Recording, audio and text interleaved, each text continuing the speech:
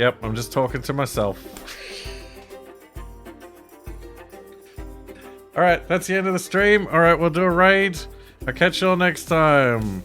Thanks for joining me, everybody. Alright, we're back. It's fine. It's fine, you didn't see nothing. Anyway, we're back. We're back for more Fabled lands. I did say last time that I was going to go off stream, I was going to do some grinding, but I found out that the thing that I was going to grind, I was going to grind for some fairy mead so I could get some more mithril, so I could get some more cool treasure like this volcanium mail. But it turns out you need good thievery. And I got really lucky on my thievery roll. So I gave up on doing that because I was going to get thoroughly annihilated a few times. But yeah, so we're just gonna continue onwards. I can't quite remember what we were up to. We were sort of exploring this region. I think we've got a few quests to check out. The green ones are ones we've finished, so we still gotta save Alicia from the man beasts, but that needs more magic. For 28 months. Yeah, tonight's cocktail is water, because I've had a long day, and drinking would just put me to sleep at this point. We've got this thievery quest to steal from a temple, but I don't think I want to do that. We've got some stuff up in the Great Steps to do, so we might head back up that way. We're still looking for a witch's hand. We found the parrot fungus, but we need the hand of a witch. And then there's this Mirror of the Sun Goddess quest, which needs a holy man, and I'm not very holy. Although 8 holiness isn't too bad. It is actually one of our stronger stats at the moment.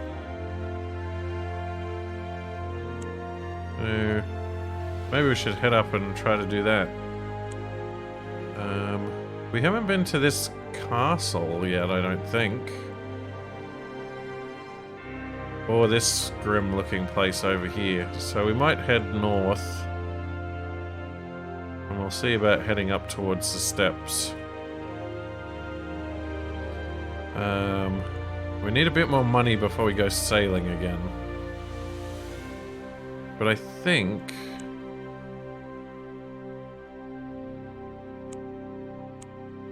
yeah, we can actually get the best crew here. So I was doing a little bit of research.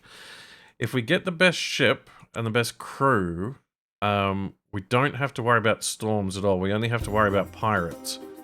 And if we don't fight the pirates, and we've got a good ship and an excellent crew, we should be fine. We just gotta like escape the pirates rather than try to fight them. But I don't want to spend all my money. There has actually been a patch to the game. And they've added some new things. And the main new thing they've added is we can get more room in our house stash for the measly sum of 2,000 gold. So we may have to do that soon because the inventory is getting quite full. I've got a couple of weird bits and pieces. I don't know what to do with a lot of them. Hopefully we'll find some use for them. But yeah, let's start by... we might have a look around this town. Let's sail up the river. Going on a barge. Oh, this is Castle Ravine. A few people have been talking about this place. The black turrets of Castle Ravine rise above the treetops. From the topmost tower flutters the Black Lion banner of Ravine clan. This is the stronghold of Vanna, Baroness of Ravine. Let's go have a look. You're near the heavy drawbridge. As a member of the nobility, you are admitted to the castle without delay. What? I'm a noble now. Wait, is that because I'm the champion of the king? I think it might be. Peasants' carts are pushed aside by the sentries so I can sweep majestically past. Ah, people are finally starting to recognize me. Castle Ravine is virtually a city in its own right. The outer courtyard is filled with stables, grain stores, pens for livestock, carpentry yards, and a smithy. Nearby, some knights are keeping fighting fit by charging with lances at a straw-filled dummy. Beyond, another line of defences encloses the inner keep. The armoury in Castle Ravine resounds with the clamour of hammers on anvils. The artisans here provide arms and armour for the greatest knights of Golnir. You can buy top-quality equipment or sell anything you do not need.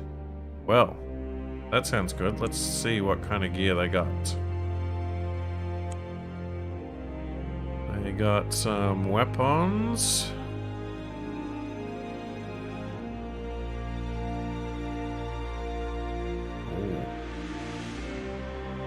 A knight's sword. A diamond lance.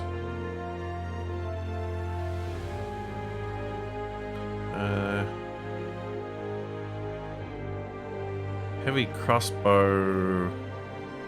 Less range. A little bit more damage. Alright, what about armor?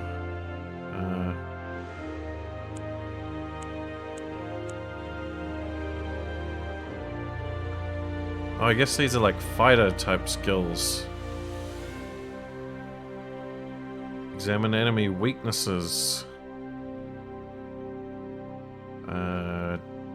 Stunning dash attack. Whirlwind. To hit adjacent enemies. Or a fearsome roar. No, I don't think we want any of those.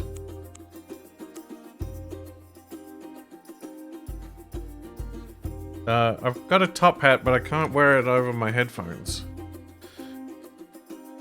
Private chamber? Only if you have the title Paladin of Ravine. There's a shrine to Tianai, the war god.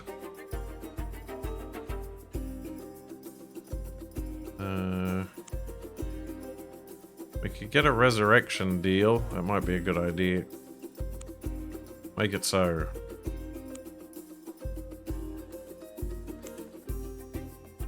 Few activities in the courtyard. Our combat's not high enough to practice with the knights. I don't think we want to rob the place. That seems like it would be frowned on. I guess we'll go to the inner keep. The doorway into the castle keep is guarded by elite knights in gleaming gem-studded armor. They watch you narrowly as you approach, then slowly cross their halberds to bar your path. What is your business here? It's true. Top hat would have made it more majestic. State my business. The guards are not convinced you are important enough to be admitted to the keep. Has the baroness summoned you? She is very busy.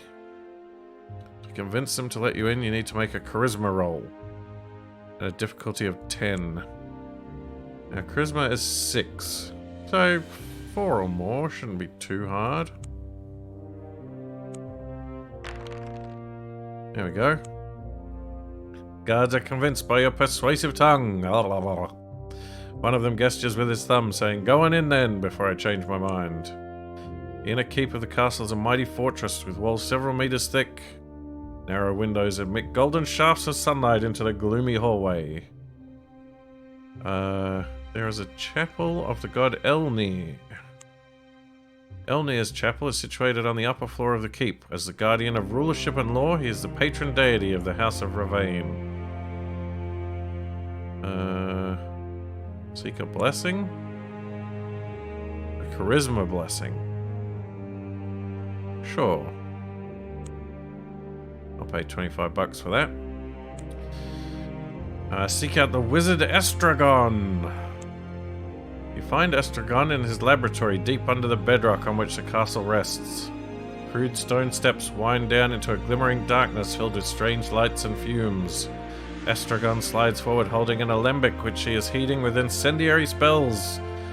The glow of the chemicals throws his seamed old face into sharp relief against a backdrop of darkness.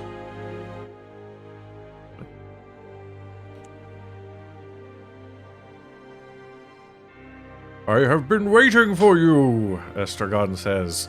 There's a task you can perform, and in return I'll teach you a little sorcery. I require several objects for one of my biggest experiments, says Estragon. The first being a scarab amulet. Go and find one. When you bring it here, I'll reward you well. Okay. Wait, I'm in the temple now? I didn't mean to go to temple. Right, so he wants me to find a amulet.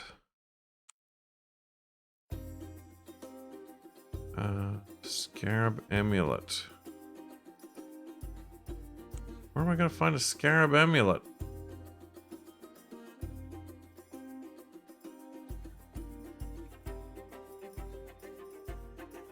I have no idea.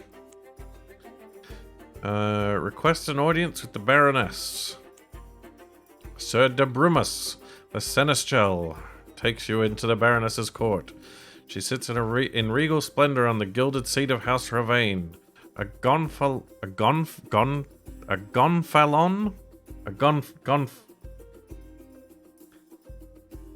earth is a gonfalon? Showing the black lion crest hangs on the wall behind her. Although young and slender, she has the fierce, unflinching gaze of one who is born to rule. Why have you come? Assassinate? I'm in pursuit of a quest. You wish to serve this noble household? Replies Baroness Vanna. In what capacity? What will you suggest? Okay. I've got some experience making maps. A heraldic flag or banner, often pointed, swallow-tailed, or with several streamers suspended from a crossbar. A banner or pennant, especially one with streamers hung from a crossbar. Interesting. Like the banners that Warhammer figures carry. Well, yeah, we've got a bit of experience making maps, so let's see about what she thinks about making maps. The mountains of the north are said to be the broken backbone of the dead god Harkoon, who lies across the width of the world, says Vanna. Most people do not dare venture there, and no map has ever been made showing the paths, valleys, and hidden passes. Well, we've already done that. You nod to show you understand. I shall bring you that map, my lady. Right, well, let's deal with that first.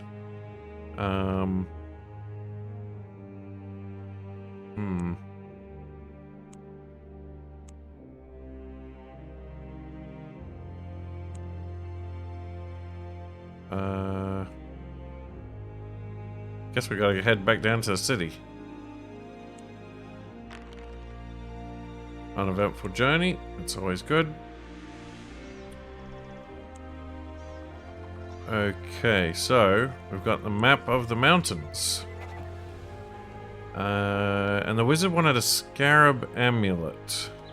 I got potions, I got fish, I got dye, I got treasure map.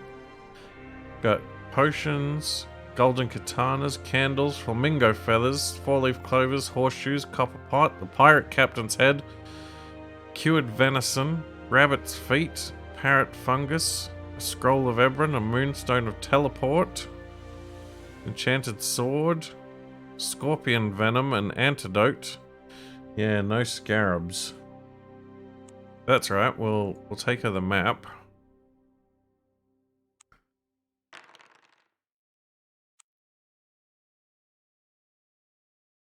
Into the castle. Head to the keep. State my business. Oh, I'm gonna have to do this each time? Right, hopefully if I give her the map...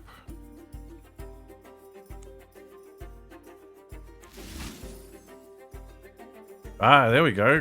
Got more scouting. Up to 12. Banner orders her Seneschal to reward you with 500 shards. Very nice.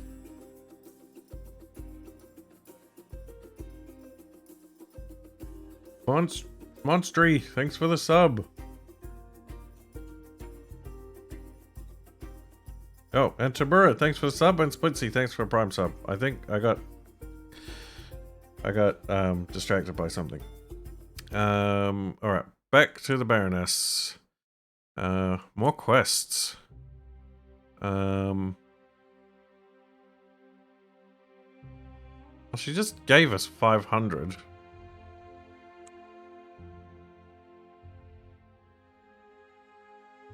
Why not give her $100 back? You present the baroness with 100 shards. What is mere wealth? You declare gallantly, I exist only to serve you, my lady. Sir Debrumus accepts the money on Vanna's behalf, as it is not seemly for one of noble birth to handle coins and merchants. You are escorted from the court and fetched back later for a banquet. Recover my stamina. I see. Right, back to the baroness. Now, we've got... spying on foes, slaying monsters, and denouncing traitors. This isn't a new start. We're continuing our game from previous weeks. Let's see about slaying monsters. Many of the towns of the north pay tribute to this noble house in return for protection. But now a dragon has arisen, which flies forth by night, disgorging fire upon the peasants' barns and carrying off their cattle. That's not the dragon that killed us at one time, is it? Not without qualms, you reply, leave this to me, my lady. I shall bring you the dragon's head, or you can take my own instead. There is applause from the assembled knights and courtiers as you withdraw. Alright. Well, what are the other quests? Denouncing traitors? Sir Debrumus takes you to the far side of the room. Rumor has it there is a plot against the baroness, says the Seneschal. However, I lack enough information on the matter. An outsider could be useful to gather some clues unnoticed, find out who might be behind it, and expose them to the throne. I accept. I shall keep my eyes open, Sir Debrumus.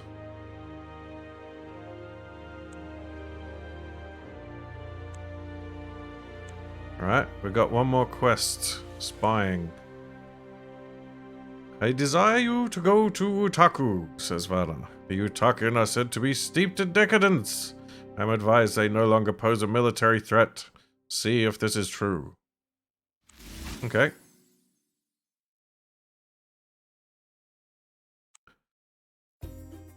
Well, we've helped her out with a few things. Maybe she will give us a boon.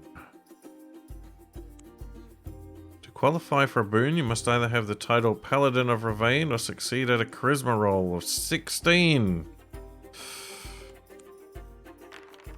Nope, we fail. I could use my blessing, though. We got a second chance. Come on. No! Failure. Root it out. You know what? Let's try again. Since there's no penalty for failure, may as well keep trying.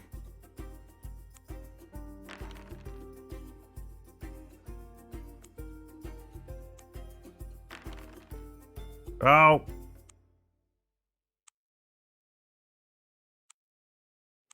This is getting expensive.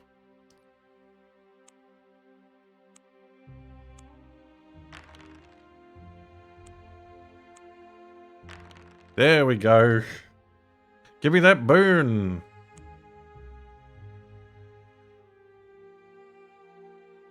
Ooh. The boon you are giving is 1 to 3 training, 4 to 5 armor, 6 a ship.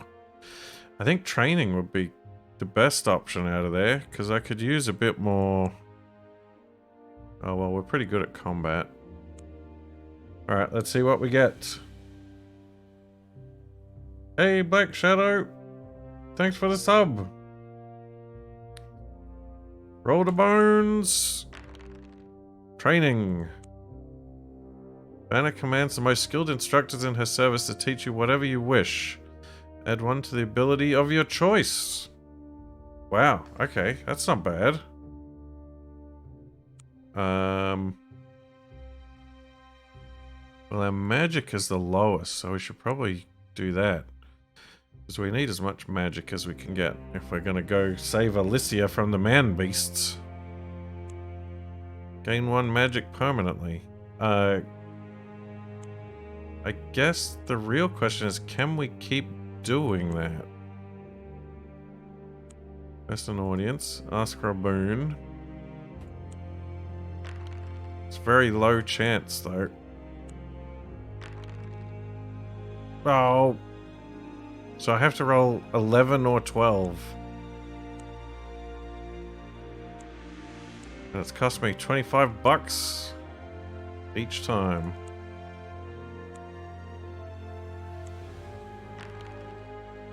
Huzzah! Alright, I've already got really good armor, so I want to keep rolling low and get more training. Oh, the instructors have already taught me everything.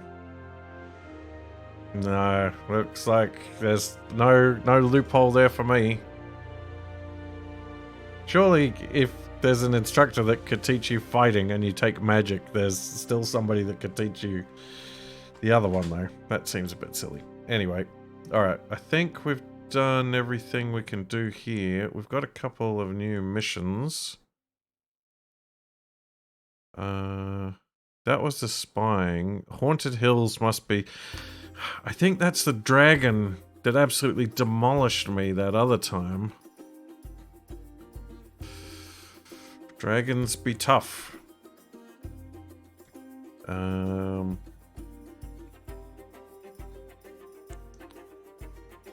don't want to rob the place. I might top up the arrows while I'm here.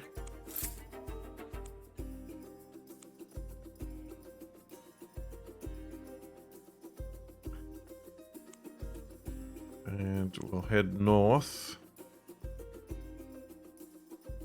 I don't know if I don't remember if I've been to this town. Let's go check it out. Yeah, that sounds about right. They all saw me as a magic user and thought that there was no reason to teach me anything else. A pardoner. Confess your sins, says the pardoner you meet along the road. For a small fee, I can grant you absolution. 7 shards, please. Pay the fee. The partner gives you a special blessing. This allows you to reroll a failed sanctity roll. Not too bad, not too bad. I think the more I think about it, the more these blessings seem like really good ideas to get some rerolls. Okay, let's check out Delpton. The village of Delpton flourishes by the shipping of grain downriver to Ringhorn. Delpton Market is small by the standards of the great cities of the south coast, but you may find some useful knickknacks. Any rumors in the inn? You overhear a storyteller regaling a group of farmers from a nearby village with tall tales.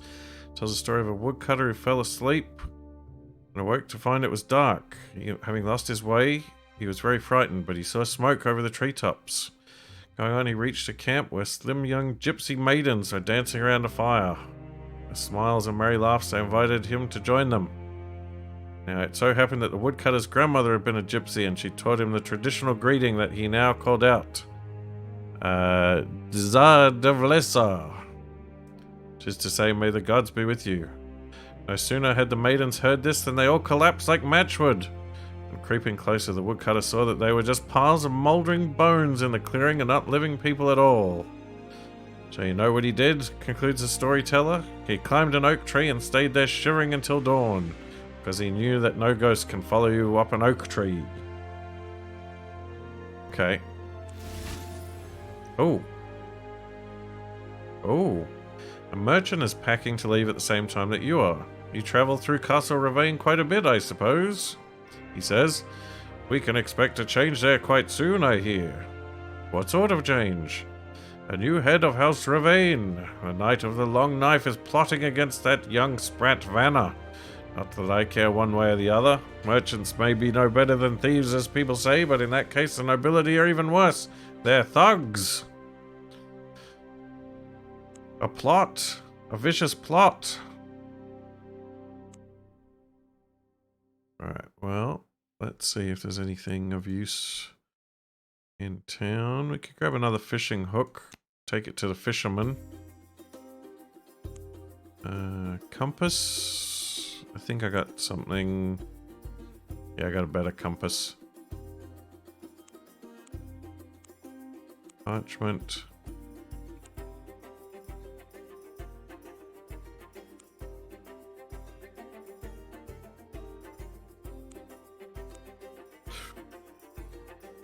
Alright. Heading back.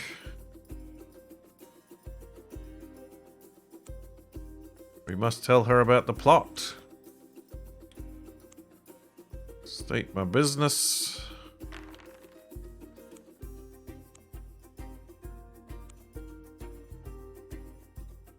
Pursuit of a quest.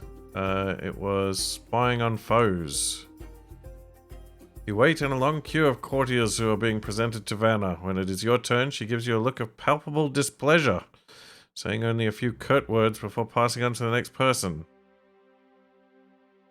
How have I displeased the baroness? You ask Sir de Brumus. Return with better tidings next time you come. What?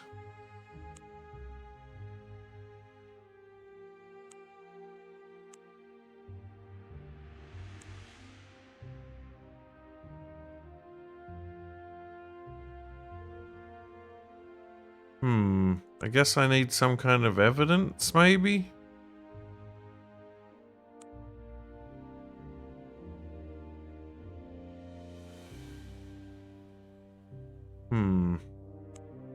Alright. Sail upriver.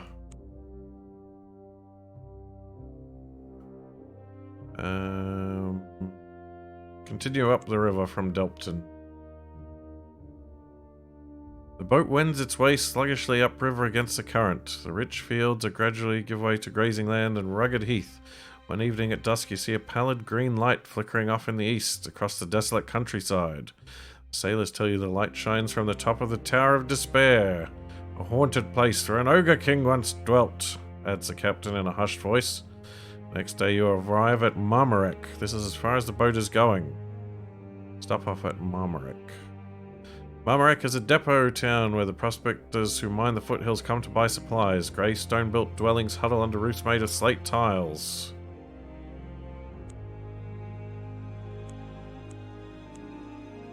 We could buy a pickaxe and a tent. I've not needed a pickaxe or a tent. I mean, I guess it wouldn't hurt.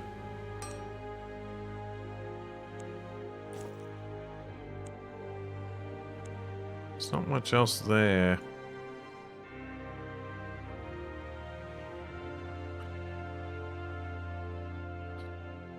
Heading across the endless plains and not finding the Tower of Despair because we've learned it's actually in the forest.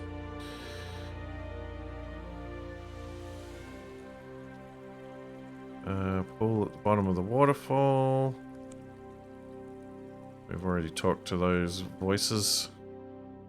We want the hunters in the canoe.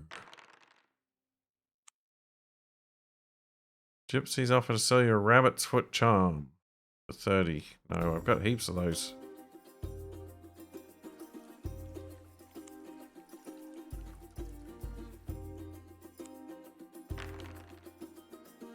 Nope. More rabbit's feet.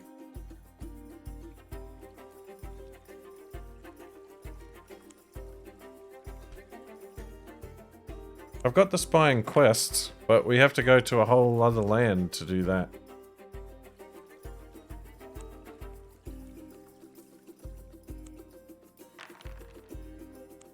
Nope. More gypsies. I've already got like 3 rabbit's feet. I can almost make a whole rabbit. I can't even remember what these fishermen give me. I don't think it's worth all this trouble. Give them the fishing hook. Oh, it's a big scouting potion. That's right. Pretty strong, but my scouting's quite good.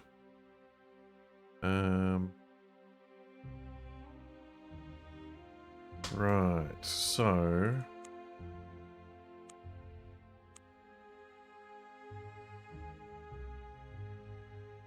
oh, I think the dragon's the one in the Haunted Hills. I think the dragon's the one that ate us.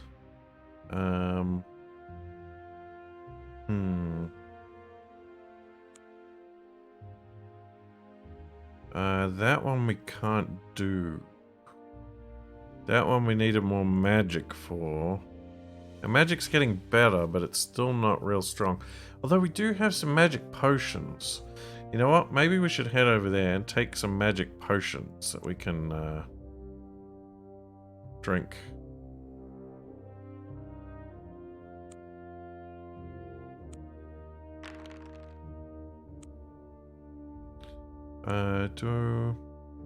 Oh, we do have a magic blessing as well. We'll head to Conflass and cross the river. This way.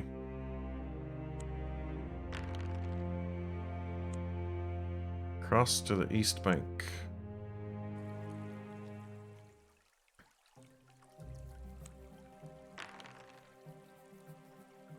Catch a fish.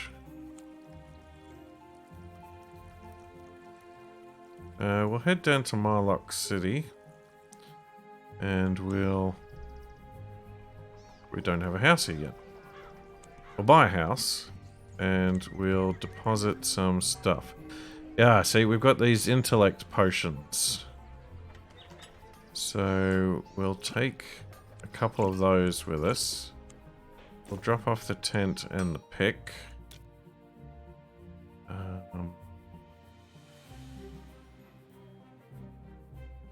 You know, we shouldn't need any of this other gear, I don't think. Not at the moment.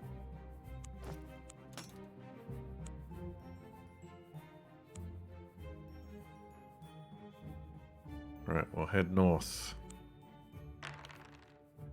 An uneventful journey. Head up to the tavern. We've pretty much explored all of this area.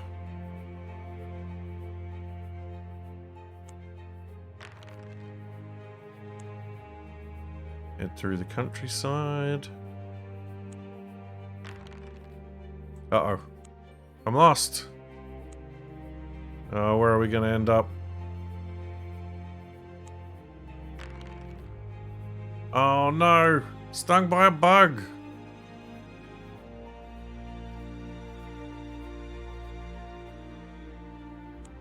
I think I can get cured at Venefax, if I recall correctly.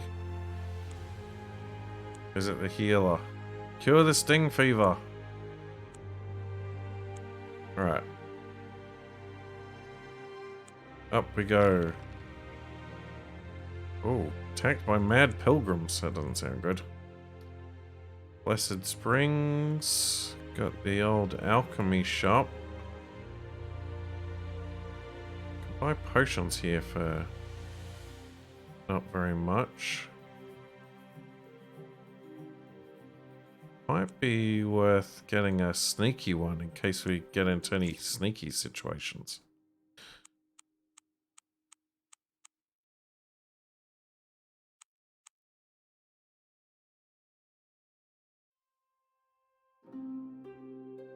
Ooh. Well, he'll only pay 50 for large potions. Seems like a rip-off.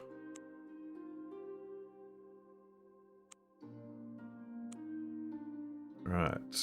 Keep heading up to Fort Brylon.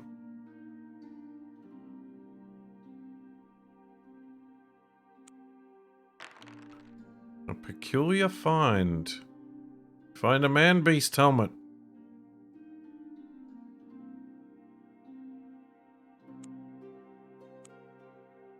Well, alright. We're going to do a save. New save. Stream 3. Is this really only the 3rd stream? There you go.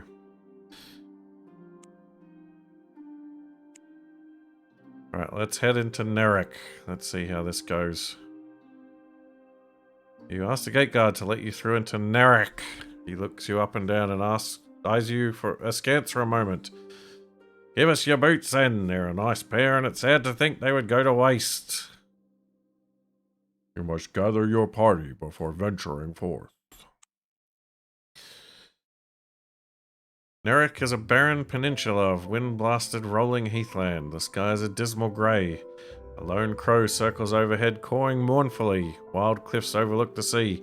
Inland you see a tall hill in the distance. Right, going uphill. As you draw nearer to the hill, something steps into your path. It looks like a man, but its limbs are strangely twisted. Its hands end in long black talons. It's covered in matted grey fur and wears little except an ornate iron helm, fashioned to resemble the head of a bird that covers its head completely. 2 red specks glint from within the helm. The man-beast howls at the sky and comes for you. Right, so...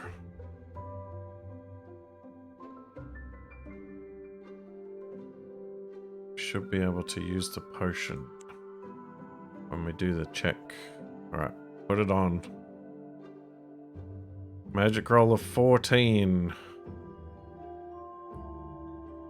Alright, let's use the potion. Consume.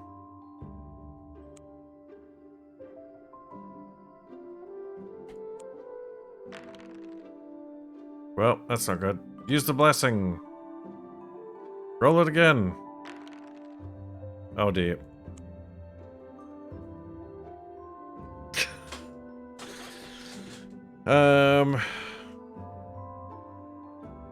Okay. Alright, we will reload. And clearly we need more magic before we come here. That potion didn't seem to work for some reason.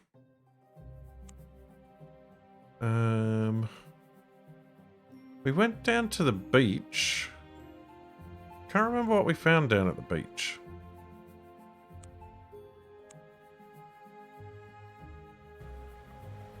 Passing merchant man.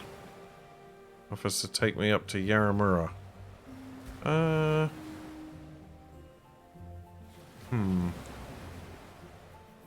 We do have a quest to do up there. But it'll be a bit tougher up here than the stuff in this area. I want to find this scarab for the wizard. Where am I going to find a scarab?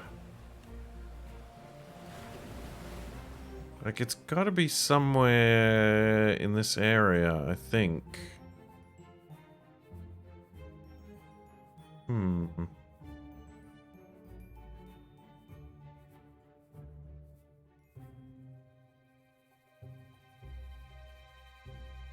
Alright, let's head up to Yaramura. Why not? Hitch a left.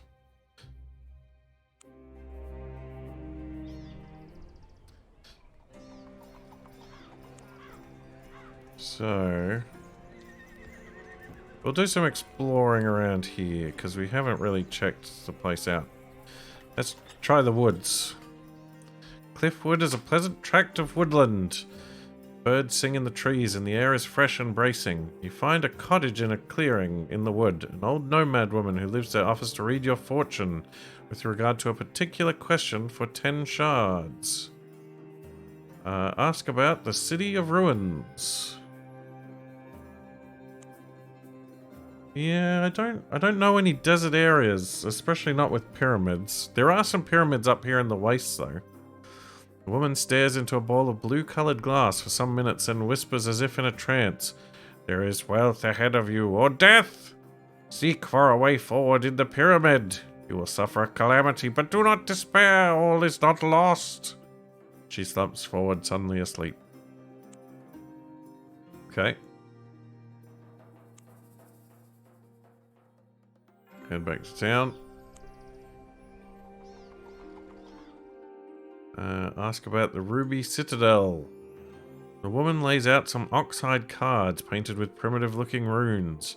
Aha! She cries. The Piper and the Snake! She shoves her face close to yours and barks. Be prepared to be the Piper if you travel there! And that's all, is it? She grunts and stares out the window.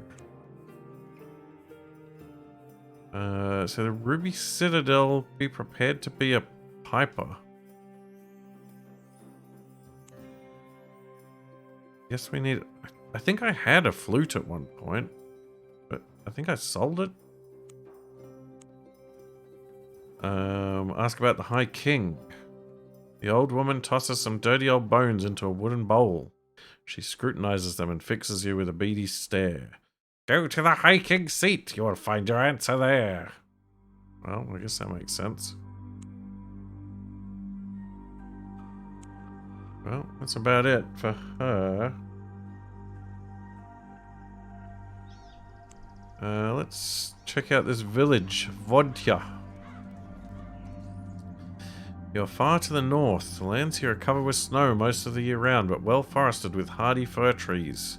Smoke curls into the frosty sky from a nearby village. Further north, the peaks at the edge of the world dominate the horizon. Grim and indomitable. They are completely impassable in these parts. To the west, the steppes stretch away as far as the eye can see. Eastward, rocky cliffs lean over the cold grey sea. The village is called Vodya. The people stare at you in amazement as you walk into the main square. They seem a pale, unhealthy lot, dogged by some terrible worry, their faces drawn and pinched.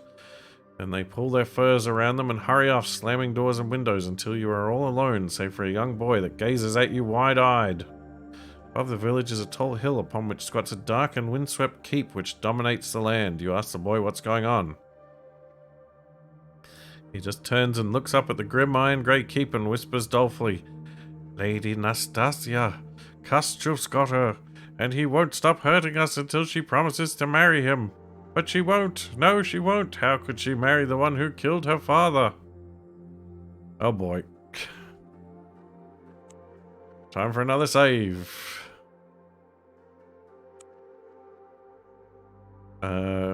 Yeah, let's go check out what's going on. Kostchuf's Keep. Climb a rocky wind-blasted path up the hill. The icy gusts that howl around the hill chill your bones. The grim grey keep that looms over you chills your soul. Two massive iron-bound doors are set into its featureless walls. No guards stand beside the gate, and no one appears at the battlements. Knock, knock. Doors are opened by an old man with long white hair hanging to his shoulders. He steps aside and gestures for you to enter, looking at you with frightened eyes. You step into a hall of stone with blood-red bangers hung on the walls. Don't mind old Kavar, my butler, booms a voice from the back of the hall. He's a bit simple, but it's difficult to get good staff these days. With that, the voice dissolves into laughter. A man steps from the shadows at the back of the hall. He is tall, built like a blacksmith, and completely bald. His eyes are a bleak, piercing green. He is dressed in ornate red and black lacquered armor and holds a huge battle axe. My name is Kostchuf, called the Deathless. I guess you to be another one of those fools come to rescue Lady Nastasia. He falls into paroxysms of laughter once more. He wipes a tear from his eye and then straightens up. Well, let's get on with it. I've no time for you unless you're here for a fight. Oh boy. Here we go. We're fighting Kostchuf. You will fight this arrogant fool and teach him a lesson. Oh, he looks pretty tough. It's as tough as me.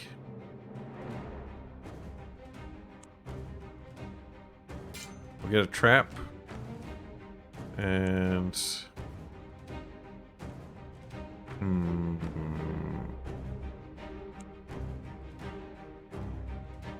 Put a mark on him.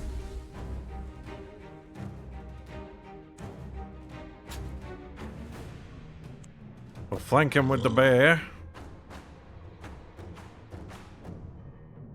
And... Oh, probably better switch weapons to sword.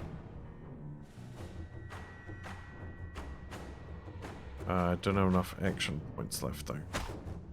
Oh, my bear!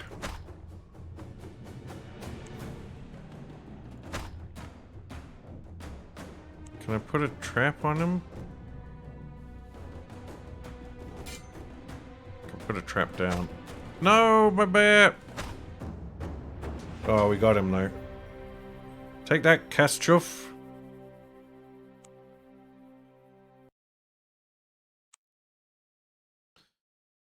Your last blow sends Kastruff's bald head spinning bloodily off his shoulders. His headless corpse slumps to the ground. But then, to your horror, the head and body rush together and his wounds close up. Kastruff stands before you again, completely whole. He bursts into laughter. Oh, you're a good fighter! I'll give you that, but they don't call me Kastruff the Deathless for nothing! After a few more bouts that end with the same result, you begin to tire. There seems to be no way to defeat him, and you have no choice but to flee for your life. You lose some stamina points as Kastruff chops at you one last time. As you run down the hill, you hear him calling after you. Goodbye, Milksop! Please come by again! You pause to rest. After a short while, you see the old butler Kavar drawing some water from the village well.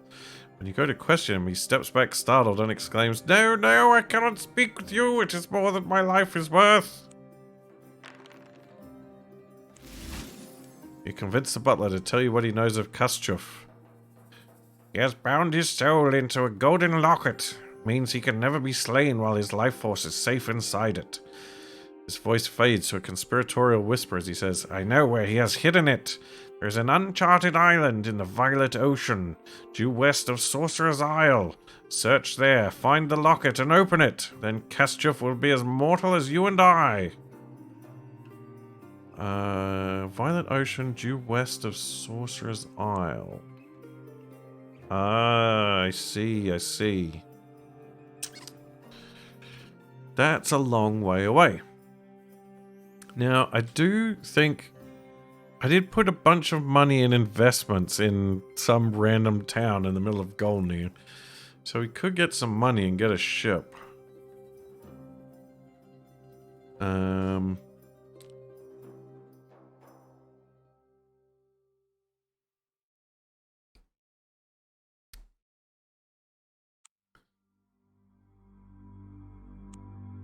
Well, we've got a lead at least. Let's go back to town and get some rest, because we took a bit of damage. And I guess we'll keep exploring around here a bit.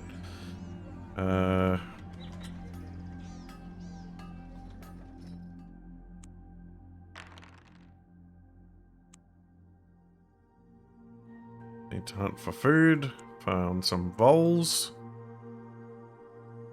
What about the northern mountains? Ice and snow. I left all my climbing gear behind. Oh, there's something at the base of the cliff. Investigate. You arrive at a high bronze double door, set in sheer cliffs. Despite their vast size, the doors are so closely fitted that you could not get a hair between them. It goes without saying that they are too heavy to shift, and your strongest blow resounds leadenly without leaving a dent. Intriguing. But I left all my climbing gear behind. Wait, I didn't buy a storage in Yaramura, did I? I did. Okay. Grab the climbing gear. Stow the man-beast helmet. And the potions.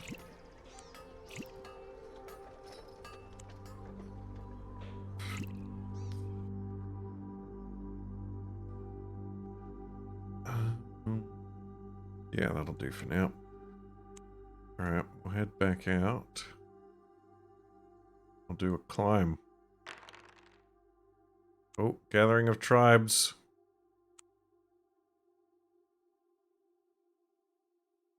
Oh, it's this thing. Oh, we've met the dude though, I think. Acrodai. Gain some stamina. Oh, that's right, they've got the Nomad Market.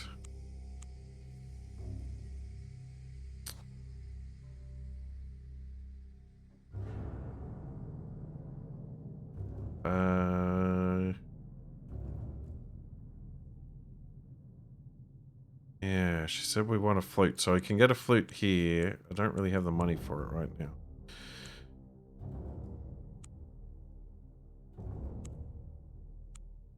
Alright, we'll head up to the north. Investigate the cliff. Climbing the cliff. You are scaling a sheer cliff face. There are many cracks you can use for purchase, but the frost makes each step treacherous. But our scouting is ridiculous, so we pass without even rolling.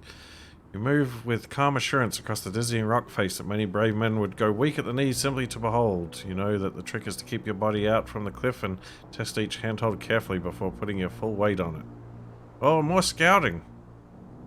Alright, keep climbing. You arrive at the top of the cliffs bordering the great steps. It is a sheer drop of 1,000 feet to the ground. Looking north, you see monstrous snow-clad peaks sloping up to the black vault of the sky. Head into the mountains. You enter a region of high mountains whose peaks loom like images glimpsed in a nightmare. The sky above is a swirl of white mist, which occasionally parts to give glimpses of crystalline star-dusted darkness. Food is hard to come by in the Arctic wilderness, and there is no wood to make a fire. Well, that's a success. You're traversing the barren, windswept peaks at the very rim of the world. To the south is the bleak vista of the steppes. North will take you to a realm only spoken of in myths. Well, I guess we're here. Oof! You reach the very highest peaks of the world. Your lungs strain for every breath at this altitude. Each step is hard fought and requires Herculean effort. Lose 12 stamina.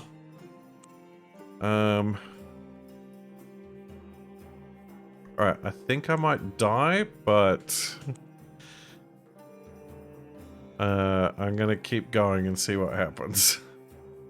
Press northwards. You find yourself at the top of cliffs that seem to form the shore of a great sea of darkness. Far, far off in the black void, you mark a few faint whirlpools of light, each seemingly made up of 1,000 stellar pinpricks. So we found more cliffs beyond these mountains. Okay, climb down. You've tackled difficult climbs before. Now you know the meaning of impossibility. The rock here is as smooth as polished steel.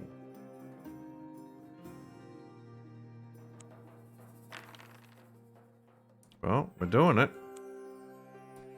You are clinging to the glass-smooth cliffs above an abyss that goes down to the sunless depths of the night sky.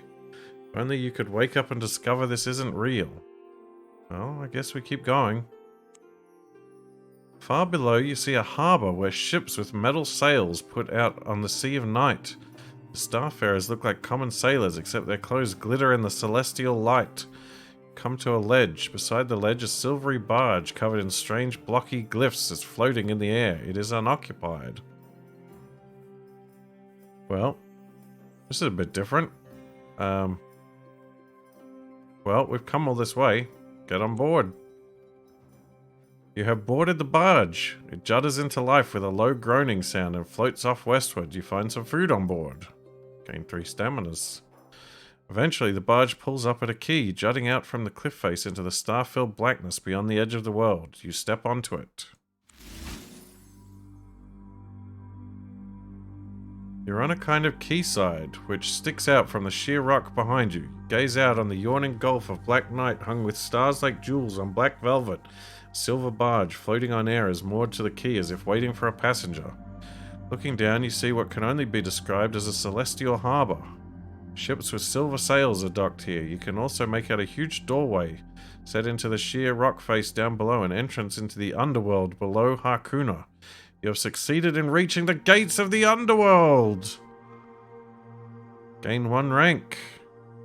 Defense is increased by 1. Add 1 to the ability of our choice. Well, I guess it's gotta be... I guess it's gotta be magic again. You gain 1 magic permanently.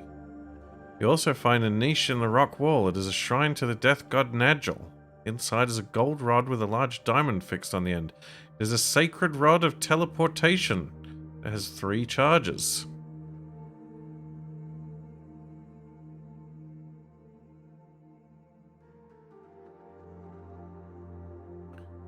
Your only means of getting out of here is this rod, or something like it.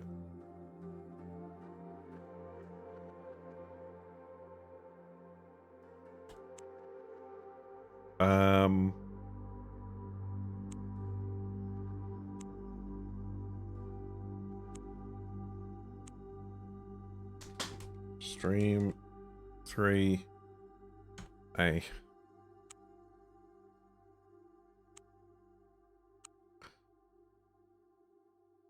So if I press this, am I just gonna die? Yes, okay.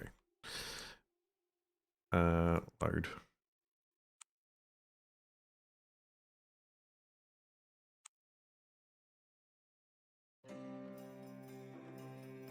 Right, okay.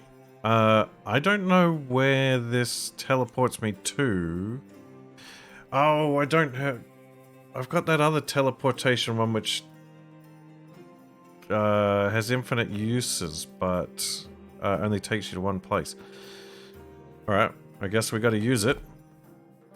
You trigger the rod. You disappear in a flash of brilliant blue light to reappear in Yaramura. The rod's remaining charges are reduced by 1. Okay. Well. Yeah, see, if we'd had this stone with us, we could have teleported to Marlock City, and then we wouldn't have used the charge on this one.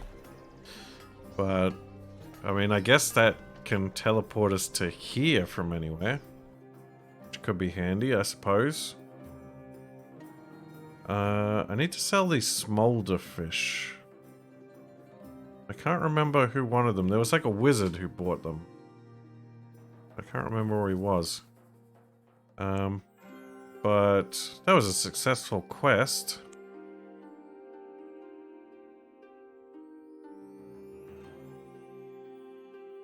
Up to the mysterious void. Although it sounds like those doors at the... Hold on, hold on. I wonder if I've got this rod, can I just go through those doors?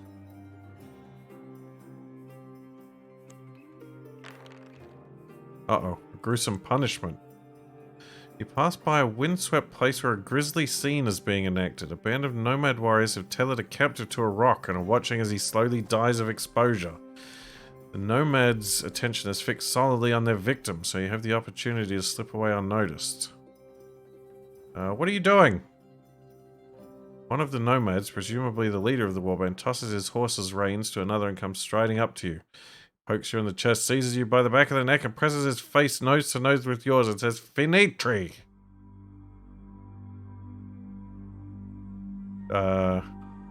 Wrestle him to the ground, say "Finitri" back at him, attack him and his men, break away and run. Say it back at him. He embraces you and offers you a strip of jerky. You realize that, although these nomads do not speak any language you've ever heard, they recognize the word Finitri as indicative of friendship. He embraces you, and it is not a pleasant experience standing with the nomads as they watch their captive die. You know that to show distaste, however, would grievously offend them. You have no desire to join the wretched man as he writhes and gasps towards his inevitable end. Warriors give you jerky from their saddlebags, washed down with gulps of strong sour kvass. Gain 1 stamina. You learn a little of the strange nomadic customs, which help on your travels. You gain 1 charisma. The victim dies at last. The nomads give a grunt of approval, jump into their saddles, and ride off. And I eat some more voles. Well, that was grim. Investigate the cliff. No, we still don't know. Still can't do anything with the gate. Interesting. My stamina's quite low. Let's heal up back in town.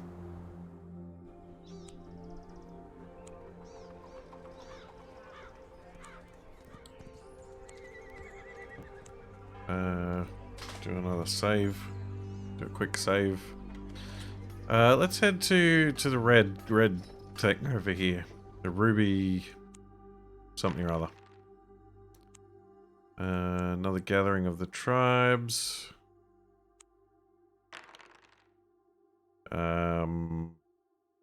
Yeah, failure's not great.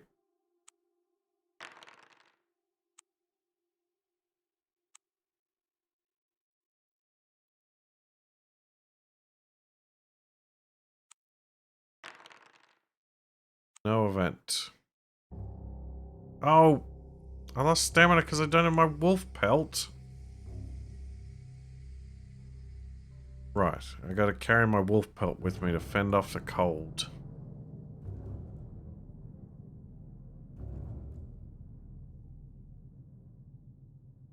Yeah, it doesn't look like there's any civilization over here at all, except for that little village.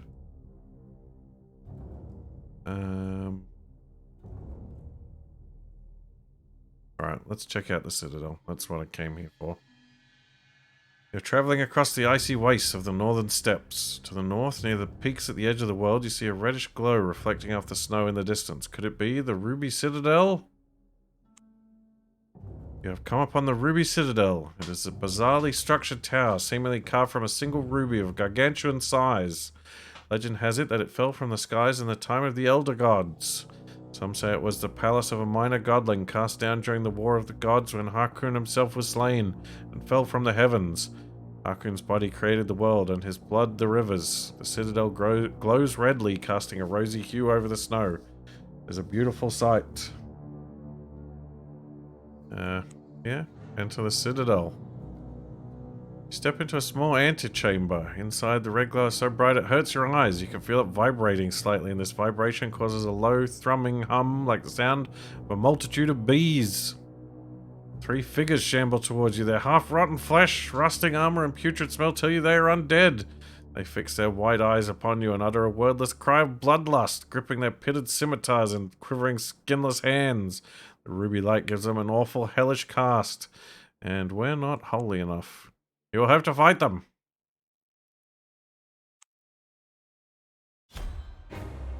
Okay, this could be bad. This looks not good. Okay, summon bear.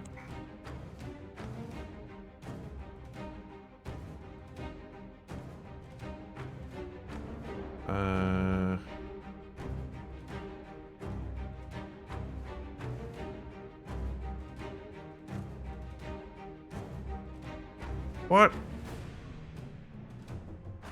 Oh, the bear's only got 4 action points.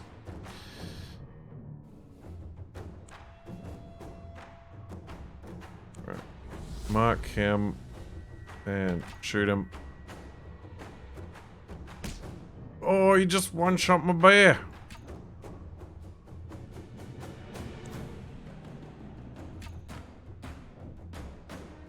Oh, this looks real bad.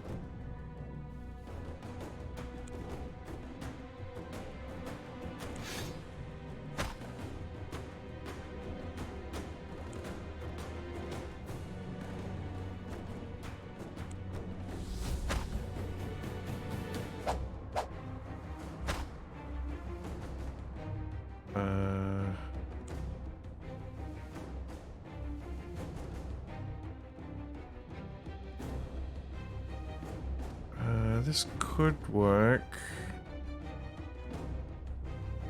I don't know if putting down a trap is going to help me though.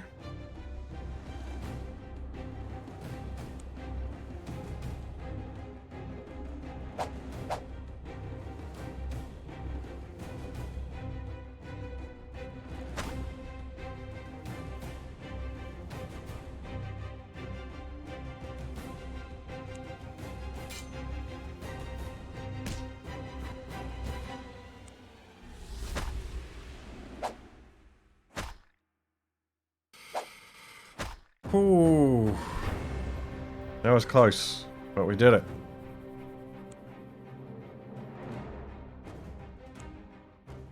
There's some tough villains around here. The undead warriors fall to your martial skill. Unfortunately, during the fight, you have been infected with a horrible disease, the Blight of Nagel, which causes boils and gangrene. Until you find a cure, you have 1 point subtracted from your combat and charisma. Oof. Step into the main hall. You have stepped into the lair of a necromancer. Bodies lie on slabs awaiting reanimation. Potions bubble and boil in alembics and cauldrons. Man dressed in black robes and holding a staff turns to face you. His pallid face is cruel and pinched, with the look of madness in his eyes. Behind him at the far end, a block of ruby rock encloses another, trapped within it like a fly in amber. He wears baroque clothes of an almost preposterous ornateness, and every inch of his skin that you can see is covered in tattoos of equal complexity. He is frozen in time and space, but appears to be alive. The man in black speaks. "What is this? An intruder! Begone, you absurd buffoon!" He levels his staff at you. Of course I left all my magic potions behind. Alright. Roll. Roll again. Oh, that's better. I'm not sure if I can summon the bear once he's killed. Not many of the fights have lasted long enough for me to find out. You sense a disharmony in the vibrations of the Citadel. Your magical intuition gives you an idea. It ought to be possible to set up a musical vibration of your own, and the resonant harmonics might just shatter the thrumming ruby and bring it down on the necromancer. Well, turns out I needed that flute after all. You try to sing the right note. Oh boy. Nope. The man in black hesitates as you send a clear, resonating note into the rosy air, but nothing happens. He smiles an evil smile, leveling his staff at you once again. You charge the man in black, hoping to bring him down before he uses his staff, but a ball of liquid blackness shoots from the end of his staff, growing larger all the time. It envelopes you completely. In an instant, you are flung through time and space to another part of the world. You spin through a yawning blackness speckled with stars and then find yourself falling through the air. You hit the ground with a crash. You lose 3 stamina. You get up and look around. It appears to be the western coast of the steppes. You are on the rocky, windswept coast of Tiger Bay. Ice flows litter the bay and the sky is grey and cold as iron. You spot the wrecked timbers of a ship washed up on the cruel rocks.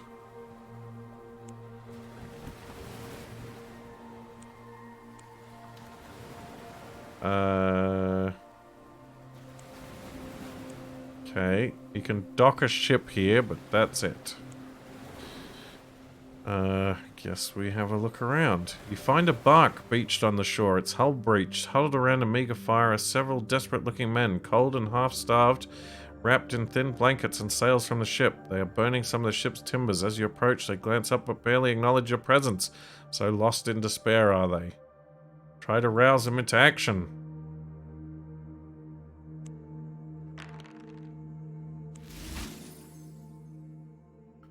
You convince them that the ship can be repaired. All you need is some wood. First mate stands up along with several others. He tells you the bark is called the Mermaid's Desire, that they lost their captain in the storm that beached the ship. Clearly they look to you for leadership. We've got the tools to repair her, says the mate, but where's the wood? You decide to lead them in search of timber through the bleak landscape. An easy roll. You scour the land for miles around. Eventually you spot an owl in the air, which you tell the men to follow. Why are we following an owl? Grumbles the mate. You explain that this particular owl makes its nest in a tree. There must be wood nearby. Sure enough, you cross the crest of a hill and find a forest of fir trees marching north to the peaks at the edge of the world. The men are able to chop through enough timber to make repairs, and soon the Mermaid's Desire is seaworthy. They elect you captain. Note that the Mermaid's Desire is now marked on your ship's manifest. It is a bark with a capacity of 1 cargo. Ship has no cargo and the crew quality is poor. Okay. We've got a ship.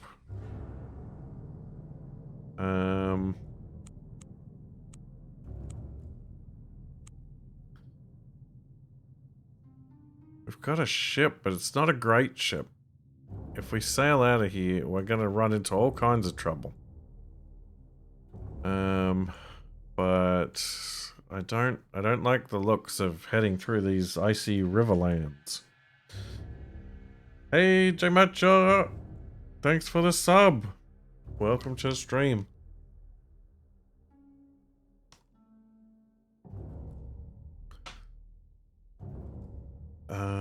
I mean, we could try to head for this town. Alright, do another quick save. See if we can make it to the safety of the town. Scouting roll. Manage to keep a close tab on the rivers and navigate your way across the plain. River of Destiny. To the west, the endless monotony of the undulating steppes is broken by the River of Destiny, its half-frozen waters flowing sluggishly to the Rime water. A black stallion. Black stallion stands on the bank of the River of Destiny, lapping at the water. Well, we're good at the scoutings. You notice something odd about the tracks it has left in the mud. They are not the hoofprints of a horse, but of a kelpie, a shape-changing water sprite known for luring travelers into the depths. That doesn't sound good. And we're quite weak. We'll just leave it for now. Need to hunt for food, but I don't have a wolf pelt, so I'm freezing. But I find a snow hare and I eat it. What? There's nothing here. It looked like there was a village. Alright. We're heading back to the ship. I gotta get out of here before I freeze to death.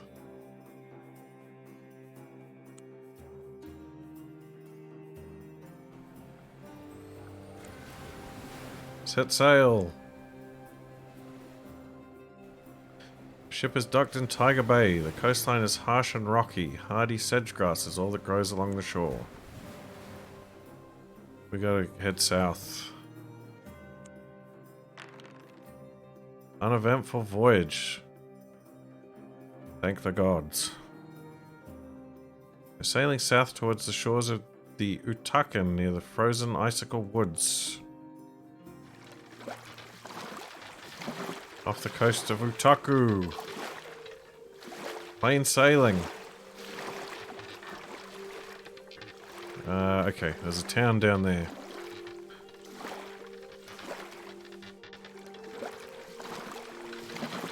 This vortex doesn't look good though. Kunrir. Kunrir is a sprawling port city on the west coast of Utaku. The satrap of Kunrir is a high-caste masked noble of Utaku. He and his court live in a fine palace on a hill overlooking the city. Around the base of the hill are the homes of the important people in the city. The lowliest areas are furthest from the hill. The bazaar of Kunrir is a thriving market. Merchants here have a wide variety of goods for sale. Well, I don't have enough to buy a stash. Oh, but I have to be a masked lord or masked lady. Well, we could check the market.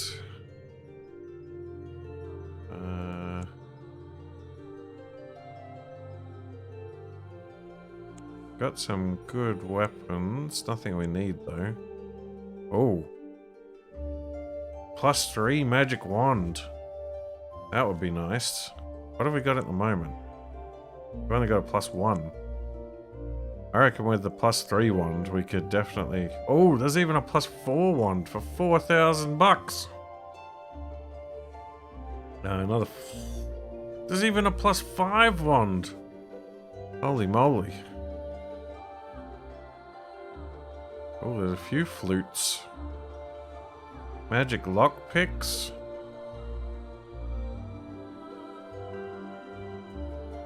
Wow, this is the place to be. They got everything over here. Uncanny salts. Okay, that's weird. Nothing that really helps us. We do need to rest, though.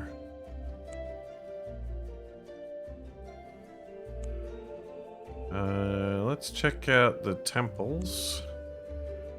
cathedral is a tall, many-tiered structure of dark stone covered in hideous gargoyles and the carven masks of demons. You're not allowed to enter unless you're a member of the Church of Ebron. Go to Utaku and apply at the cathedral there if you wish to join, says a Soul Watch guard. Well, we got a scroll of a guy called Ebron in our stash.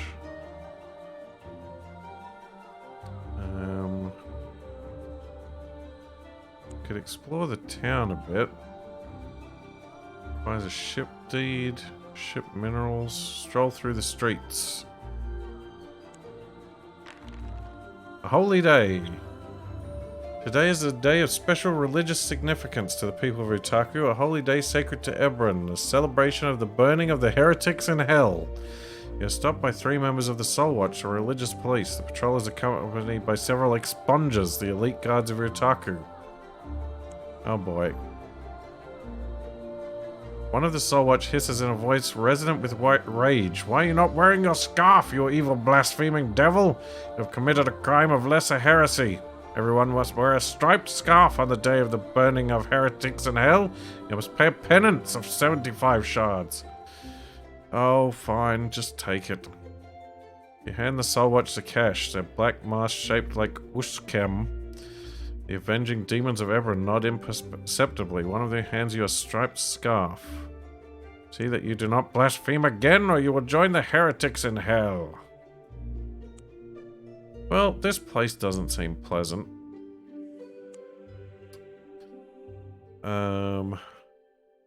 We can upgrade our crew.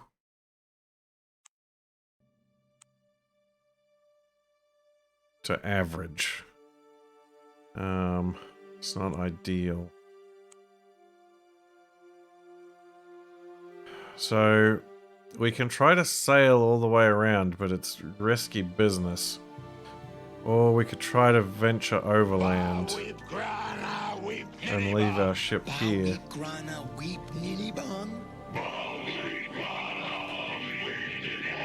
Hey, Just Will, welcome raiders. Welcome to the Fabled Lands. I'm just discussing whether I want to sail this bucket I found in the icy wastes around the cape here, or if I want to go overland. The sea is quite dangerous, and we can't even get like a blessing of storms. I mean, I do have my climbing gear, so I could head through the mountains. That might be the way to go.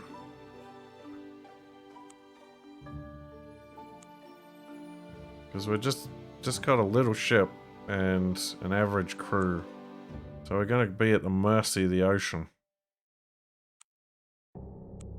I mean, the lady did tell us to go to the High King's seat, which is over here. I think that's this one. I say we go into the mountains. I'll do a save, just in case something horrible happens. You're making your way through the southern peaks of the blood-red mountain range known as the Grooms. A child's scream!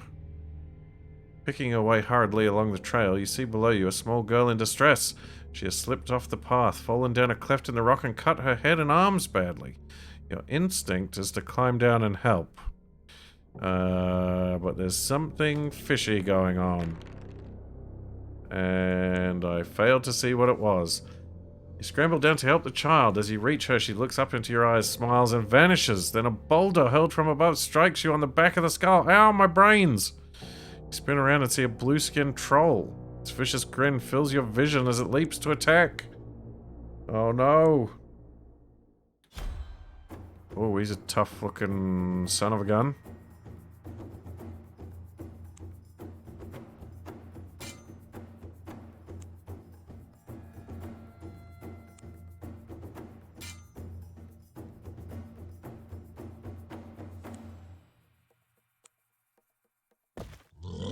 Come into my traps.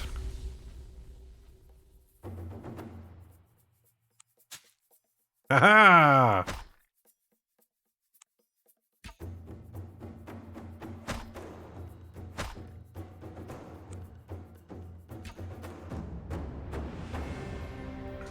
There we go. That's how it's done.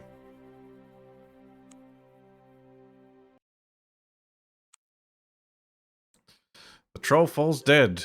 Will others take his place? From the southern grooms, you may strike out in all directions.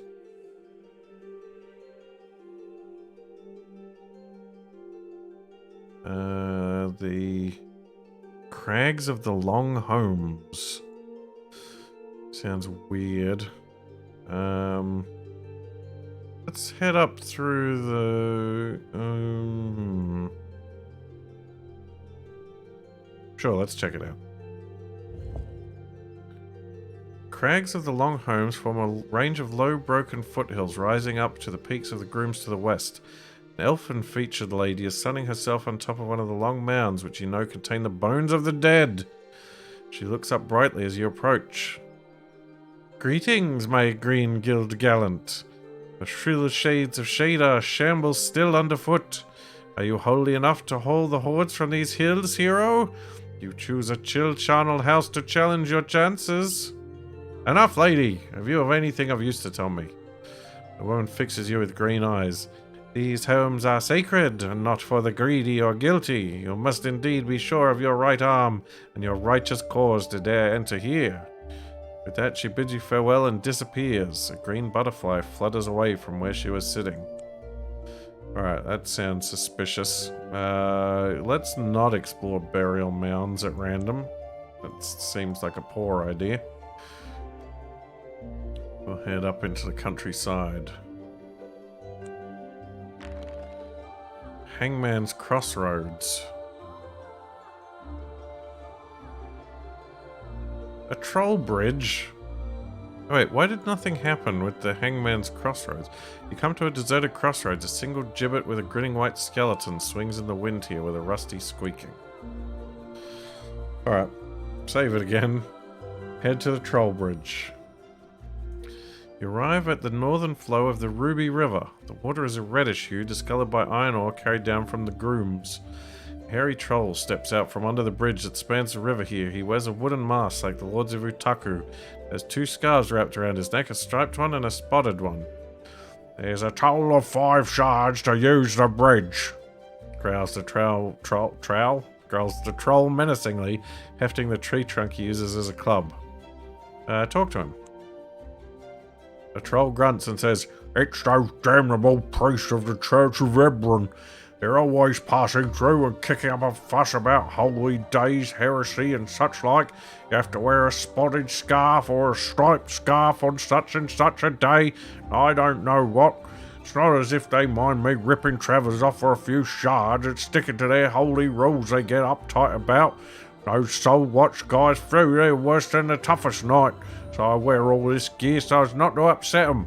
Anyways, you paying a toll or what?" "Yeah, right. You seem like a friendly fellow."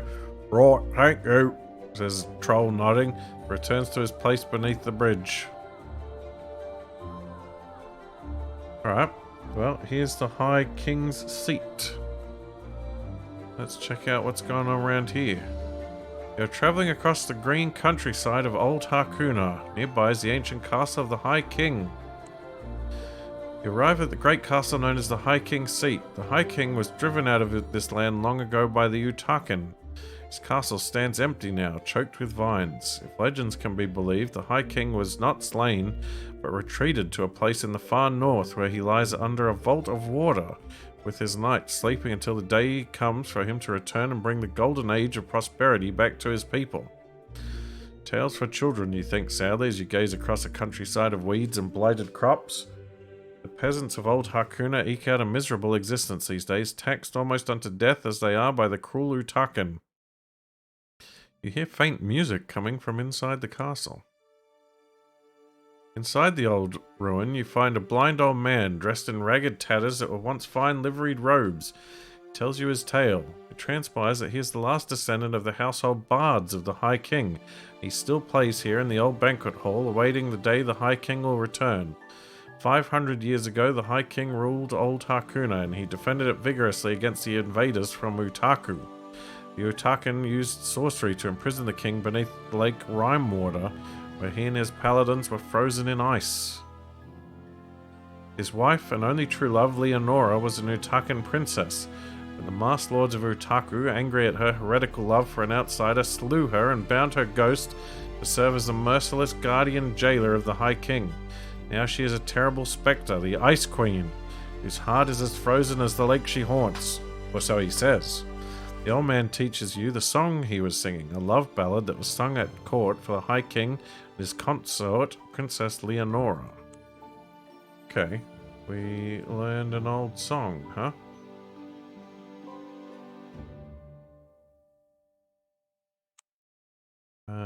Let's go up to Spatterdash. That sounds like fun. You have come to the green and hilly expanses of northeast Old Hakuna. To the north, the mountains of the spine of Hakun climb heavenward. To the east, the river Reese curls lazily southward.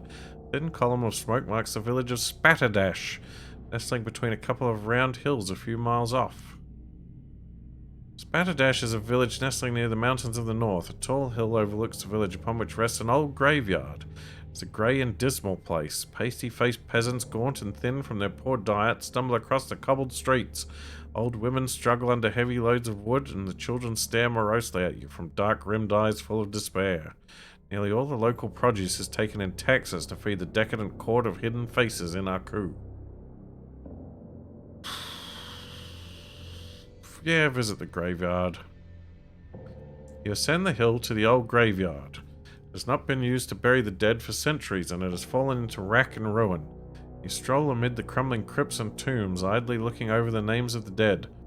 Most of them are locals from the days when the High King ruled this land. You are surprised to see some of the larger tombs are the resting place of Utakan soldiers and priests. Return to the village. Guess there's nothing else to do. Head down to the... No, not the log. Head to the river. You're beside the Reese River, which divides Old Hakuna from Golnir. Barge here conveys passengers over to the east bank. For 1 shard. Yep, paid across. I don't want to get washed away. Alright. And we're back to Marmarak. Right, where did I leave all my money? I think it was one of these places.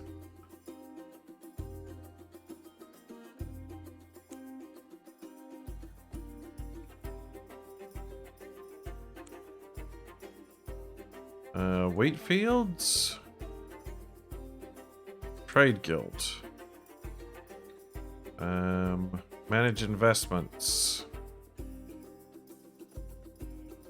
700. I thought there was more than that. Alright, withdraw them all. I only got 630 back. Oh well.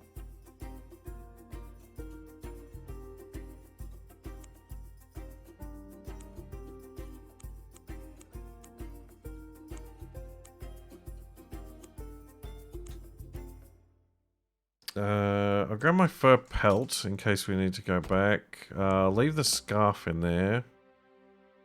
Hang on to the stealth potion.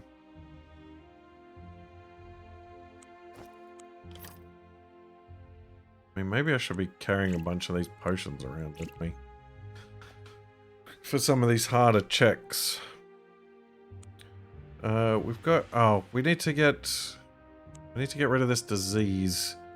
I think we could get rid of disease at one of these monasteries.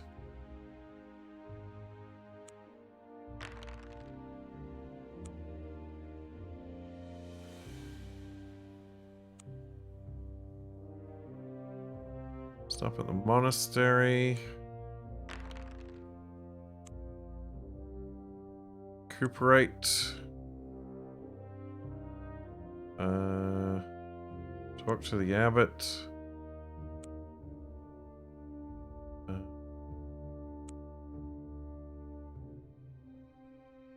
We could pray.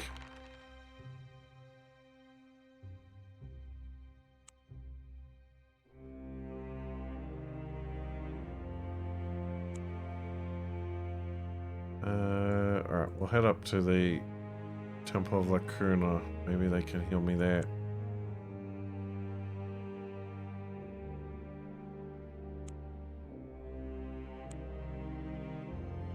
already got a scout blessing.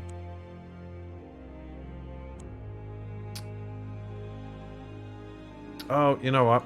I can go to the Blessed Springs. That'll get rid of my diseases.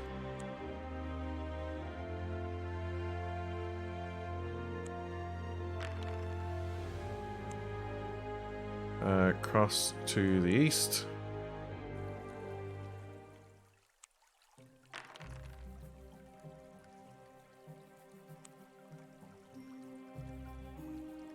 Across the Cursed Moor.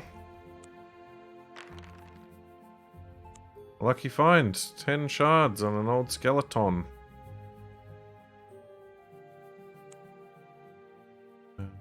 Main road.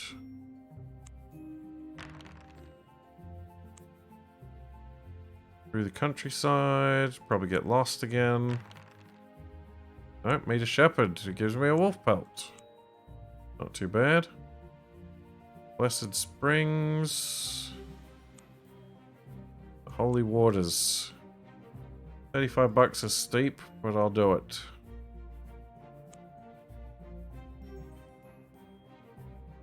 Aha! Cured! Right, wait, we're only up to 6 magic.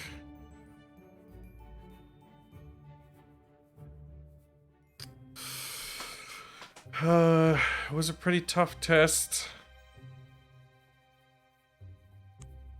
I need to find a town to drop off some stuff. We'll head back across to Karanbaru.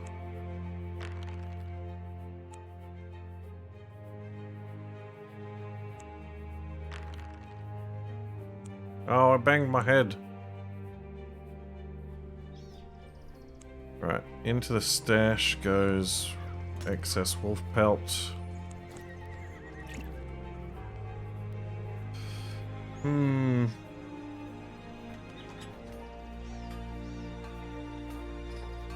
No, my magic was lower, but I just got like 2 upgrades for it. I think it was at like 4 before. It was my lowest stat.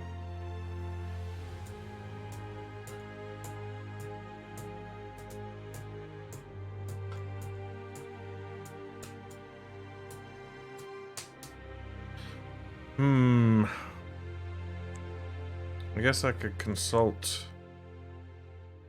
So we got the dragon over there. We got the quest. We got to go down to this island. I mean, I guess we got that ship. We could try to sail around to find that locket, but it'll be dangerous. Actually, you know what? We should be able to.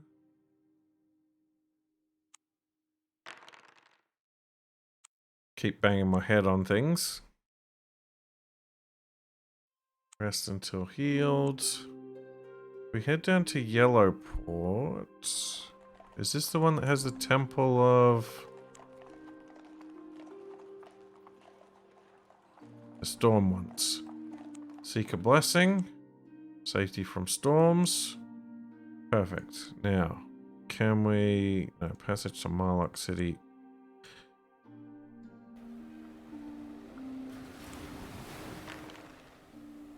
A pickpocket took my 10 shards that I found in a skull. Continue on the road.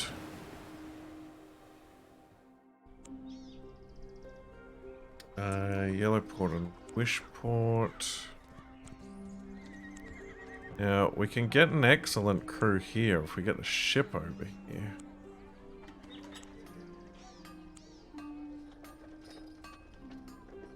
You know what? Just, book passage to Wishport.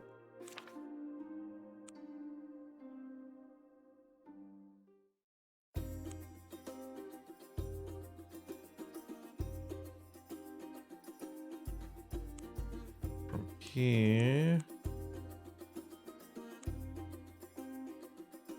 we'll go cross country.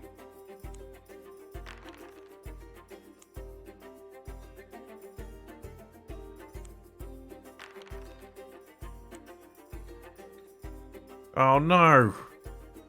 You're drinking at a tavern when you notice a familiar face peering at you from behind a curtain. However, when you go over and throw back the curtain, there is no one to be seen. Later, you notice a chalky taste in your beer. You've been poisoned. Poison causes your skin to break out in grey blotches. Until you find a cure, you have 2 points subtracted from your charisma. Ugh. Worst. Burial mounds at dusk. The sun is sinking behind a shelf of cloud when you come across an ancient burial mound. Ghostly light flickers around the stone arch leading inside. Alright, let's go. A thin grey figure clad in decaying robes comes stalking forwards out of the cold, dank heart of the mound. Wears a belt of shrunken human heads. From the way it is brandishing that knife, you suspect it wants to add your own head to its collection. Call on Lacuna. You raise your arms, make a sacred gesture of your faith, and declare in a firm voice, Avaunt thee, crypt-spawned fiend! And fail. Use a blessing. Come on, you can do it. Nope. The creature gives a laugh of unholy glee. There is no point in fleeing. Oh boy. A barrow white.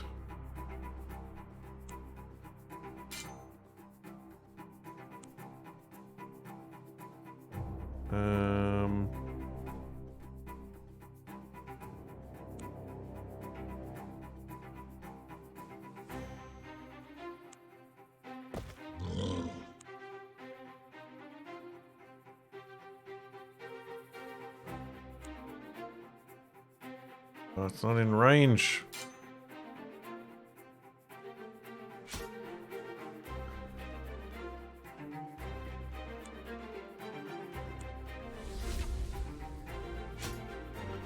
They killed my bear.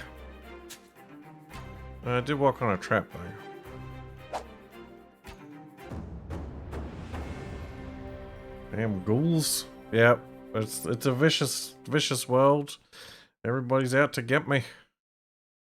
Ooh. 800 shards.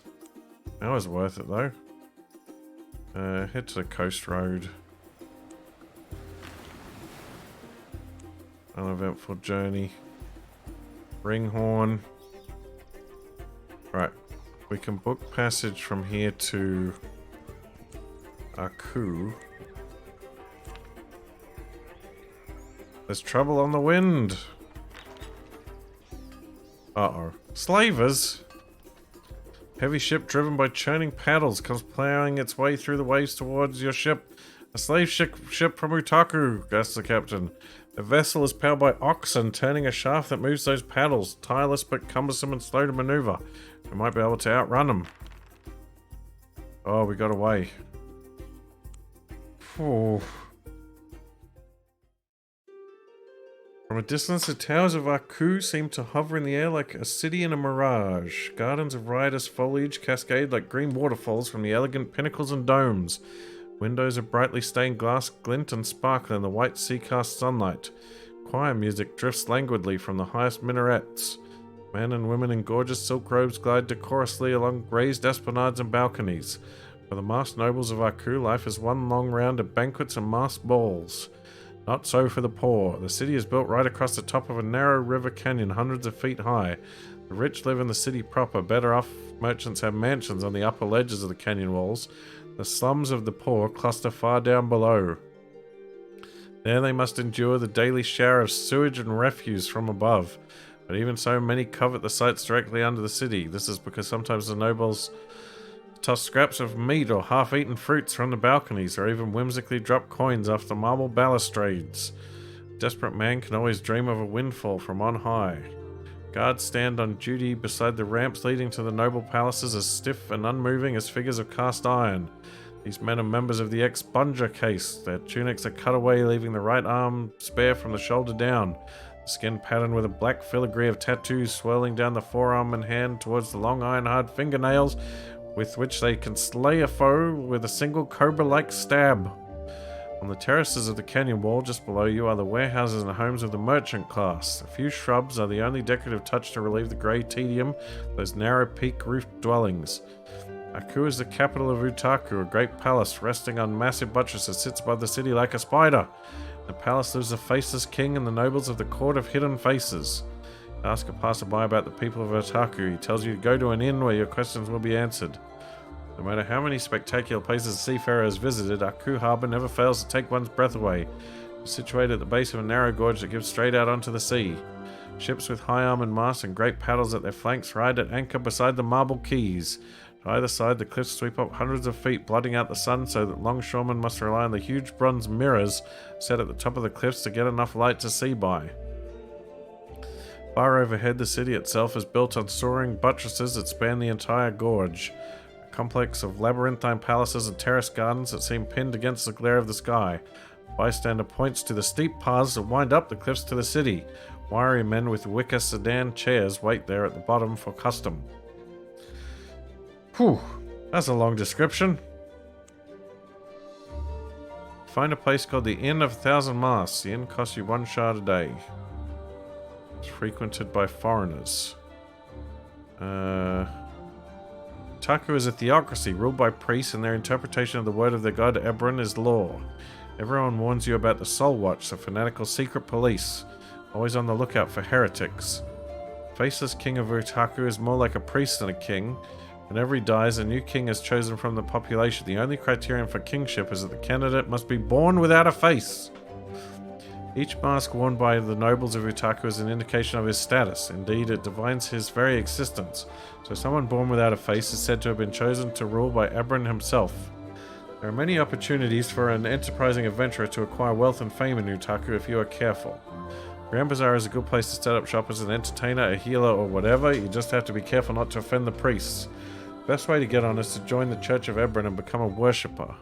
Once you have joined the church, you are judged to be a citizen of Utaku, then you can gain access to the palace. The inner court is alive with intrigue, and the ministers of the Court of Hidden Faces are always looking for people to perform tasks for them, so that they can advance within the court. Naturally, they pay well. If you can curry enough favour with them, you might get an audience with the Faceless King himself, and if you can win his patronage, then you can begin to amass real power and wealth. When you are ready, you can leave the tavern. Whew. Let's check out the market. It says they got good stuff in the market. Weapon. Enchanted crossbow.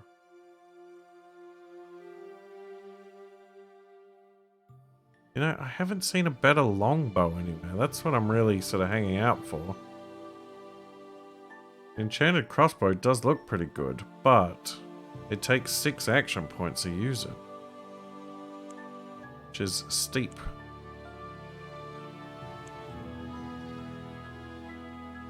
Ooh, we could upgrade our magic wand.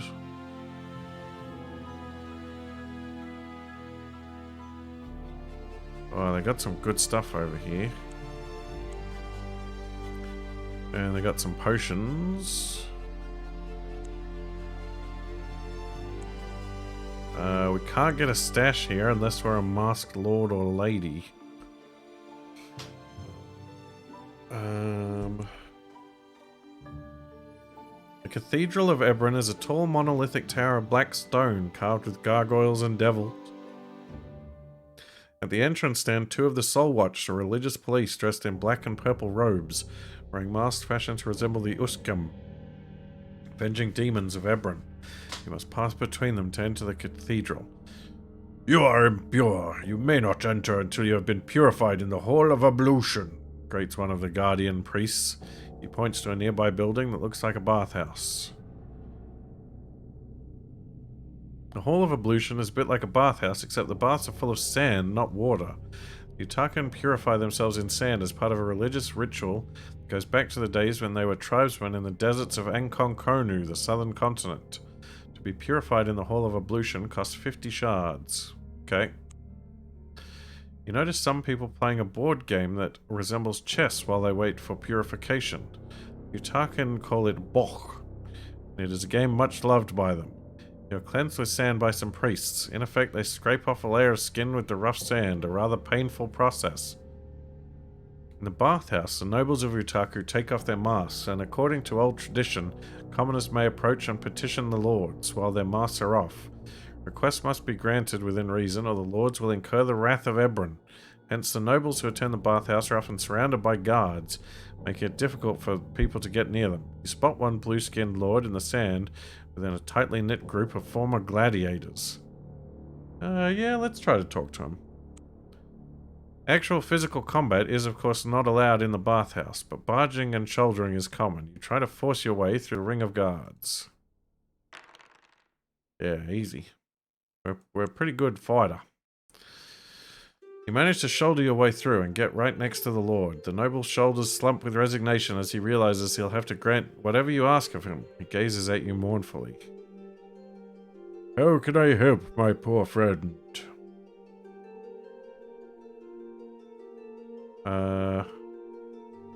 Teach me how to play this game.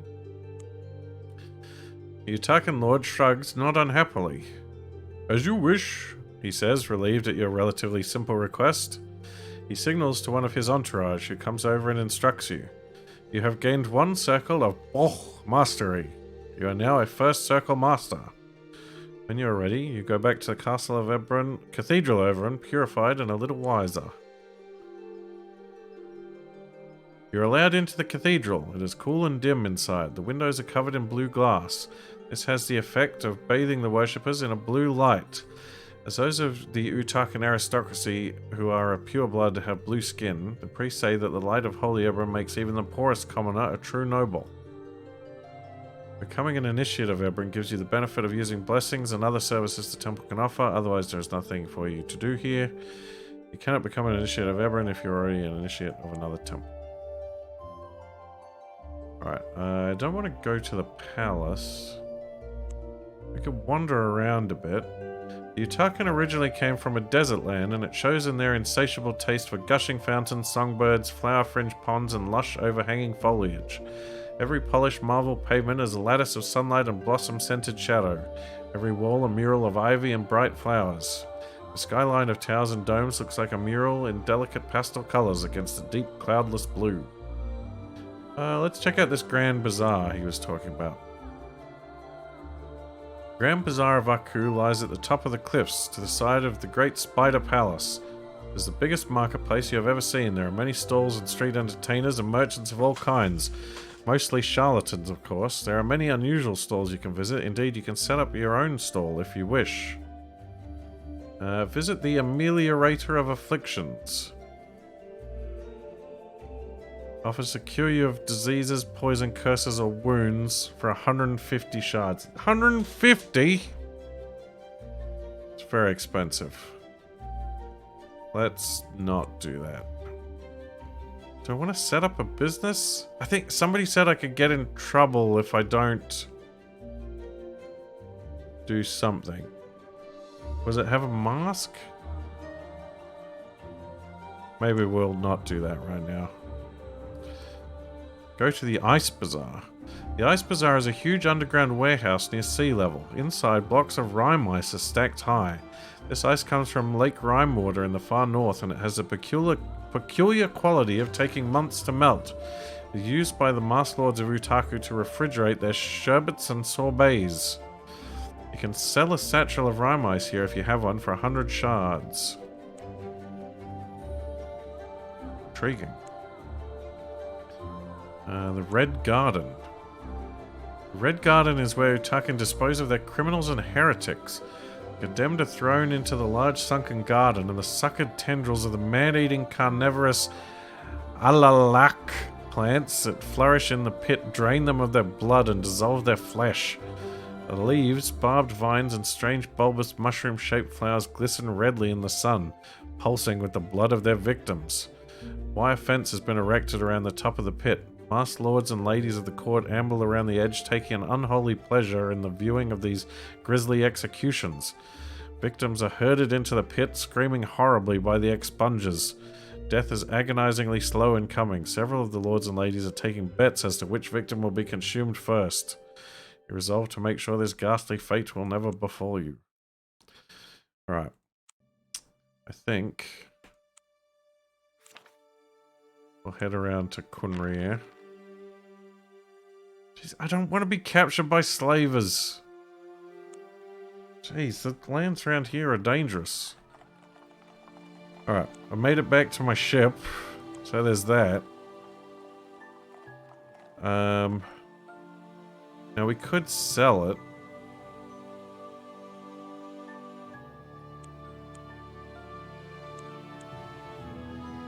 So we could sell the bark for 125. Buy a galleon. Yep, I think that's the way to go. As much as I like the mermaid, I rescued the crew, so that'll be... I didn't get like a quest related to it, did I? No.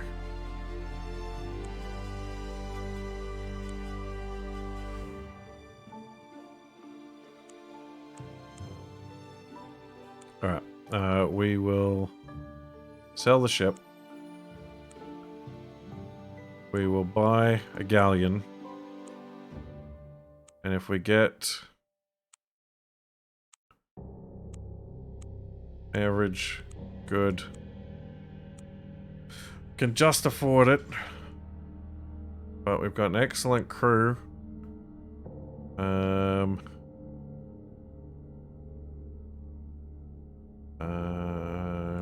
Probably... I don't know which stuff is good to buy and sell. We'll worry about that later. But we'll set sail in our new galleon.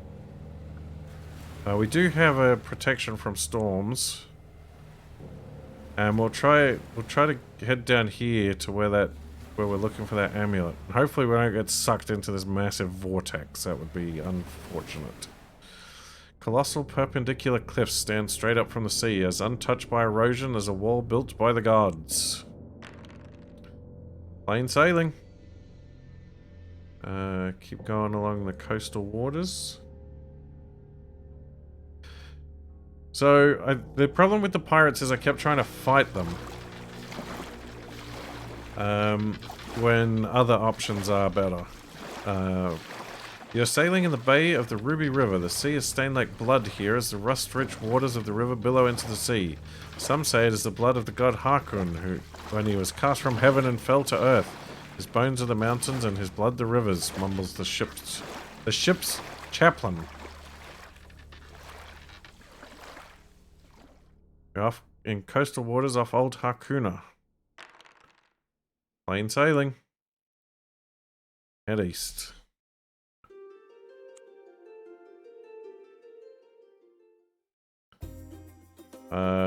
Okay, that's a lot of things. A ship of wizards sounds like it could be good. But no, it's pirates. Alright, we're in a big old galleon. We're gonna make a run for it. See, we got +2 for excellent crew, so we should be fine. There we go. See, we outrun them. It was down here. That's where we wanted to go. By day, you sail on lavender waves under a vault of azure and gold. By night, the sails gleam dazzlingly white in the rays of the moon. Each star finds its twin in the dark ocean depths. Landfall. You put in at an uncharted island. The beach looks like a good place to spend a few days resting under the palm trees while your crew get in supplies of fruit and fresh water. You estimate your position to be a little way southwest of the Sorcerer's Isle. Looking south, you can see the shoreline of Ankon Konu as a faint mauve line beneath a sky of cobalt blue. What caught? I think there's a problem. I think there's a problem.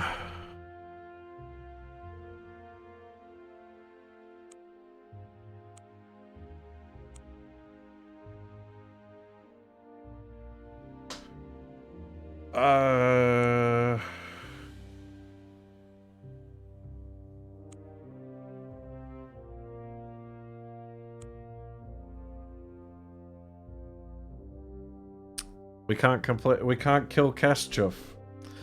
So I already went to this island and I got the locket, and then we got caught by the pirates, so I lost the locket. So the locket's gone, so I can't kill Kashchuf. So the quest has failed. So I came down here for nothing. Ah! Typical. Just typical. Oh boy. Okay,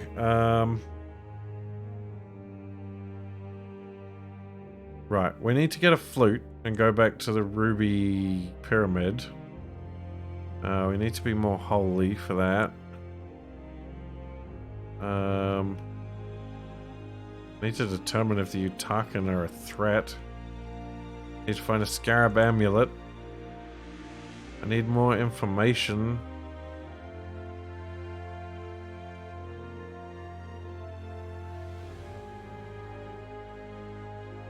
Alright, we want to get that flute. No, any items that you like lose are just, they're lost permanently. There's no way to recover them. This game can be kind of harsh sometimes, and that's one of the ways in which it can be harsh.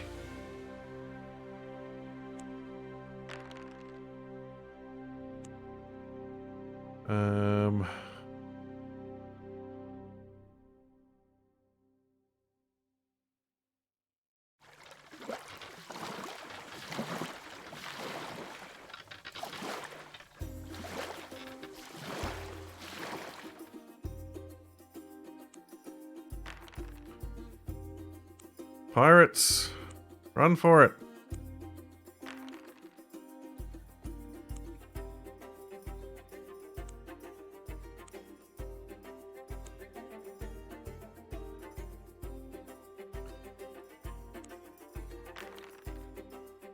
More pirates. Jeez, these pirates are thick and fast. Right, head east. I don't remember a scarab, but it could be. That would be very annoying if that was the case. Uh-oh, storm. Use a blessing. Although we should be able to survive storms with an excellent crew. Now there is a thing... Is it this one?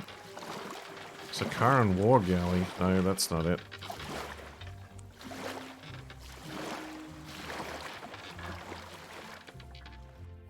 This one. A ship of bizarre design. That's what we want.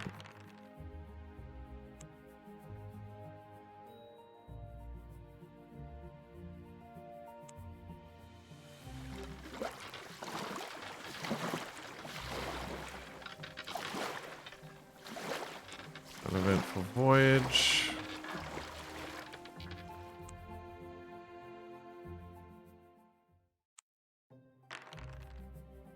A floating island.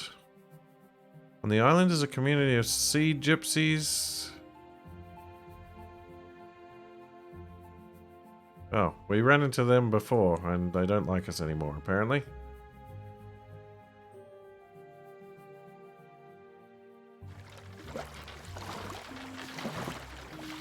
Oh, here we go. Storm.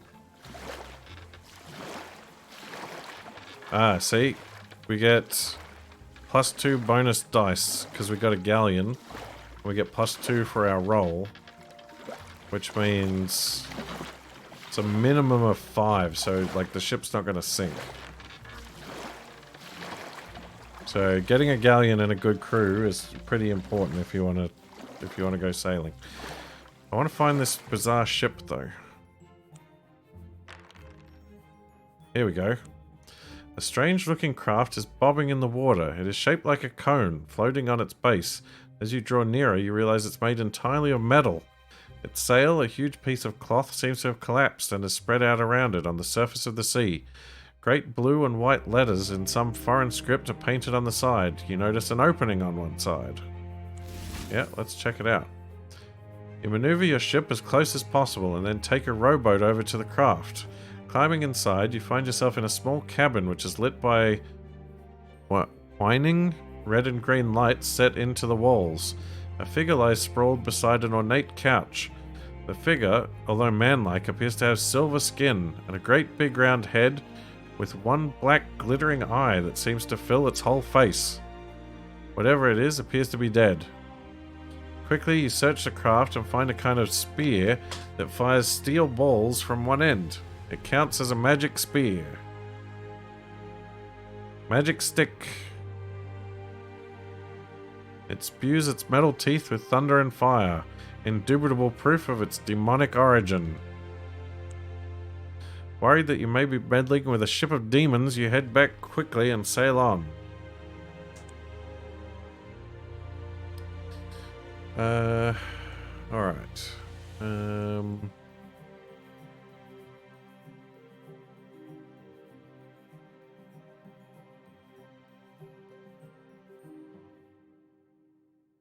Alright.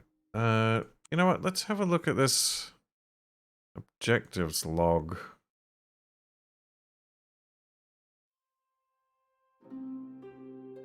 Oh, these are just like achievements. Okay.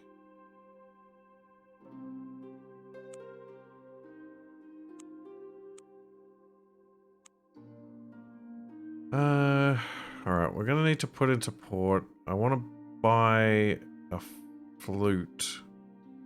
So there was a flute up at Yaramura. Although it's tough sailing getting around here. You know what? We'll try it, but there is the ship of ghosts or whatever it is.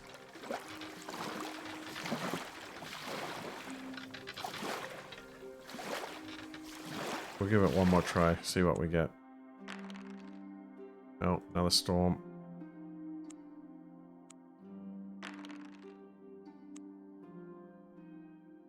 Head up this way.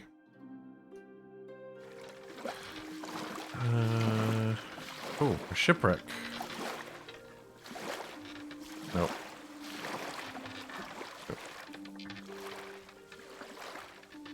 Oh, another vortex. Don't vortex me. Narak's a dangerous place, even its coastal waters, Captain, says the first mate. Men probably won't follow you if they don't think you're good enough to lead them. If you insist on making the trip, you need to make a charisma roll at difficulty 11 to convince the crew to follow. If you're already at rank 4 or more, no one dares to question you. Sail on. You're sailing along the northern shores of Narak, the land of the man-beasts. The coastline is one long stretch of cliff. Waters are shallow and rocky, making it impossible to land here. Misshapen figures cavort and yell on the clifftop, shaking their fists in impotent rage. A shipwrecked mariner. Your lookout spots a drifting piece of sodden timber. Clinging to it is a man. He is holding onto the wood with the last of his strength. His face is bearded and scarred, and he is missing one ear. You know that captured pirates are often punished this way. The man is, or certainly was, a pirate. Once a pirate, always a pirate. Yeah, I'm a friendly chapo. The man is hauled aboard. You find a waterproof pouch on his belt. Inside is one half of what is clearly a treasure map. The directions, however, have been written in some code you cannot understand. The shipwrecked mariner has been revived. You have him brought to your cabin and he tells you his story. His name is Atla, once first mate to a black-hearted pirate captain called Neelm Starhand. Neelm betrayed his crew, taking the map that showed the location of the pirate's treasure. But Atla managed to steal half the map and escape, throwing himself on the mercy of the sea. He believes that Neelm is in Yaramura. If we can get Neelm's half, we'll know the location of the treasure. You and me will be rich. Atla gives you his half and says that he'll meet you in Yaramura. When you're ready, he points out that you still need him. Only Atla and Neelm know the code to translate what the map says. Afterwards, Atla hitches a lift on a passing merchant ship. See you in Yaramura, he says with a toothless grin. Okay. Interesting. You're sailing around the tip of Narak, out to sea a great cloud of rolling fog, tinged with an eerie greenish glow, surrounds a mountain that climbs out of the mist. That's the Isle of Mystery, says the first mate. He spits and makes a sign against evil. Uh-oh. Spectral pirates?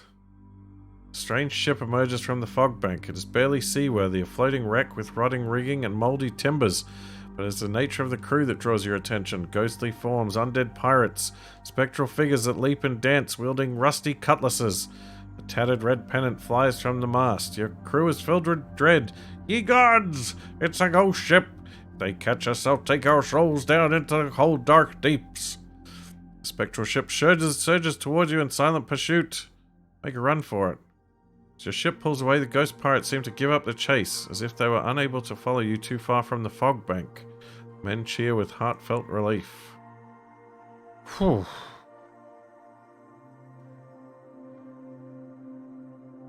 You're sailing into Disaster Bay. Heavy rains begin to fall and the skies darken. These are dangerous waters, Captain, says the first mate. Some people say the reefs and rocks of the bay shift and change, making any chart unreliable. Oh, storm.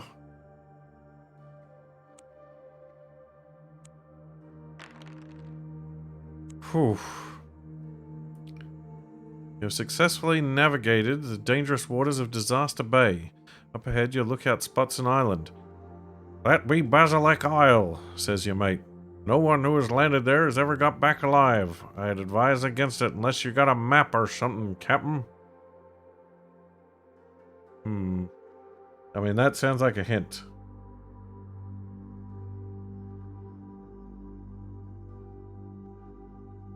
There is a suburb in Sydney called Turramurra, which is pretty close.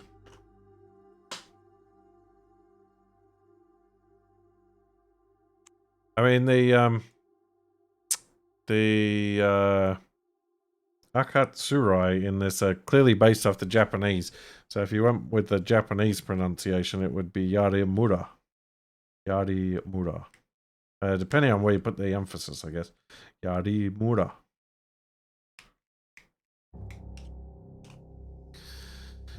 Right, still going around these coastal waters. You're sailing in the coastal waters around the city of Yarimura. And there's another storm. See, these storms, devastating. They want me dead. So, is this the weird fog that the pirates came out of? Because it kind of looks like an island. Oh well, we'll put it into Yarimura.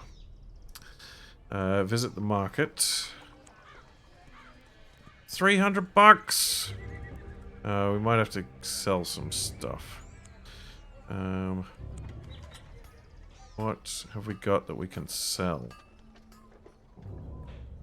I don't know if they'll buy fishes.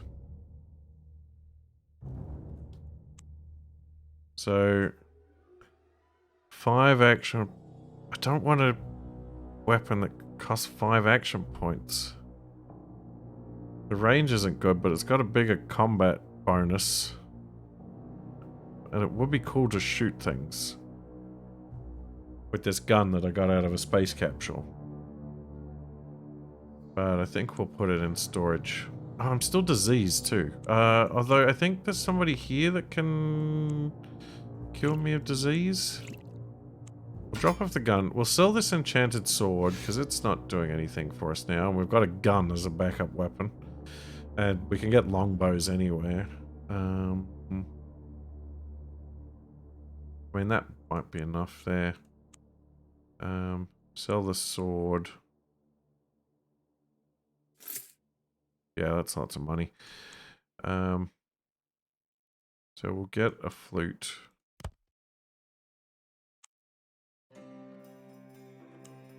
Equip that instead of the mandolin. We'll put the mandolin in storage. Nope, that's not storage. Who is a person here that I could talk to for healing? Bakan. Oh no, that's removing curses. No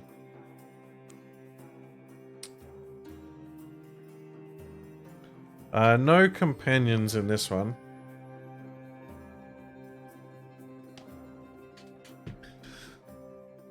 Companions might have been a bit too advanced for the game books that this series, that this game is based on.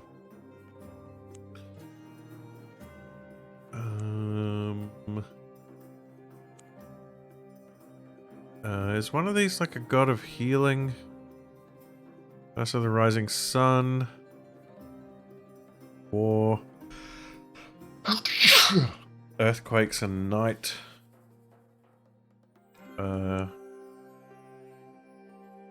Also, Dara wanted someone to do a mission.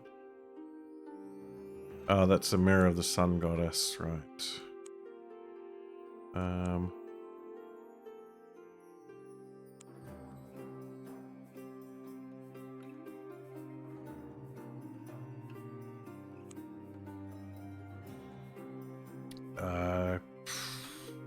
Where can I heal disease? Which isn't going to be a real pain.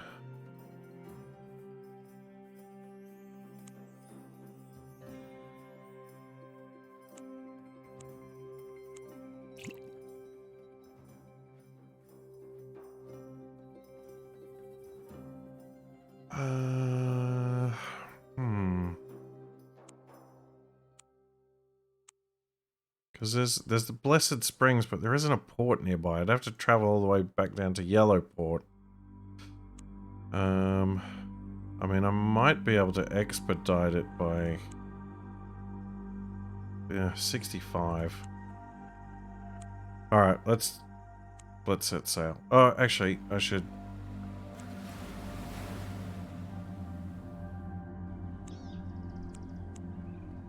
Cargo. We're gonna need a montage. Ooh, it takes a montage. So I can buy furs here for quite cheap.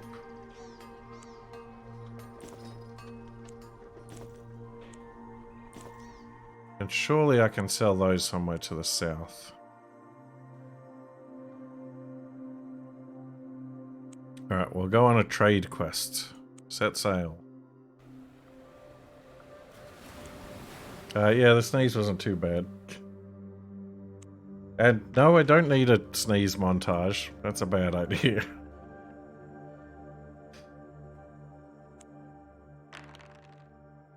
Storm. I'm just waiting for when I roll 3 1s and get a 5 and the mast splits. That'll be a pain.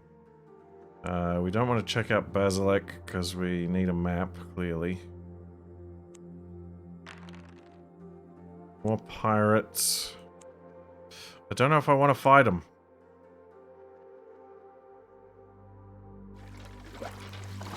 Like, we might get cool stuff, but they might be dangerous.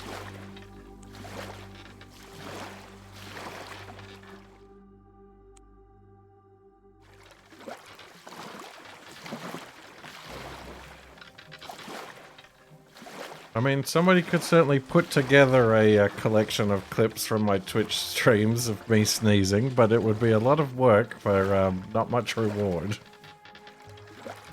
I certainly wouldn't recommend it to anybody. Uneventful voyage.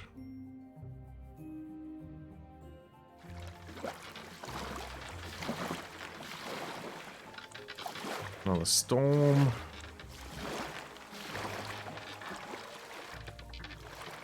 Huh. You can sail into the Scorpion Bite. I don't know if I want to do that. Alright, so... the furs I bought for 110 each. But I can sell them here for 170. That's not too bad.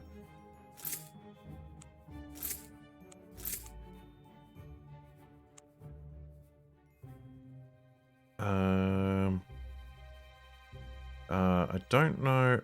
I should have checked what they want to buy up there for a lot. But we'll head up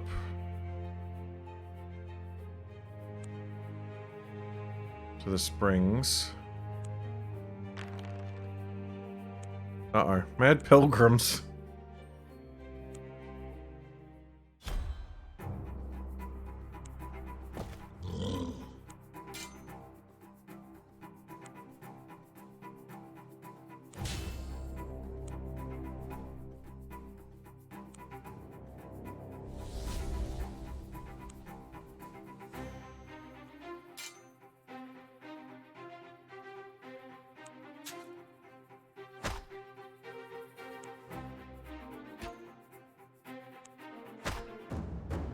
Oh yeah. Flawless victory.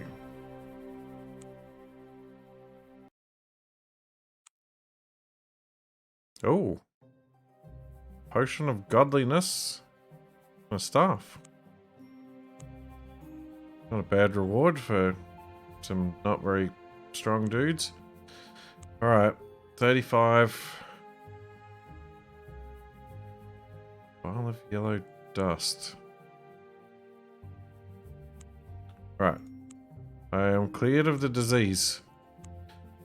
Alright. Alright, we'll head back down to ship. Fight some more mad pilgrims. Get out of here, pilgrims.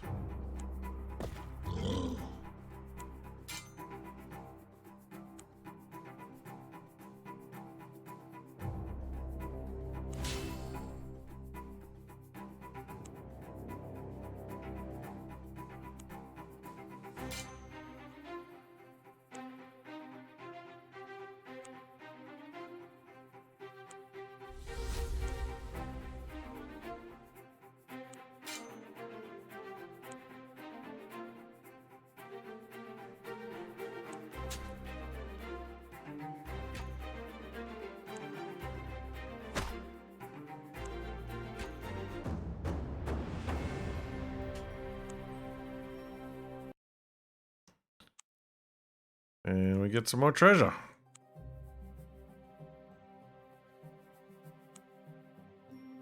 Head back to Yellowport.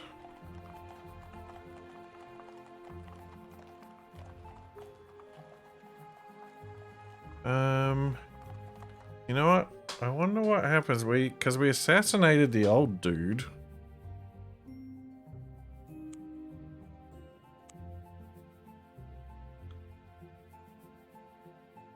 Oh, I don't think we can go to the palace anymore. Oh well.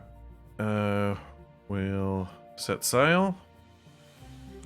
Yeah, I don't know what cargo, if any, to buy here. We'll worry about that some other time. But buying furs and shipping them south may be a good way to make some money.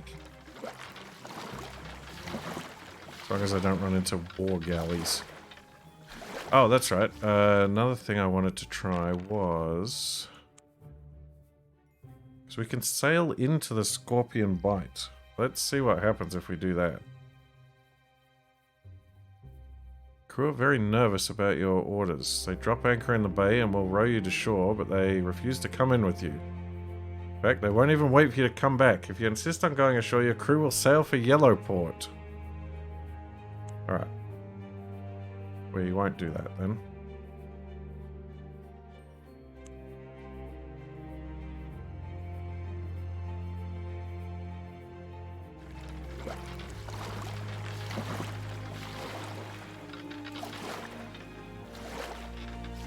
Yeah, so this seems like it might be a pretty reliable way of making some cash.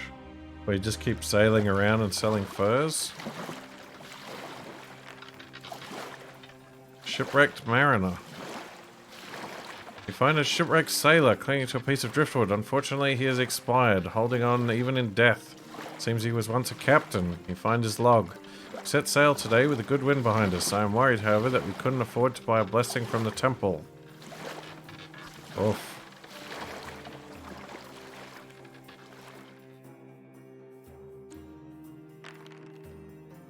More pirates.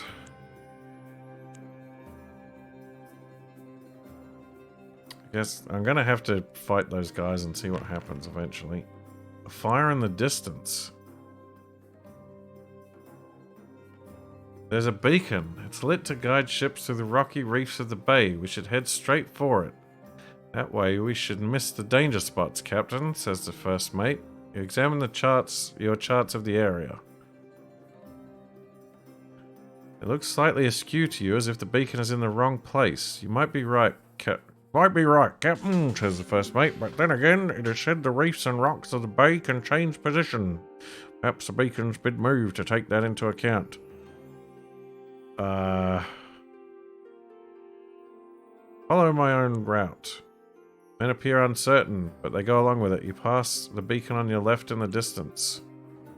You have successfully navigated. Well, okay. Wonder what would have happened if I followed the beacon. Probably wrecked my ship. I gotta trust my insane scouting abilities. Alright, we're back.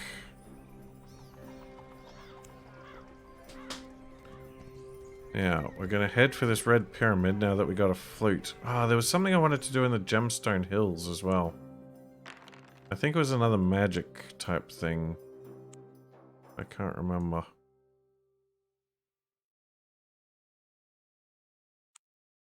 Oh. You know what? I need to head back to town because I got too much on me. Band of nomads. Throughout the short day, the sun has hovered in the west like a guttering candle, throwing long, deep gullies of shadow across the bleak landscape. Now it dips lower, grazing the horizon, and frost starts to speckle the ground. Gathering twilight, you see a band of nomads, about 400 strong. They ride on beasts that at a distance resemble bulls, but as they get closer, you see their muzzles are like broad, hairy parodies of human faces. The outriders dismount, glaring at you. You see the nomads' distrust of strangers in their eyes. They plant themselves between you and their wagons, then jabbing the ground with their spears, they start to chant a shrill song. We are making the Koa-Kon, the ceremony of marking the borders of our campsite. Begone, Outlander. To convince them to let you remain with them during the night, you must make a charisma roll. Success! Your eloquent appeal sways the nomad chiefs who invite you to join the camp as their guest. You soon learn that they are people of the One-Eyed Crow clan, on their way to join the horde of the windswept ice to which they belong. As darkness deepens between the nomads' tents, fires leap and roar in the chill wind. A bard starts to sing of ancient glories. Some of the young men of the clan jump up to dance in the firelight.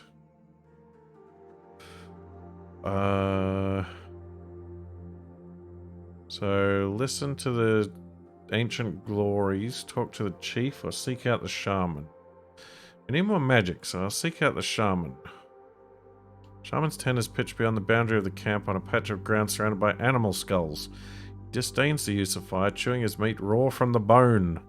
When he looks up, you notice that his eyes are glassy, his pupils dilated, and you wonder if he's ingested a hallucinogenic potion. You squat beside him. He acknowledges you with a disinterested grunt. What will you speak to him about? The Bard's Song. He sings of the victory of One-Eyed Crow, our first ancestor, over Grey Worm. Grey Worm made himself invulnerable, you see, by rolling in the magic dust of the god's footprints. But he forgot that he hadn't got any of the dust on his nose, so One-Eyed Crow pecked him on his nose again and again until he fled. He hid in a hole in the ground, which is where worms have lived ever since. Gives you a wide, half-mad grin. Spittle drools down his chin and his head slowly sinks to his chest. You rise, intending to leave him to sleep off his potion, but suddenly he grasps your arm and says, "Worm has a big burrow these days." With that, he falls asleep. You return to the camp to get some rest. Wrapped in heavy blankets provided by the nomads, you lie down and are soon lulled off to sleep by the bard's droning song. Morning brings a crisp, cold wind from the north, but you are well rested. It's time to bid farewell to the One-Eyed Crow clan. My fur wolf pelt helps keep me warm. And we go back to town to drop off all my stuff. Gathering of tribes.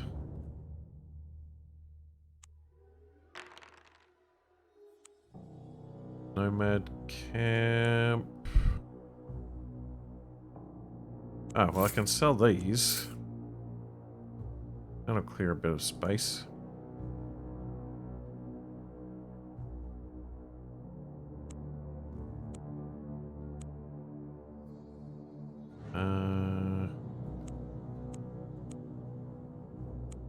Nothing else I need, though.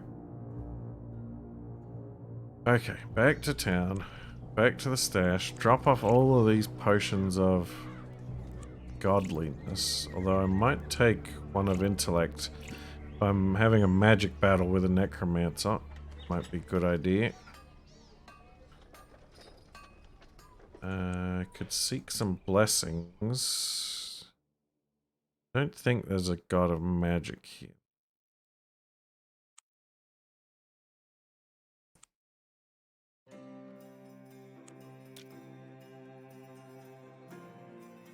Yeah, that should do it. We'll head back out across the wastes.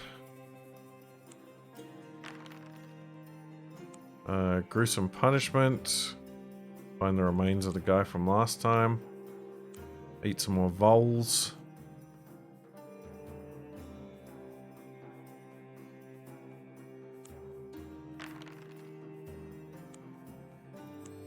Right, here we go. Investigate the glow. Enter the Citadel. Fight the zombie. Oh no, I'm gonna get zombie disease again. I hate zombie disease.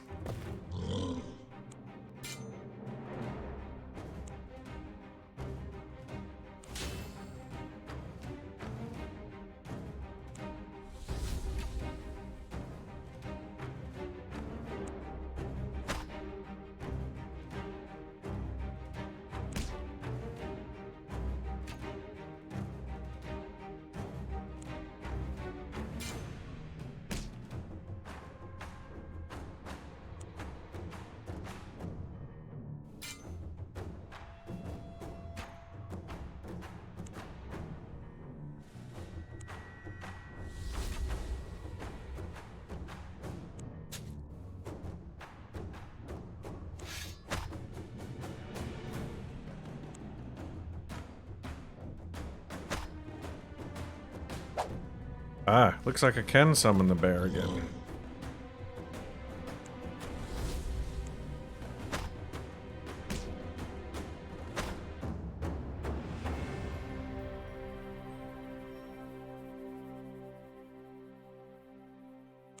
Well, that didn't go too badly. I don't want to be diseased, though. I'm tired of being diseased.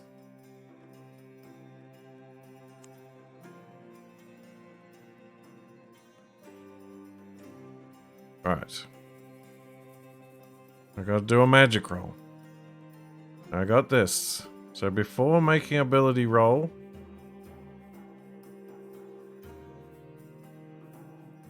So do I use it now? Consume. Roll. No!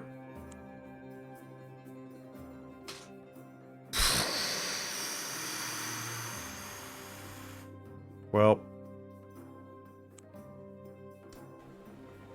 Oh.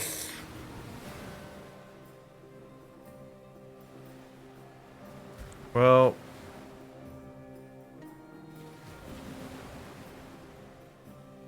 Ah, there's cargo here. Okay, we need to sail around here and pick up the cargo.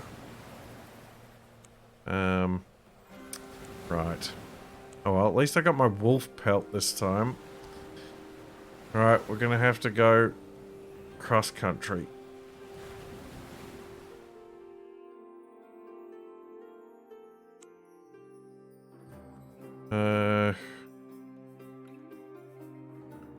Well, we learned the song. So let's head to Rimewater and see if we can find the knights frozen in ice. You've come to the icebound shores of the Rimewater. The lake is completely frozen over. The ice has a strange sheen to it.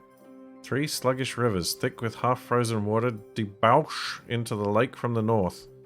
On the southern shore of the lake sits a small complex of buildings from which smoke spirals into the clear, crisp sky, the ice mine. Sky, not spy. Head to the mine. You walk into a large functional stone building. Inside, a roaring fire gives welcome relief from the freezing air.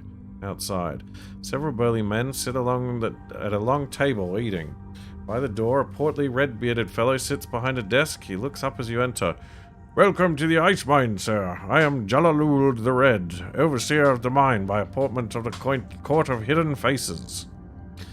He tells you that the entire lake is formed out of solid ice, and that this ice has the peculiar property of melting at an incredibly slow rate.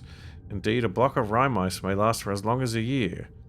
Naturally, there is money to be made out of this. The miners dig tunnels into the lake, take the ice across the mountains by caravan to the southern cities of the decadent Utaku. There, the masked nobles pay well for the ice so that their sherbet, wines, and sorbets are nicely chilled. The mine also provides tours of the tunnels. Many lords and ladies of Utaku come here to walk amid the frosted walls. Tour costs 10 shards. Let's have a look at the warehouse. Blocks of ice are stored in a vast warehouse nearby. A satchel of rime ice costs 50 shards. Sure, I'll buy some.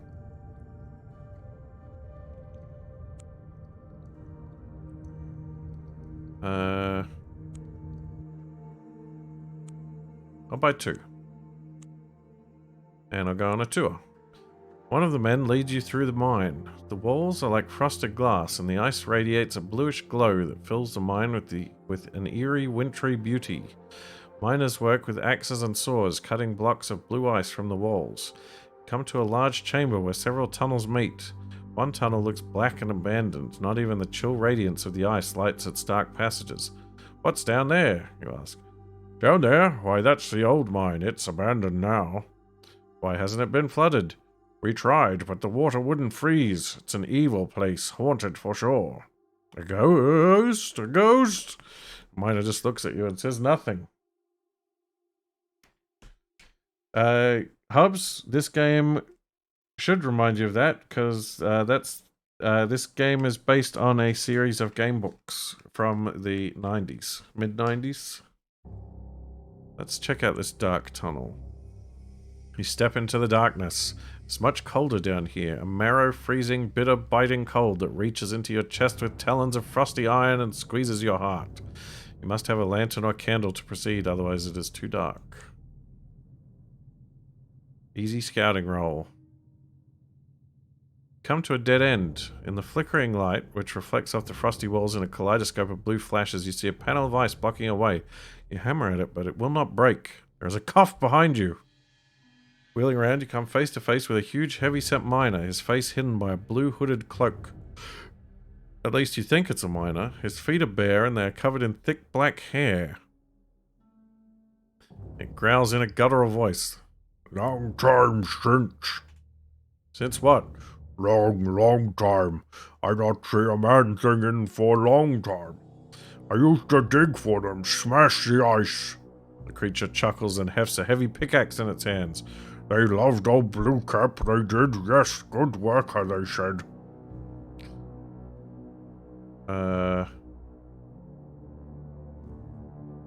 Ask him to smash the thing?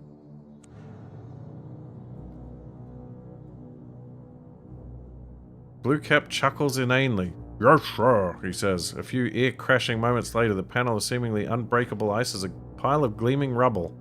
Payment now, please, rumbles Blue Cap. How much? Man things pay 200 shards a job to Blue Cap. 200 shards for smashing one piece of ice? Payment always the same, whatever the job. Smash ice, dig tunnel all day, payment the same, says Blue Cap. He hefts his pickaxe ominously. Alright, you seem like a good fella. Blue Cap snorts with satisfaction and lumbers off into the dark. You press on down the tunnel. After a while, you come to a large round chamber of dressed stone, hung with banners. Flat stone slabs are arranged around its edge.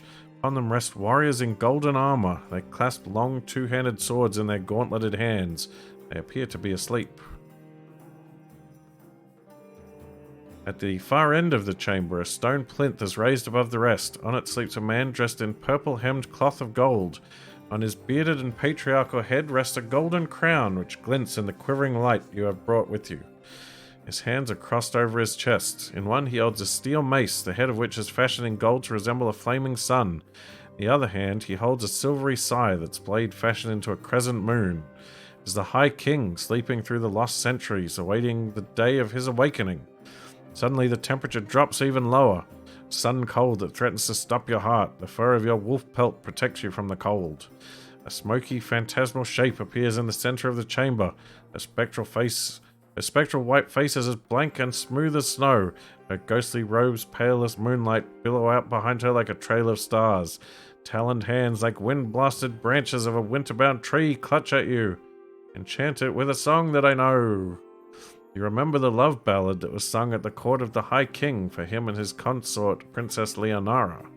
Perhaps that might soften the frozen heart of the spectral Ice Queen, the ghost of Leonara, condemned by sorcery to haunt this place. Ah, that's not good. Roll high. No. Your attempt at the song is so bad it further enrages the queen, and I'd lose a rank.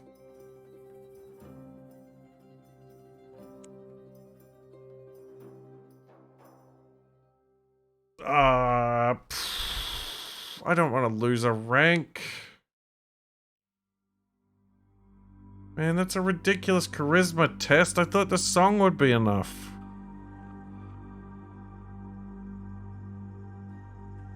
I mean, I could reload. I don't know where I last quick saved though. Hello. Hold on, we'll do a poll.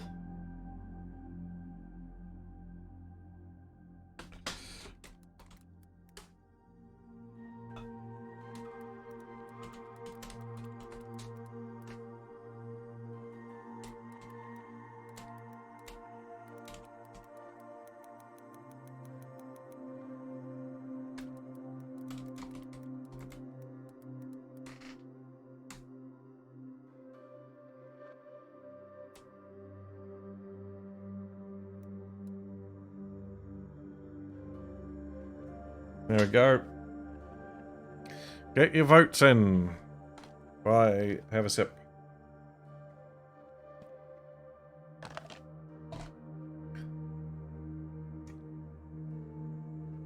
I mean, it's not even like a curse or anything that makes me like.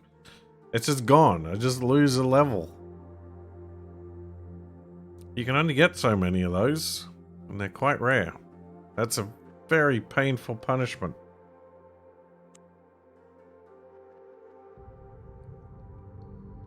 I mean, looks like we can go back on the tour and try again, but it's only like an 8% chance of success on that charisma test, and my charisma's not horrible. Oh, although the blight was affecting it a bit. Yeah, maybe it wasn't the best time to do it before I get rid of this disease.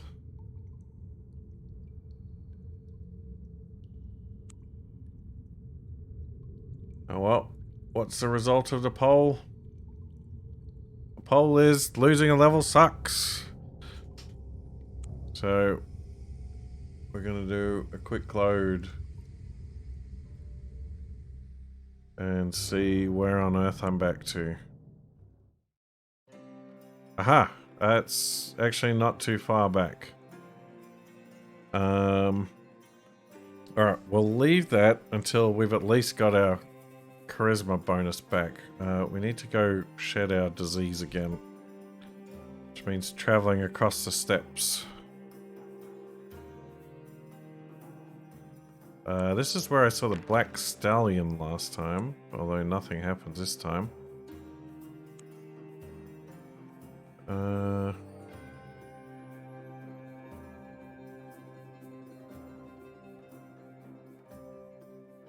There's the big old pyramid over here.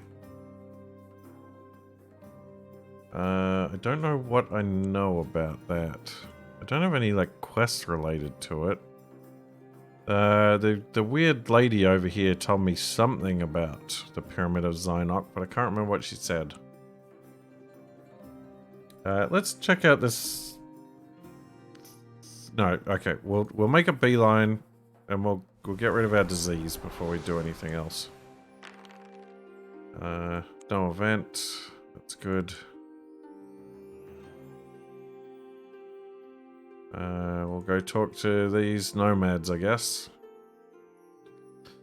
This far north, winter's icy grip lasts almost the whole year round.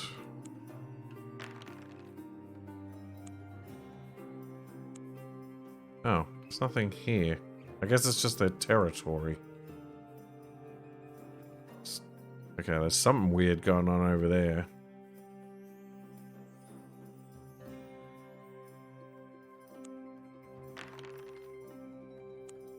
Nothing. Haven't been to back to this camp in a while. Let's go see what's going on there. Okay. Oh, an old ruin. Uh-oh.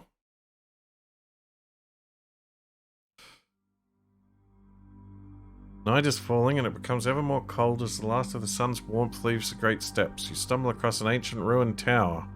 There is little left of the roof, but you manage to huddle in a corner which shelters you from the cold wind. You sleep uninterrupted for a few hours, but are woken by a rustling sound.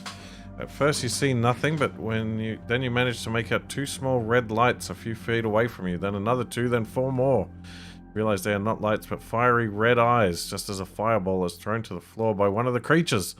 Fireball lights up the whole ruin. You can see you are surrounded by red caps, a particularly unpleasant type of goblin.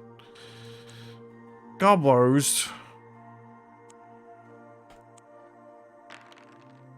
Come on, really? Red caps have cornered you and you have no choice other than to fight them. They carry pike staffs and great talons grow from their fingertips. Their long spiked teeth are dripping with saliva. Coarse hair grows from their heads and falls over their shoulders like wire. 4 of them close in with murderous intent. Oh boy. Ah, evil Jawas.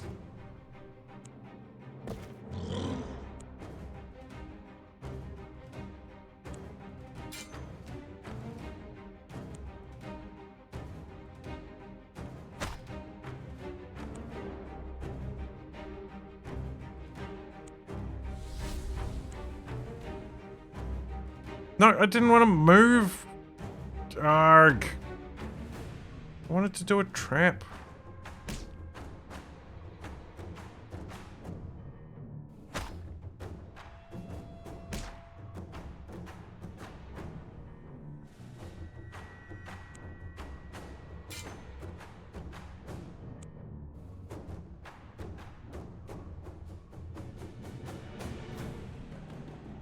Is my bear gonna die on the next hit? I don't think he will.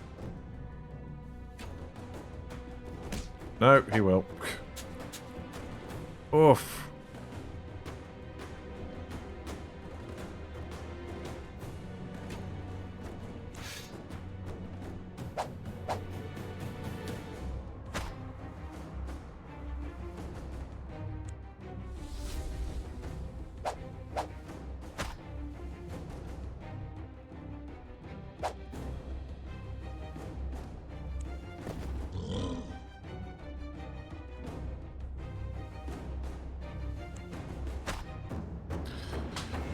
Oh. What a bunch of jerks.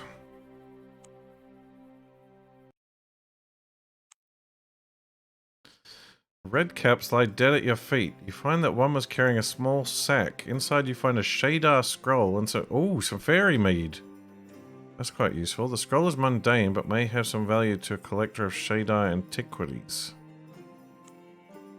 That could be quite useful. Right, head down to the camp.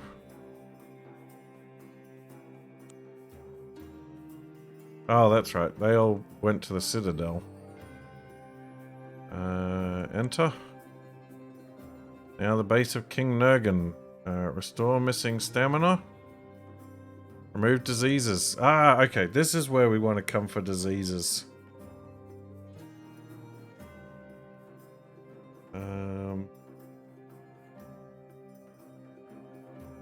Right, okay. That's pretty good. Okay, so the fairy mead we want to take back down to Golnir. So I think if we... So what was it? We needed more magic there.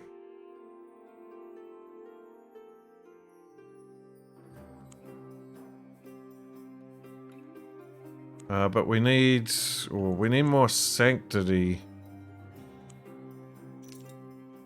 We need 8 base sanctity to not get zombified, which we're a bit of a ways off achieving that.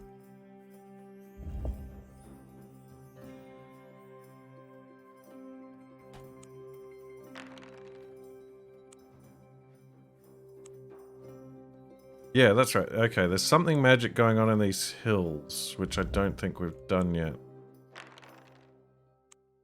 Come across a tall stone slab set into the side of a hill.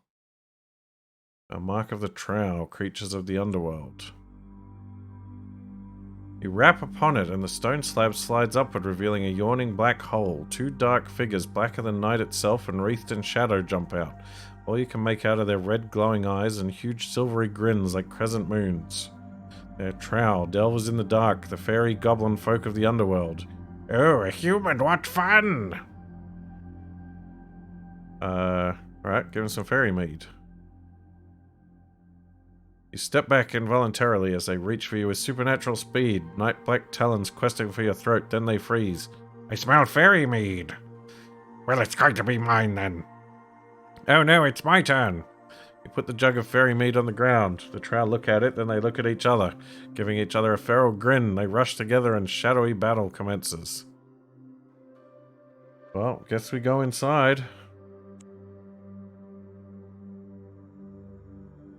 You come to a door of solid basalt.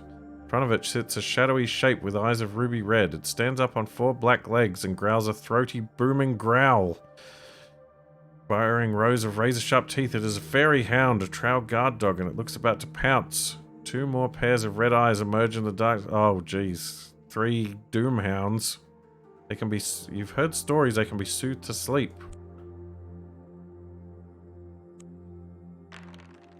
Well, apparently not. We're fighting them. Oh, I think I might have done this before. This is starting to seem familiar.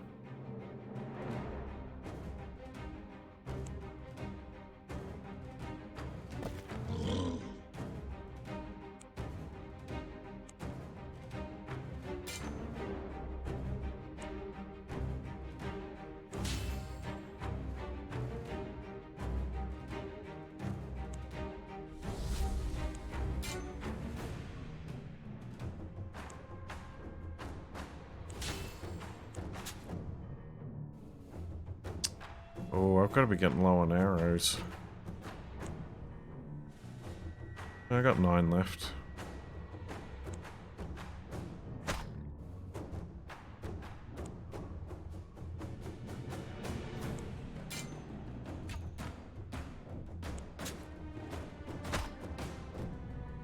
Oh yeah, we are wolf-killing machines.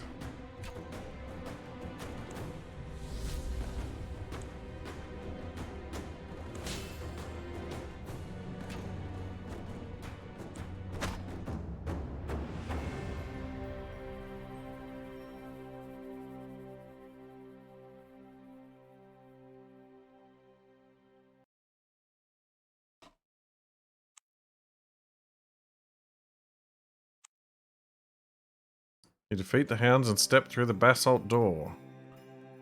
What is this?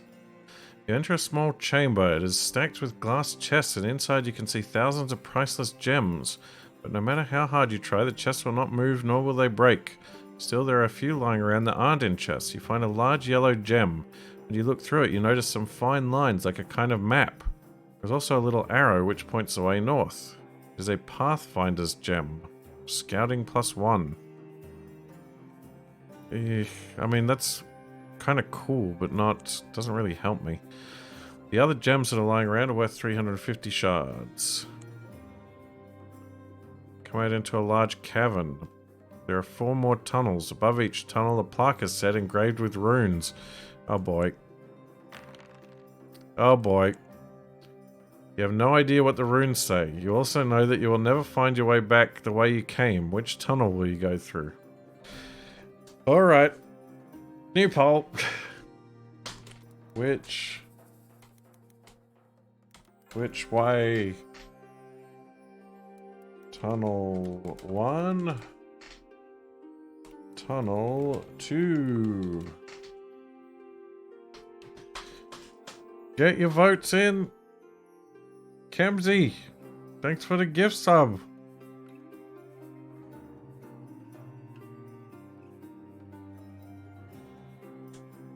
That is very generous.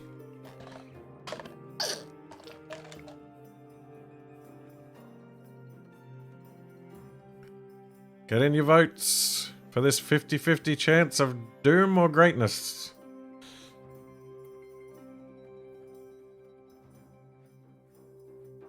Hopefully it's not anything too horrible.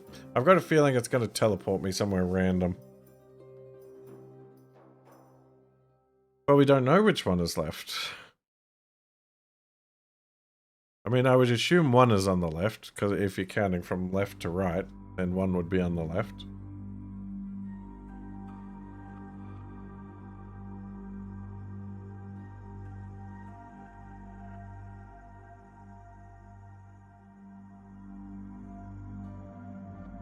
And we've got 52% for Tunnel 2. You follow the underground passage until you emerge on the surface. Oh boy. You're crossing the frozen steppes. I think we're at the pyramid. Snow carpets the ground. Rising up out of the white waste, a great pyramid stands. It's panelled with a strange yellowish marble, and an ornately carved gateway is set into one of its faces, flanked by 2 idols. Curiously, it is untouched by the snow, and when you draw nearer, you realize it is giving off a faint warmth, enough to melt any ice or snow that falls upon it. Steps cut into the sides of the pyramid lead up to its flat top. Beyond the pyramid are the peaks at the edge of the world, massive mountains of mind-boggling size. Well, that sounds like quick save time. Well, I don't know where the other one would have gone, but we're here now. Shall we check out the pyramid? I guess fate told us to come here, so let's have a look. The open gateway is flanked by 2 stone idols, man-like but with the heads of jackals. Their jeweled eyes gaze impassively at you. You are not sure, but you think their eyes are following your movements. Okay, this seems creepy, and it looks like there's some trick here, so I think we might not want to do that right now. Oh, there is a mysterious stairway though. Let's go check that out. I do have my climbing gear, I think.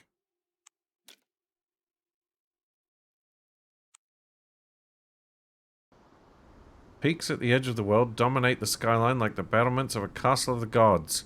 You find wide marble stairs hacked into the side of a mountain which spiral upwards to a volcano that coughs black smoke into the heavens. You can only imagine that the stairs were built by a race of giants. You clamber up and up into the thin icy air. The great steps are spread out below you. The pyramid looks like a toy from here. Above you, the stairs climb up to the top of the volcano. Soon the cold becomes unbearable and it becomes difficult to breathe the rarefied air. Lose 9 stamina. You're high up in the peaks, struggling on through swirling eddies of snow and ice.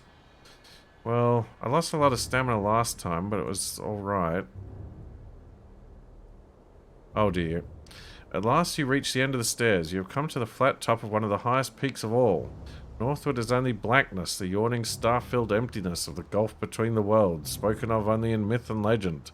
Standing before you is something else from legend. It is a dragon of enormous size with 3 heads.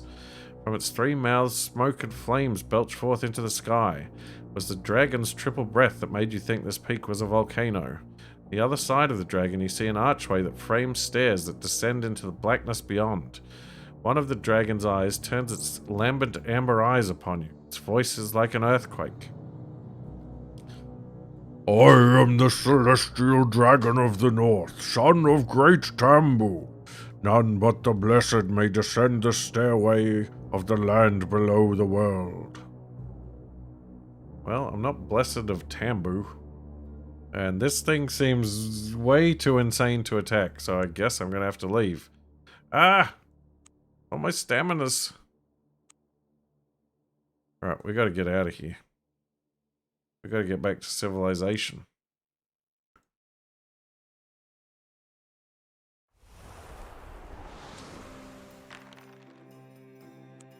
Wild horses. Out of the twilight gloom, horses rush towards me. A herd is led by a huge black stallion whose flanks seem to glow in the pale radiance of the full moon. You're right in their path, but the horses surge around you. and then they come to a halt, stamping and snorting, their breath like clouds in the cold air. Black Stallion trots up to you and regards you with eyes filled with an unnatural intelligence. You realize it is the steed of Tambu, the great spirit of the steppes. The steed can only be ridden by the worthy, and it is deemed you sufficient piety to receive that honor. Well, I mean, if a horse has selected me... You vault nimbly onto the stallion's glossy black back. The steed will take you wherever you want to go on the plains, and then it will leave. Wow, okay.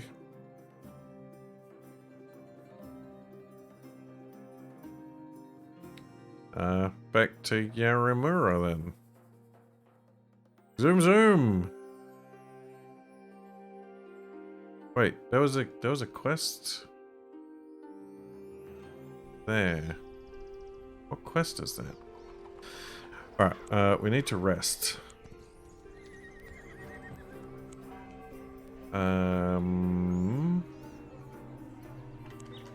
Our ship is still here.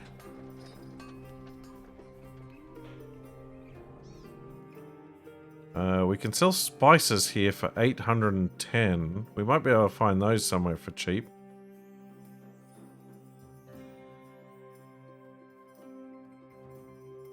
I might as well load up on furs to sell in the south.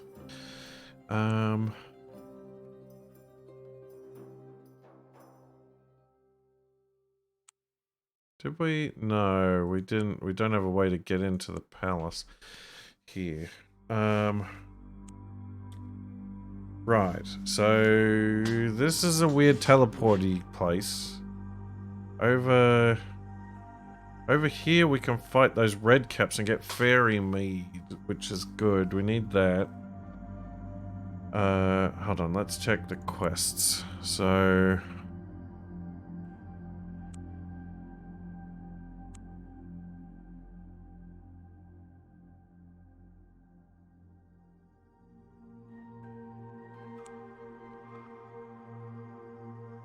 Right, the Horde of the Thundering Skies have stolen this mirror.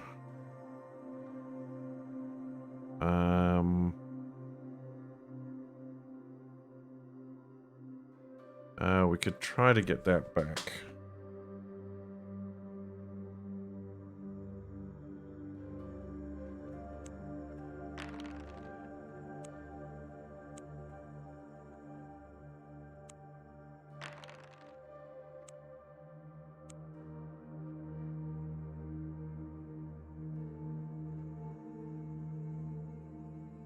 And then we need to check out some of this stuff down here.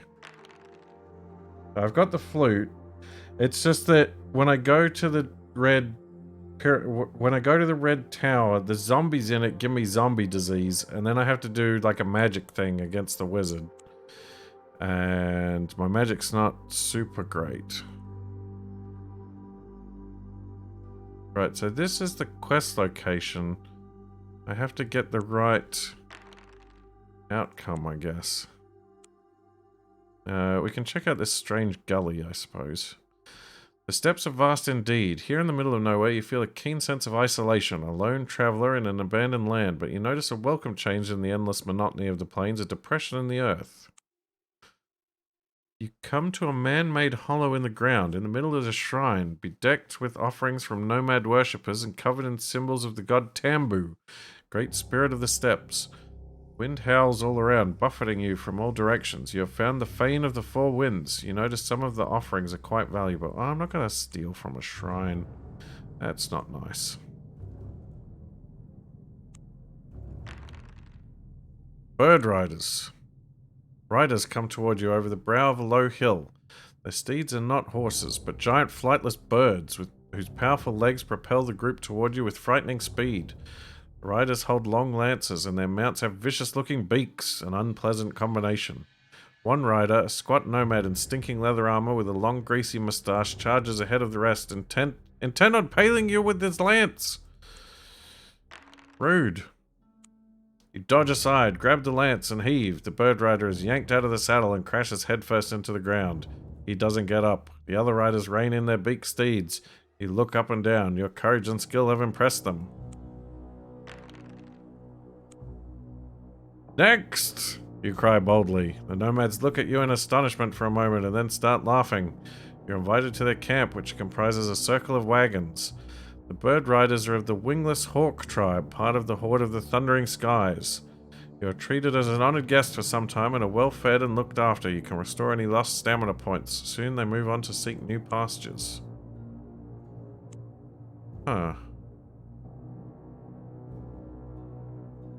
Alright, let's go have a look at this thing up here. This far north, the days are short and the nights long. Everywhere the snow stretches away like a bright white blanket. To the north, the snow rises up, clinging to the flanks of the peaks at the edge of the world. A tower in the air. Golden tower slowly materializes before you, hanging some 50 feet above the plain. Sunlight reflects off the tower, making it look like a gigantic blazing torch and bathing the snow with golden light. The tower begins to flicker indistinctly as if it were a mirage. A hazy, insubstantial golden stairway descends from the tower to the ground. You try to walk up it, but your feet pass through the first step as if it wasn't there. Ah, but we got this Pathfinder gem. Looking through the gem, you're able to see clearly the exact position of the stairway, and you ascend. The gates of the tower, a man with golden skin and amber eyes greets you. Welcome to the Bazaar of the Golden Ones, traveler, he says in a musical voice. Inside you find a market like none you have ever seen. Okay. What does that mean? Does it mean there is a bow here that I want? A magic bow? No, it does not. Climbing gear. Oh, there's some quite powerful items here.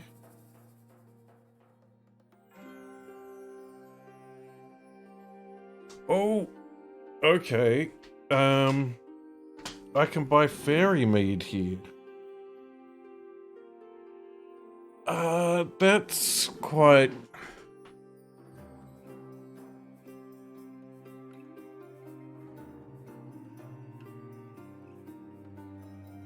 That's quite good. Selenium ore. That sounds useful, but I don't know what for. Scroll of Ebron, which I've already got one.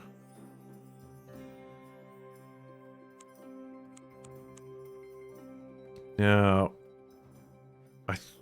I think the play has got to be to buy a bunch of fairy mead and then to go deal with the trow down to the south. I think that's what I want to do. Get a bunch of those.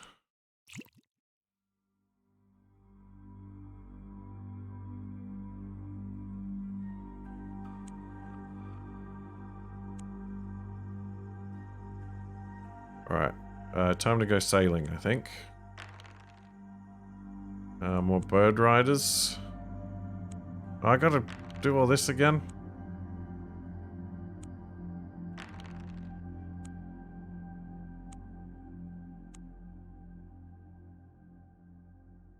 I'm worried about what happens if I fail the bird riders. No event.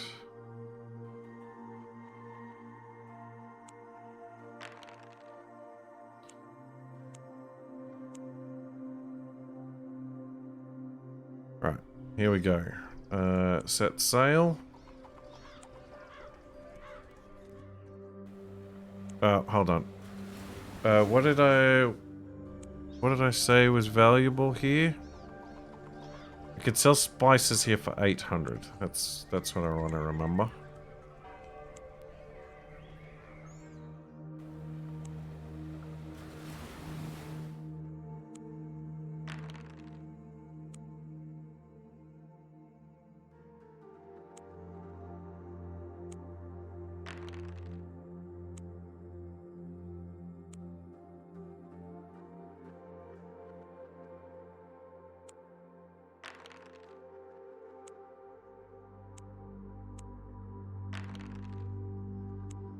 Oh, that was close.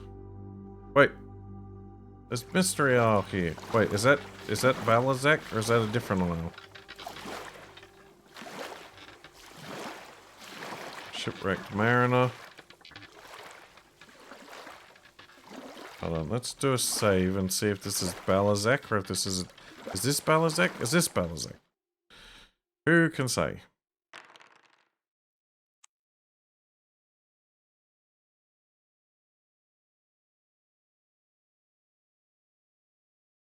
You order the crew to sail into the fog.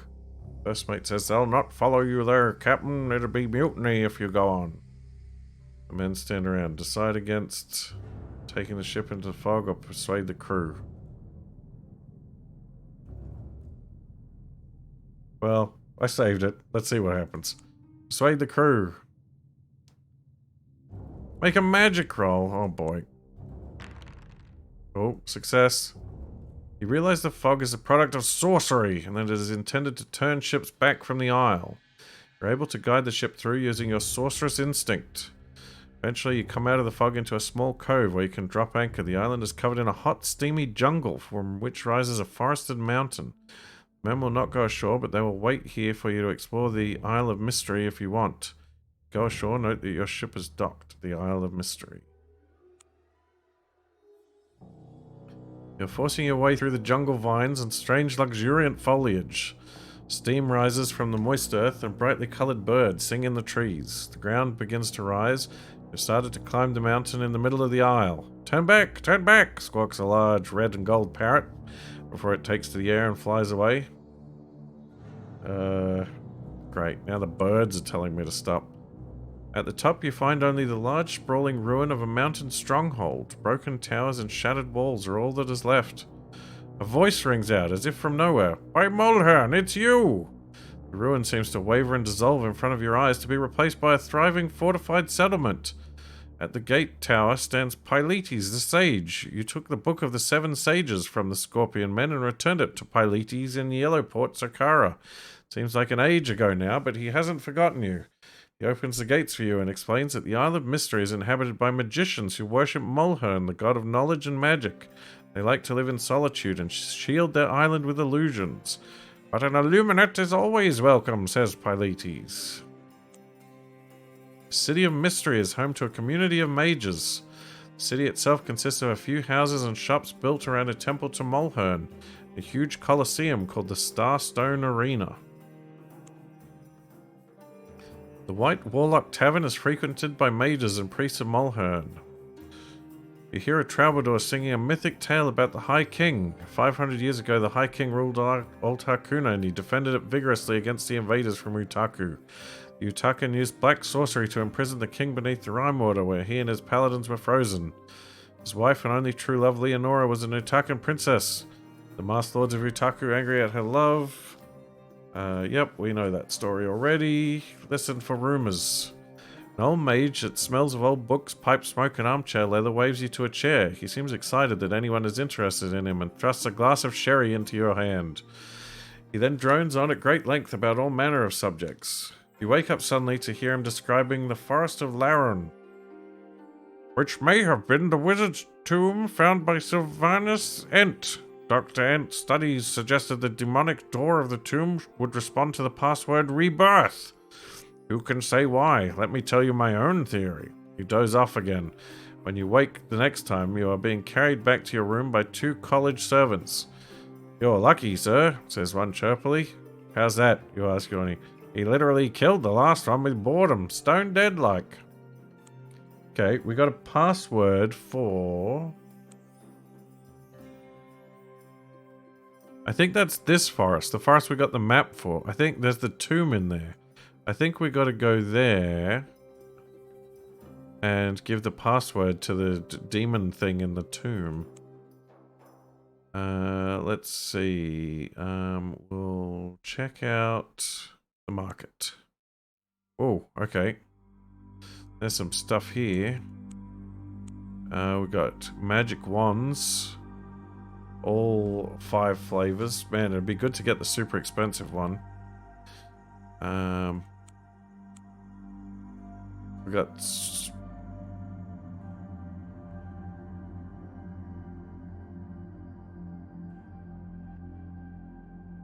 some spell books, but I don't think my base magic is high enough. 776. Blizzard's Bite contains forbidden knowledge that can be studied. Enemies affected by frostbite will suffer additional damage. Well, that doesn't help me. They got a few potions that they will buy, that you can buy. You can sell them too, but they're not worth much. Yeah, okay.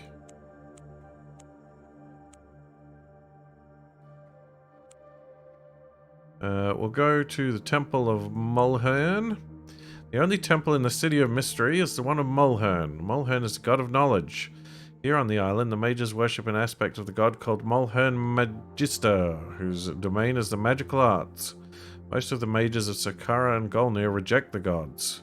Here, a peculiar sect of mages has embraced the worship of Mulhern. The temple is a single spire reaching skyward, with a great eye painted on its topmost pinnacle. The sorcerer priest welcomes you to the temple. Seek a blessing. Magic blessing's quite useful. That could be good going back to the Ruby Pyramid thing. We will go see the Chief Mage. Chief Mage lives in a ramshackle building on the edge of town. He is a kindly old man, rheumy-eyed but keen of brain, called Runciman. The job of Chief Mage is mostly ceremonial and isn't taken that seriously in the City of Mystery, but he still has to carry out certain tasks. At the sight of you, he brightens. Aha! You look like a capable young adventurer. We've need of someone like you. He explains that the mages of the Isle of Mystery are researching the arcane arts of the Shadar, an ancient race that ruled Hakuna thousands of years ago. They want you to find the runestone, a Shadar stone stela carved with sigils. Make a copy of the runes and bring it to me, says Rudsaman. In return, we can help you improve your magical knowledge. The runestone is known to be somewhere on the steppes. Fair enough. Alright, we explore. The Isle of Mystery is a bizarre place to explore, but you narrow down things you want to check. The Potion Master. Potion Master's shop is lined with potions, jars of exotic substances, herbs, and so on. You can make a special potion for 150 shards, but he needs an ink sac. Pay the money, he'll give you a potion of restoration. Can be used only once to heal all lost stamina points, cure poison and disease. Not too bad. Bit expensive, but not too bad. Visit the arena. Starstone Arena is so called because it is built upon a flat bed of rock, a meteorite that fell to Earth many centuries ago.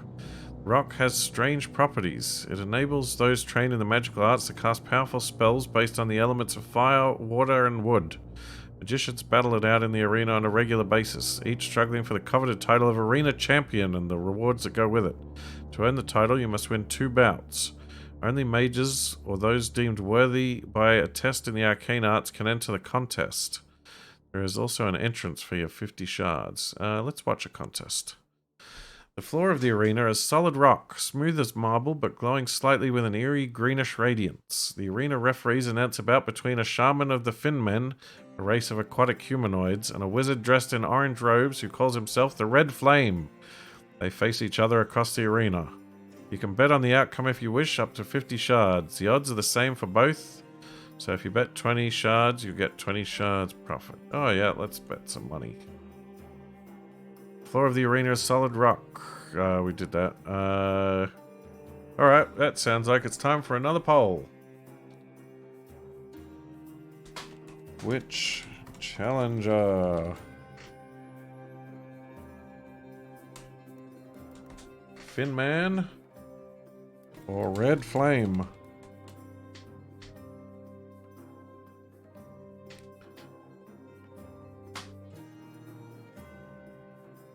Get your votes in.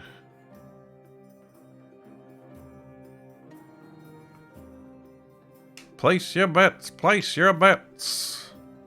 Will you bet on the savage shaman of the Finmen or Red Flame, the masterful wizard in orange robes?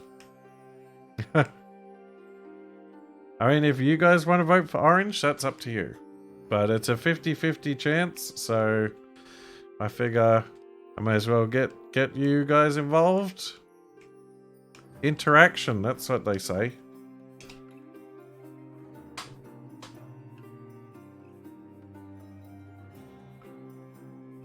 True, not a lot of water in the arena from the sounds of things.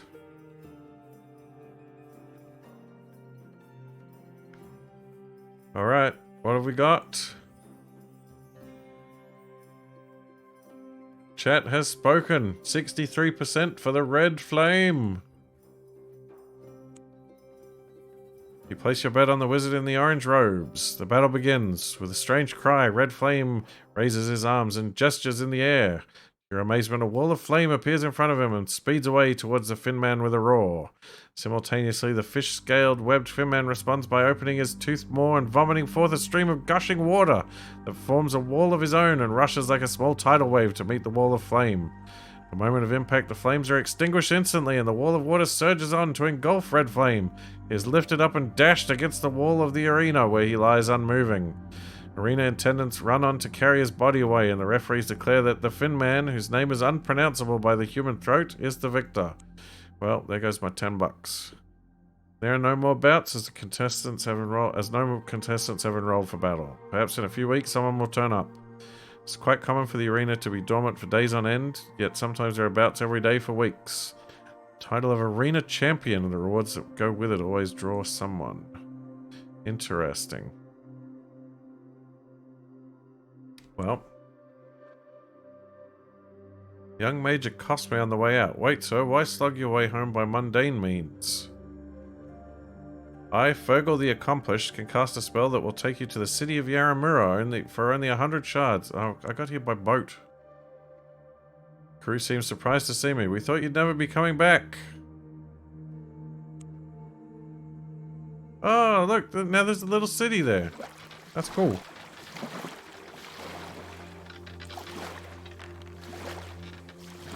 It'd be nice to see that merchant ship that's an option. I haven't run into that yet.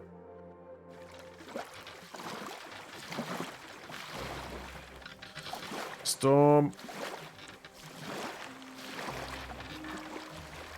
That's right.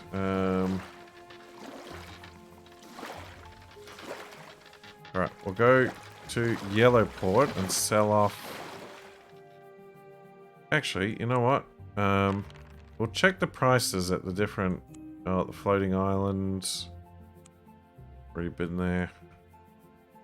We'll go to port in a couple of cities and see if we can get a better price for the furs. So we've got Yellowport here. So here we can sell the furs for 170, which is 60 profit each. We can buy spice for 900, which isn't... That's not going to get us a good deal. Alright. No. I need to sail. Set sail.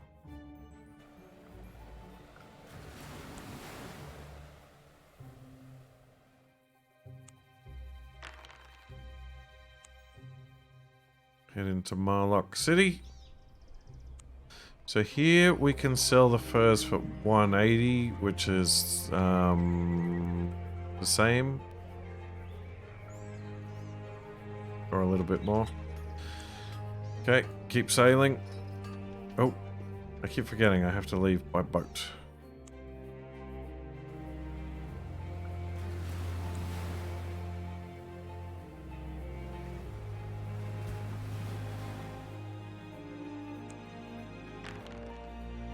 Merchant ship.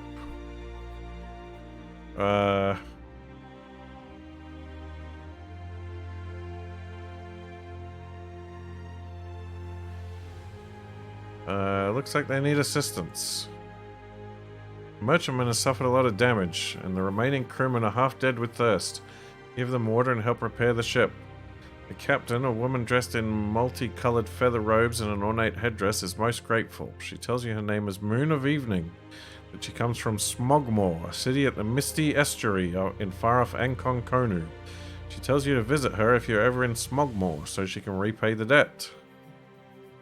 Well, hopefully they add that part of the game, that that book to the game so that we can do that at some point in an upcoming patch.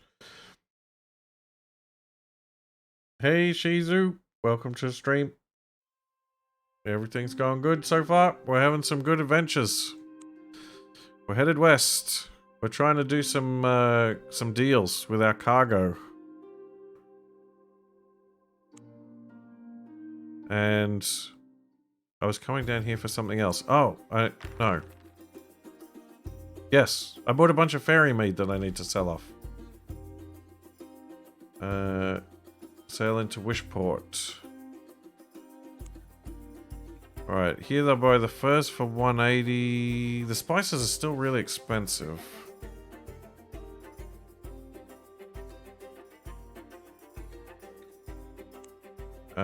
But I'll do a save here. We need to find the place with the trowel market. Wandering Priest, give me a potion. Thank you, fellas. Haggett's Corner, that's the one. Explore. Trade with the trowel. Go to Standing Stones. A fruitless vigil. Well.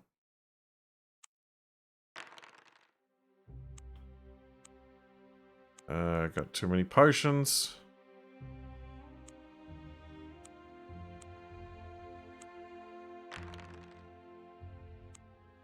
Ah, fruitless vigils.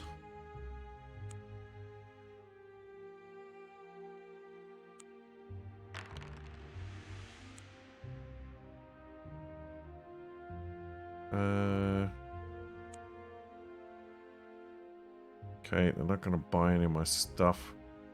I need to put some stuff in storage. You know what, I might head back to Wishport. I think I've got a thing there. Knights of Nagel. Get out of here. I've already got a god. Alright, I'm going to need to save up some money for the stash, because this is getting ridiculous. Let's see. I might be able to sell off... Nope, I can't sell potions here.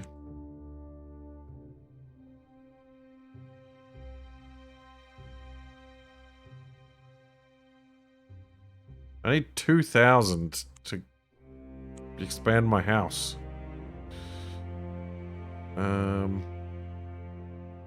mean, I guess I could get rid of these Brainiac potions. They're not helping me. I want to put the scroll into storage. These I'm about to sell, so that's fine. That'll have to do for now.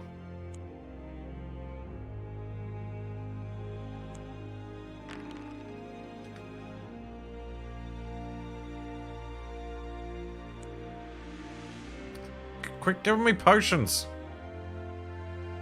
I'm vaguely familiar with Grooze. Go to the stones, roll the dice. A fruitless vigil.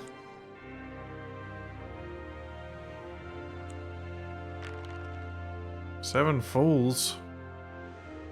You encounter 7 fools who are engaged in a preposterous venture. Simpletons are trying to get their cow to climb up a ladder onto the roof of their house, where they have noticed some stalks of grass growing in the thatch. Go on, Daisy, urges one of the 7 fools. Why don't you climb the ladder, cut the grass, and throw it down to the cow? They are so pleased that they invite you to stay with them for a few days. Wow, maniacs. Alright. Trade with the trowel. Go to the Standing Stones. Roll the dice. Fruitless vigil. Gag!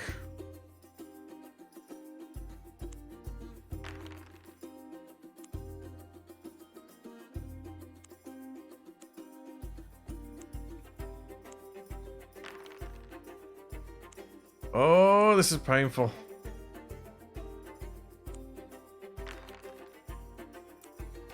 Ah, an execution. I lost a blessing. A group of soldiers executing a criminal by means of an old ordeal called the Blood Eagle. It involves cutting open the chest and draping the lungs back over the shoulders like gory wings. Oof. How rude. Come on, roll low. Finally.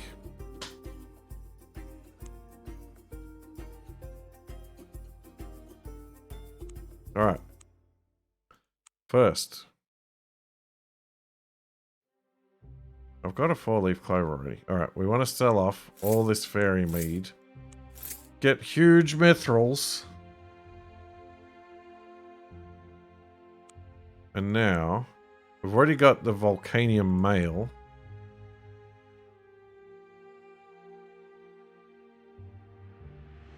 We could get a... How much have we got? We got 2,800. That's not bad. We could get a legendary sword. So what it... +2, 5 to 6, 4 action points. +4, 1 to 10, 4 action points. So a lot more damage potential.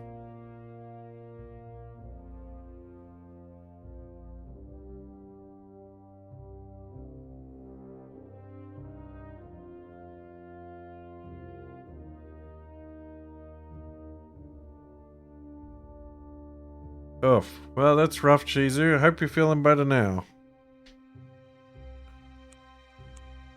Alright, I'm tempted by the sword, but the main thing is we want some of these fellas.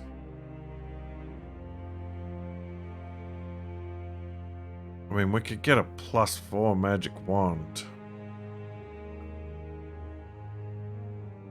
But then I can't really get anything else. Sword's 1,200. So that leaves 1,600. It's not enough to get one of those and a sword.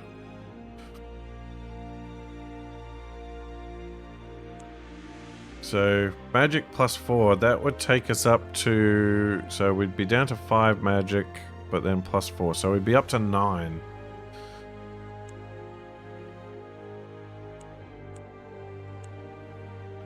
And that might be enough to get us through the...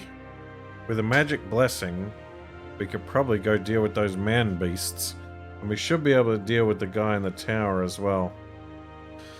I think that's the way to go. Plus we can pick up some more... Yeah, we can go back to that market, buy some more fairy mead. So, yeah, I think... The selenium wand...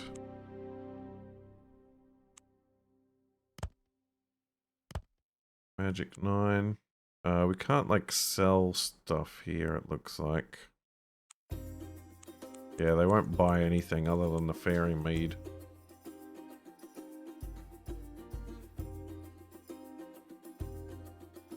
I think. Or they might only... I think they will only buy stuff that they sell. Yeah. It would be nice to get some of these other ones, but we'll have to come back for those later. Still got... Do we need any of the cheap stuff? No. That'll do for now. Leave... Pay the mithril so they don't suck us into the underworld. Okay.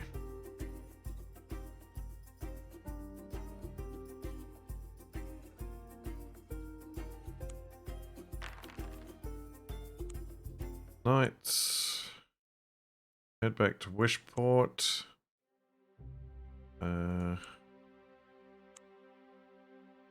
Sell off the amber wand. Open our stash. I'm definitely gonna have to offload some of this stuff.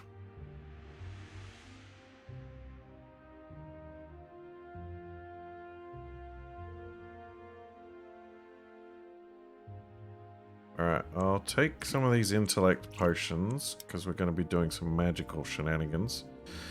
But first, we shall set sail.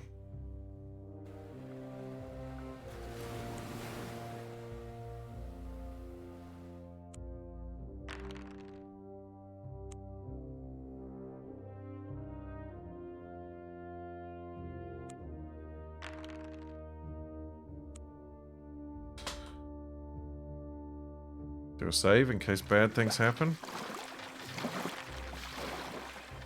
Pirates, run for it.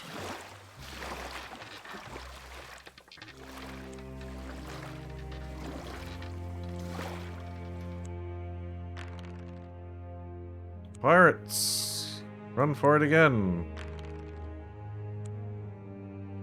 Okay, we'll head up to... Is this Matricians? No, it's Ringhorn. Alright, so here we can sell the furs for 135, which isn't good. Spices for 900. Textiles are pretty cheap for 180.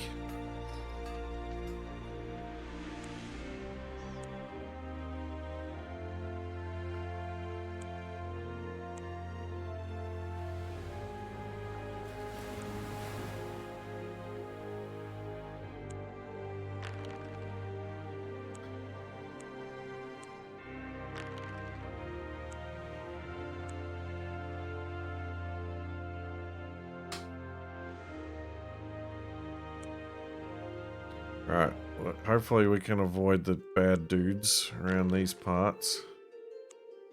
Plain sailing.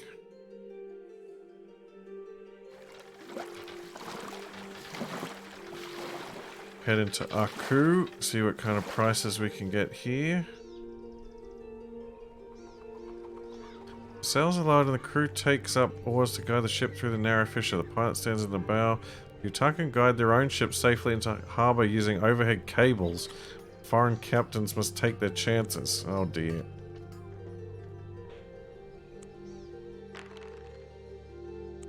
Whew. That could have been bad.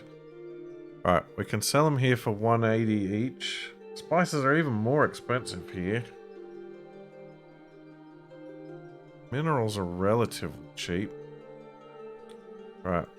I'm going to sell off all the furs here. But I think 180 is the best price I've seen so far. Oh.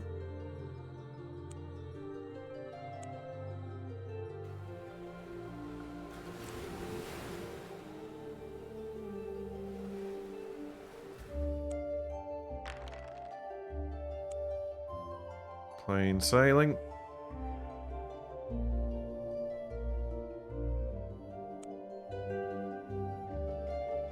Put into Kunrir. 180, 950.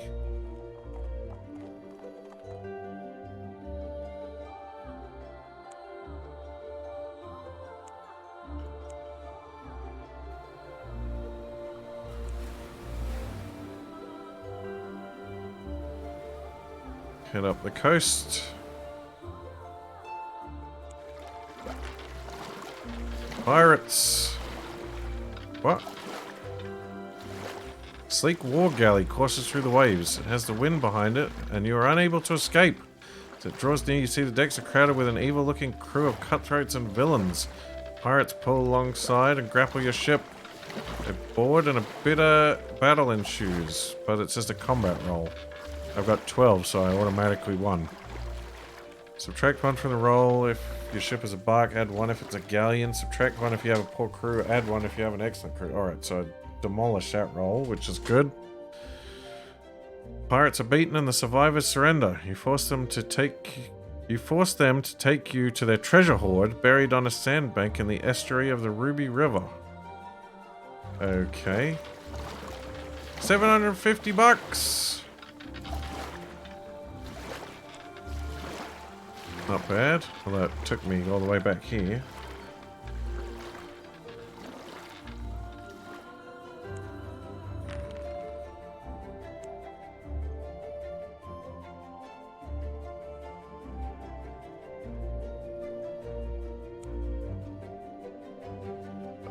Did it? I already put it into Kunrir, didn't I? Yeah.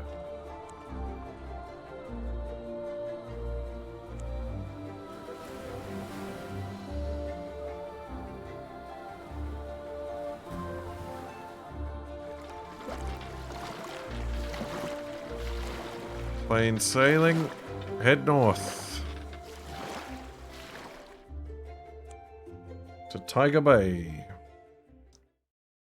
which is spelt a couple of different ways. Okay, put into Tiger Bay. Now, there's a shipwreck here. Take whatever cargo you can fit on board your ship. You fetch some of your crew and take whatever cargo you can. I think metals are worth the most. Board some metals on your ship.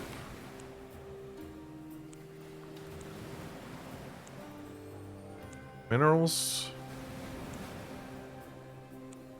And timber.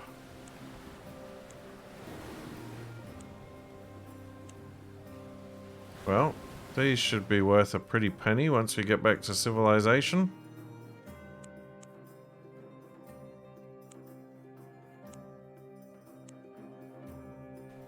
Should be a good bit of money.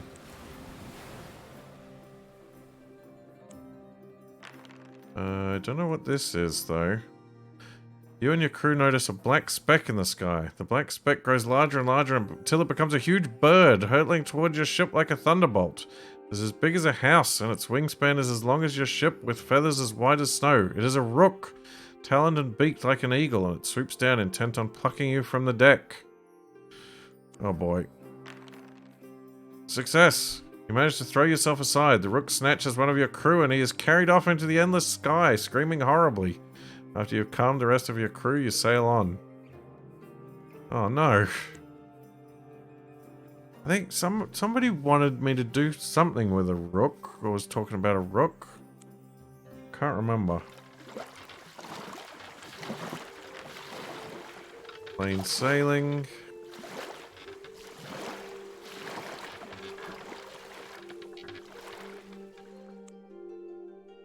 Okay, so we can sell the metals for $635, the crystals for $350, the timber for $200. I might be able to get better prices somewhere else, but I'm not sure.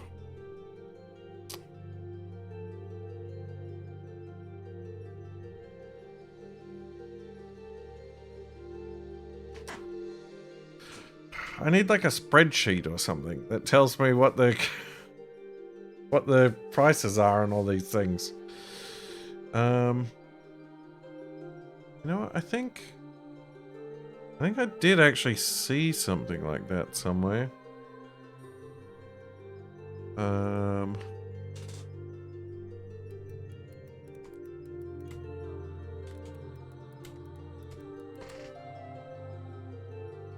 Take screenshots.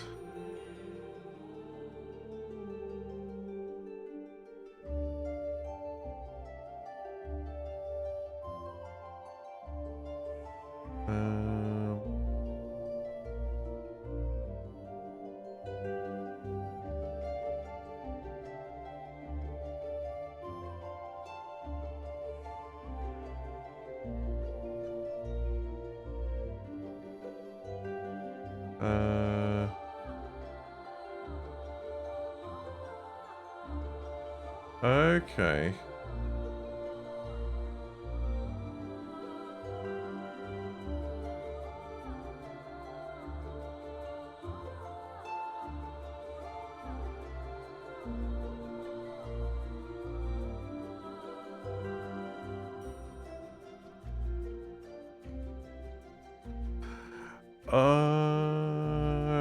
Okay. There's a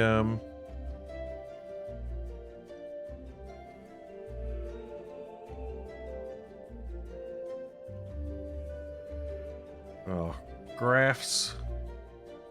Oh, I hate graphs. I'm just gonna sell it all here.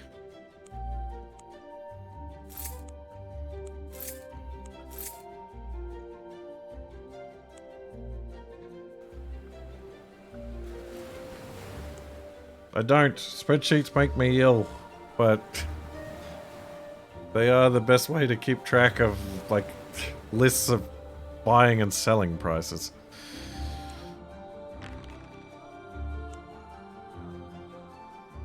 Okay, we will... Right, we're headed back up north.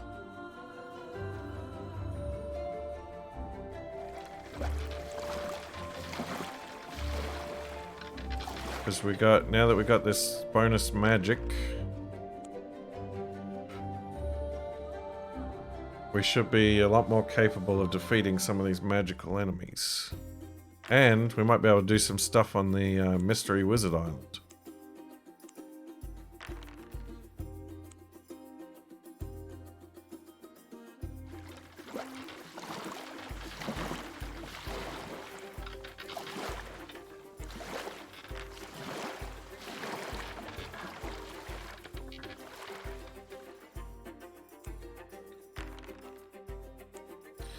Oh, so many storms.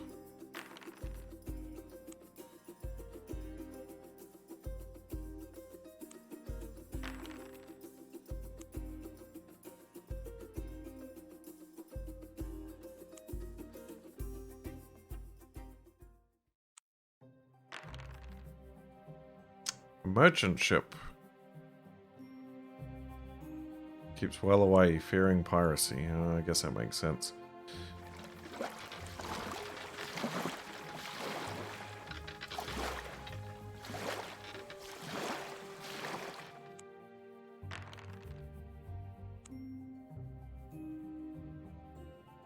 Sail to the north.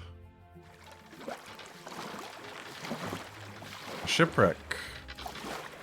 Lookout spots a ship. Its back broken on some rocks near the shore. Uh-oh. You and your crew clamber aboard the wreck. You find some dead sailors. Their bodies are curiously bloated. You know what the strange swelling on the dead bodies mean. They've been injected with the eggs of the Kurlk. Hideous lobster-like beings of the deep. Soon the eggs will hatch and the young will feed on the bodies of the sailors. You also know that the adults never stray far from their eggs, and you warn the men that the killer Kurlk are nearby. Your warning is timely. Several horrific-looking creatures surge out of the waters. Oh boy. Bad news. Bad news, lobstrosities. Broken glass. Slows movement. Okay.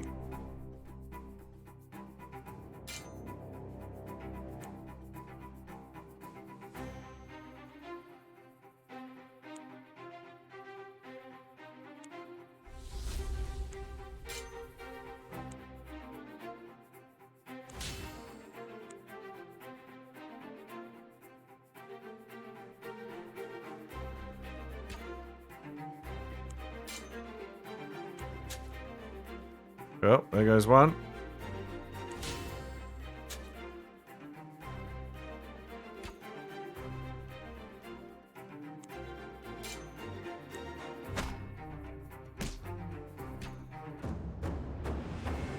Aha, take that, lobstrosities.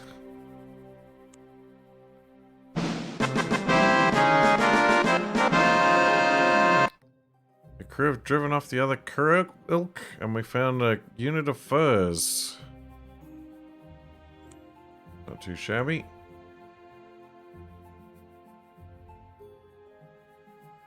Sail on.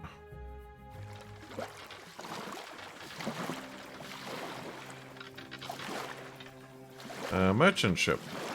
Merchant ship is headed towards you. A large galleon called the Sea Centaur. First mate says, that's the ship of Avar Hordeth. He's from Matricians, but he has a villa in Yaramura. He's one of the richest merchants around. His treasure room is said to be awash in gold and jewels. Okay.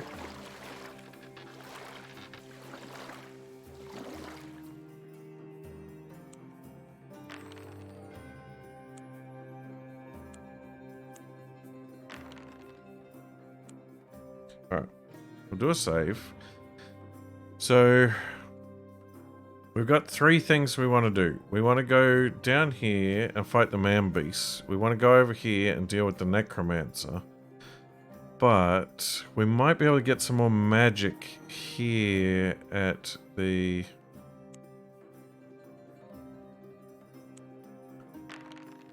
Magic City now that we're magic strong. Press on, enter the city. Do another save. What was... Oh, he wants us to go find something out in the steppes. Oh, we might want to try to do that. 2.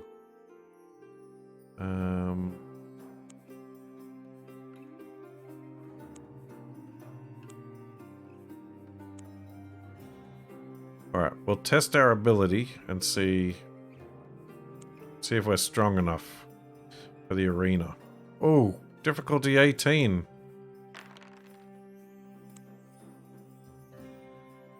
No, not strong enough. Gotta pay $50 each time. Alright. We have to make our way to land.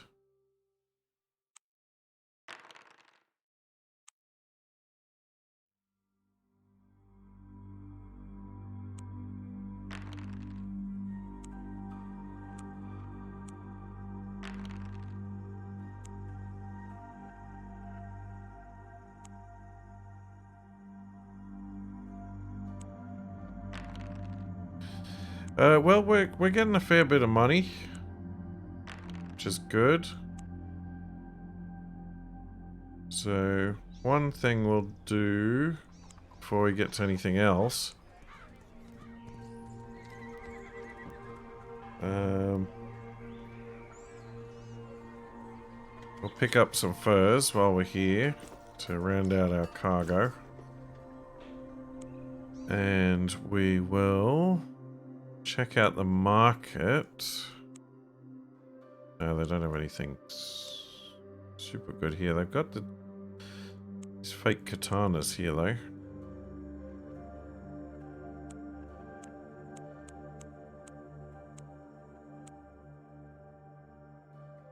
Okay, we've got a couple of magic potions.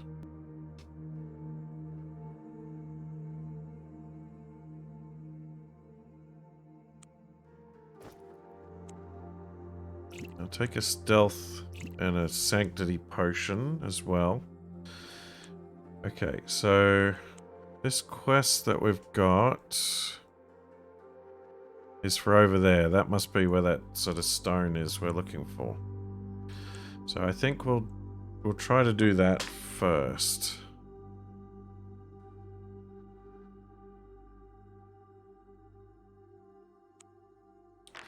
Head across the steps.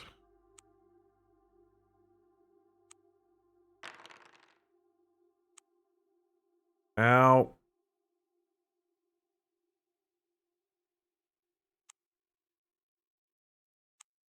Alright, we go back to town. We heal back up.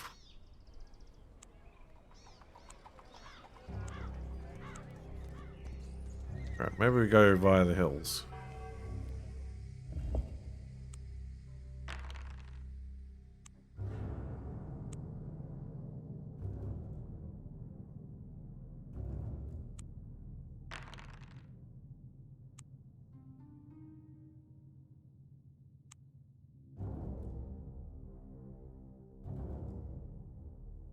We do need to explore some of these areas. We haven't really looked at those yet. The weird bull creatures. We've met those before. Okay, last time we went to the shaman. This time let's talk to the chief. Find him tending to the riding beasts. These are finitri, which means cousins in our tongue. We get fur to make rope, hide for our tents, bones for our bows, and meat for our bellies.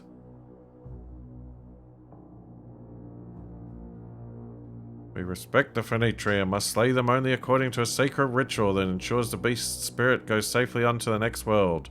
According to our myths, the first finitri and the first man were brothers. Some effort you stifle a yawn.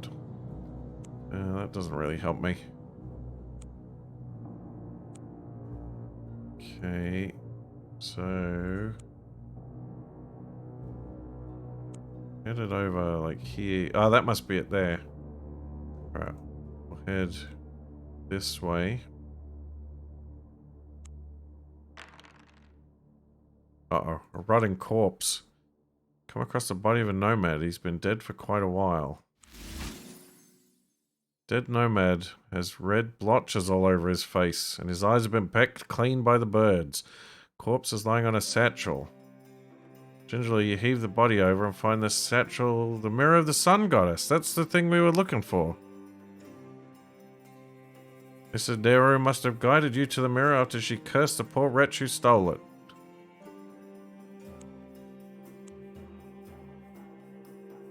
Okay, well that's promising.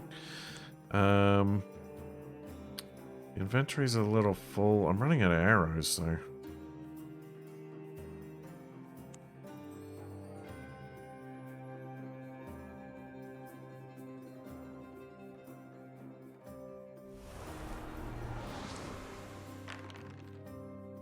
Uh-oh, running footsteps.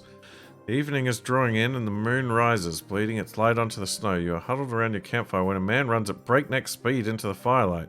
He's a nomad of the steppes with a pale wan complexion.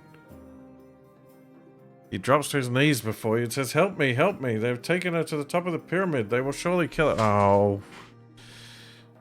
Oh boy. Well, guess we gotta help him. A man whose name is Sagano leads you north to the Pyramid of Zynock. At the top of the pyramid, the light from several burning torches casts a greenish glow. 5 robed and hooded men stand around a woman who is stretched out on the flat top of the pyramid. Hooded figures chant ominously, and one wields a long silver-tipped javelin. The woman is manacled with silver chains, and she wrestles and twists against her bonds, screaming and cursing in a most unladylike manner. You and Sagano race up the steps carved into the side of the pyramid and confront them. Hold, you shout. I will not let you fiends butcher an innocent woman. Captive stops struggling and looks at you with hope-filled eyes that are as green as emeralds. Her hair is as white as snow, although she cannot be much more than 16 years old. Skin is pale like the moon. She is quite beautiful. The man with the javelin throws back his hood, revealing the wind-ravaged face of an old nomad shaman. You stupid outlander, he bellows. Innocent? She is the Rusban, the vampire witch. Many of the babes of our tribe have been taken by her to feed her monstrous appetite and keep her young. Scano there is nothing but a slave, a dupe sworn to serve her. Lies, lies, shouts Scano. She is Rusban all right, but that's just her name, and she is my betrothed. These stinking necromancers want to sacrifice her to their dark god, because she has white hair and green eyes. Not so, counters the shaman. This ritual is the only way to destroy the Rusban, a silver spear on the ground consecrated to the old gods.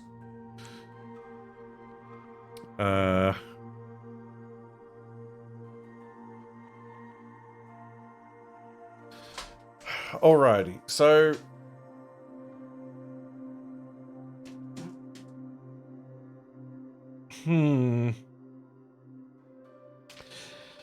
if she is a witch, I need a witch's hand, so I might be able to get her hand to give to that dude.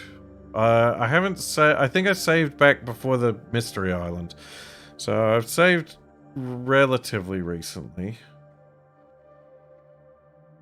And Zagano does sound like a bit of a weird vampire name. You know what? I'm gonna believe the shamans. Zagano is quickly subdued. The woman begins to scream with rage and her eyes blaze with supernatural energy. Well, don't look in her eyes, warns the old shaman, but it's too late. One of them has glanced at her. She sucks the soul out of him and he collapses, a withered husk of a man. After a short ritual, the chief shaman runs her through the heart with a silver javelin. Her body quickly begins to shrivel. A column of fetid black smoke rises from the corpse into the moonlit sky and then fades away with a wail of despair. You're rewarded for helping to rid the world of an ancient evil. You gain 1 sanctity. Afterwards, the shaman cuts off her hands. Without her hands, the Rusban will be unable to open the gates of the underworld and return to the land of the living. Aha! A witch's hand. Continue on my way. Alright. Now I'm going to save. That worked out well. My inventory's getting quite full with stuff that I got to take back to town. But we want to go check out this stone here for the wizards.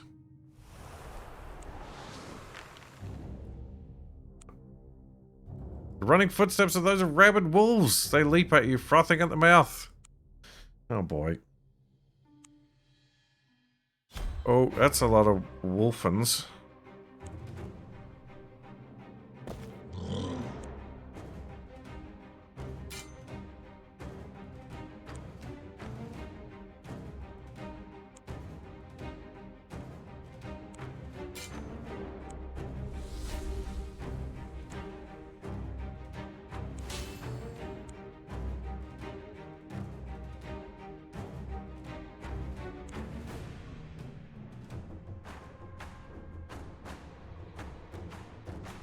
Oh, yeah, I'm running out of...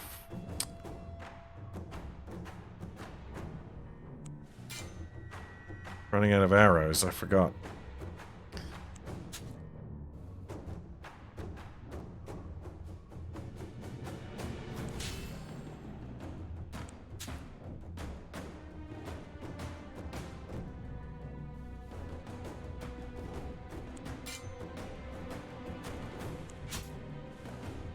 There we go, one down to the traps.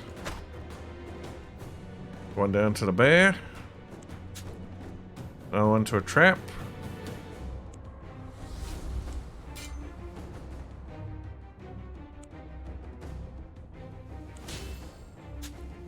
Another one to a trap.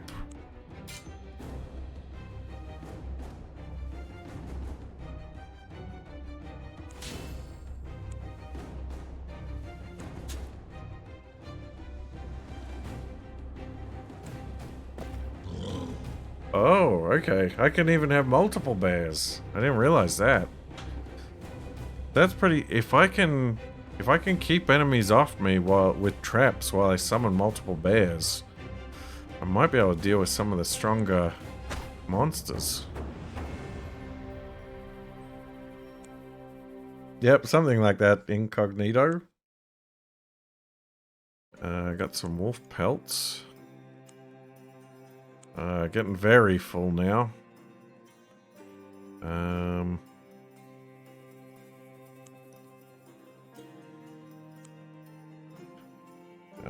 Do another save in case things go horribly wrong over here. Alright, we want the Ring of Stones. Beguiling Flute doesn't fill me with confidence. I don't think I want to go south from here.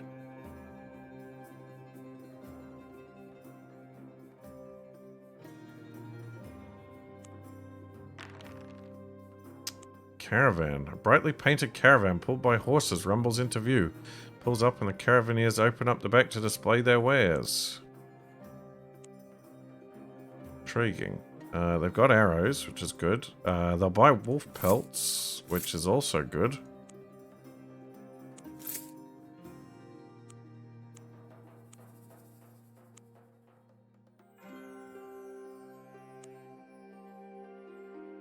I'm sure I'm going to need some of this selenium ore for something.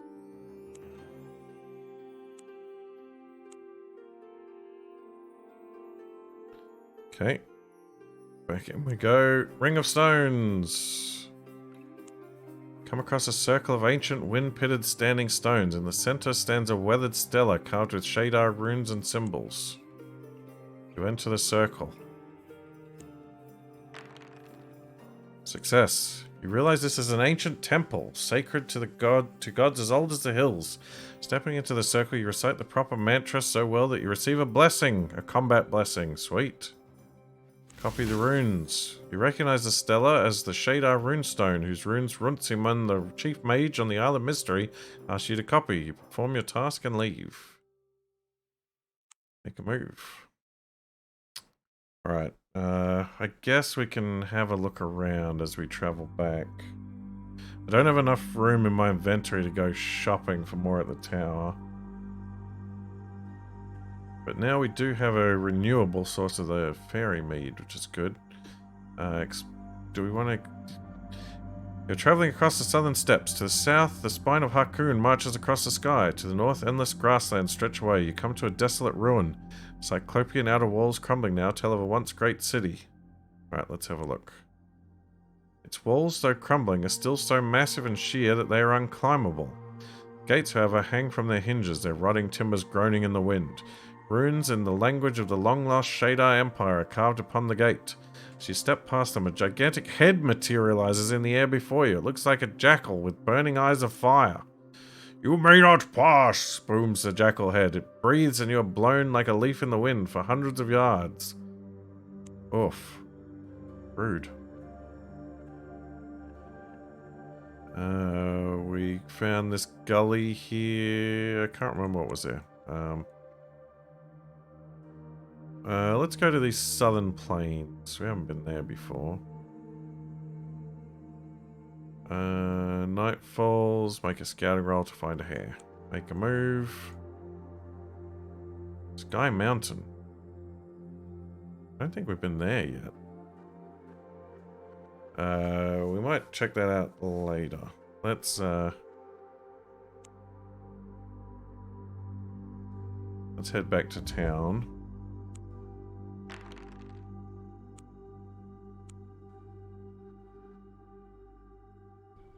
Alright, so first we go to the temple, speak to the high priestess, and give her the mirror. 150 bucks, plus 1 sanctity. Afterwards you let... Oh, hold on. Plus 1 What is our sanctity up to now? Our sanctity's 8, so I think we might be immune to the necrotic disease of the zombies. This is good news. Also, we need to go to the Tower of Bakan, but we don't have the stuff yet, because I don't have the parrot fungus. Alright. Go back. Tower of Bakan. Pass the witch's hand and the parrot fungus to Bakan. He hisses in delight and shuffles out of the room. Some hours later, a woman with ice blue eyes and long black hair, serene and beautiful, walks in. I am Bakan, she says in a voice like honey. I cannot thank you enough. Bring me some selenium ore, and I will fashion you a gift as a token of my gratitude. Oh, I knew I needed the selenium ore.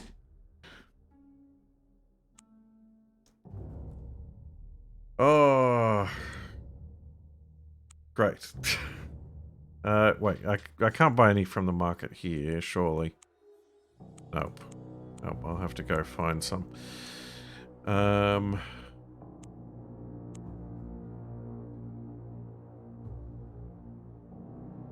Right. We want to go over to the wizards.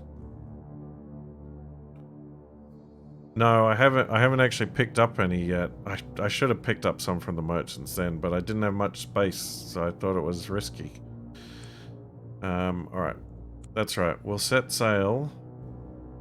Go back to the Magic Island and turn in this quest to the Wizardman. Runciman.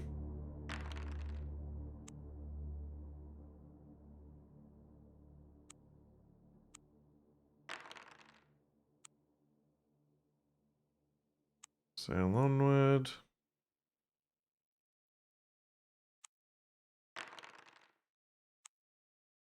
Head to the Mystery Isle. Persuade the crew to follow.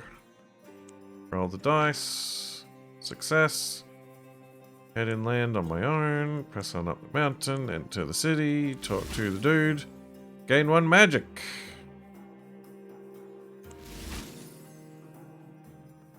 So now our magic's up to 10. Let's save it. Visit the arena.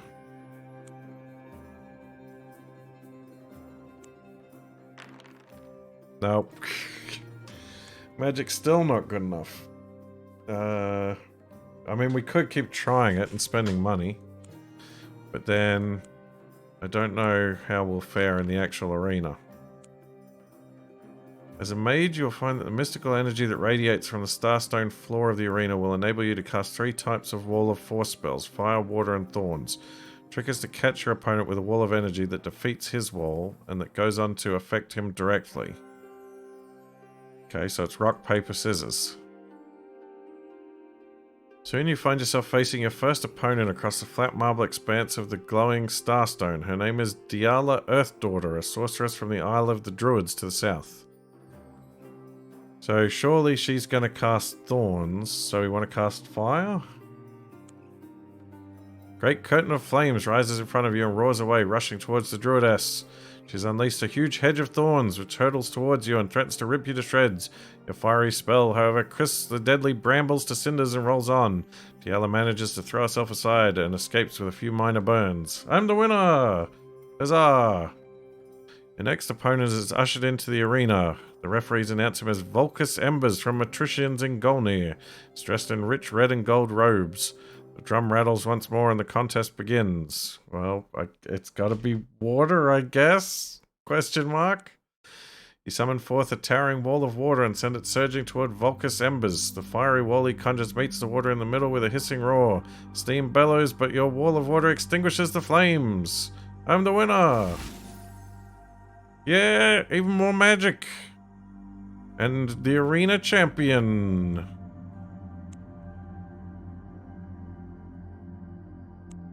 Nice. We need some stamina. I did listen to rumors here, right? Oh yeah, that guy told me about the rebirth password.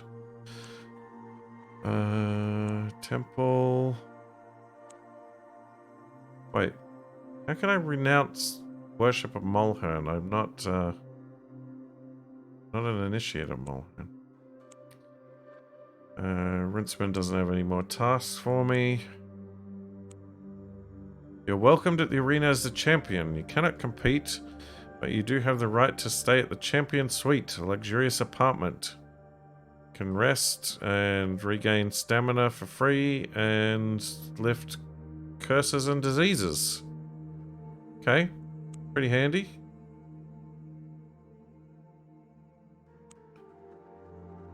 Leave the city on foot. Alright, well, now that we're a famous magic man of great power and ability...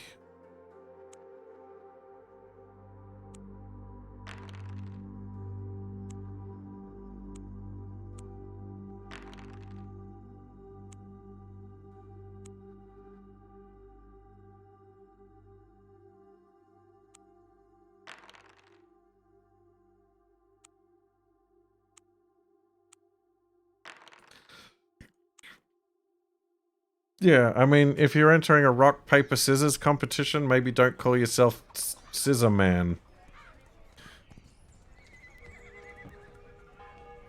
Okay. We want to grab our man beast helmet. We'll take a couple of the potions just in case. Got arrows. We'll do a save. We will head down this way.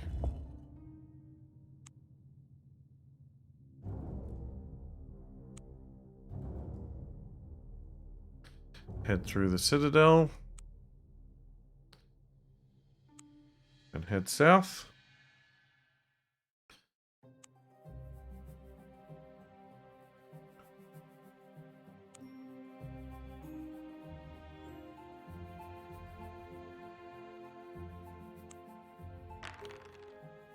Get in a fight with drunken soldiers. Great. Just what I need.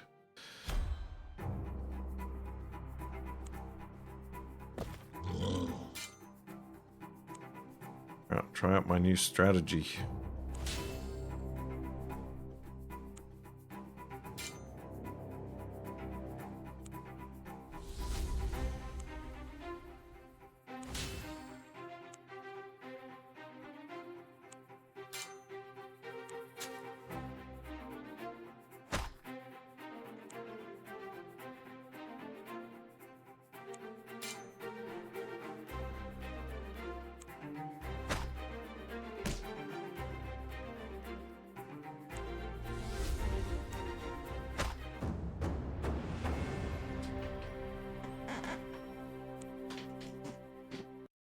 I didn't realize how strong traps and bears could be.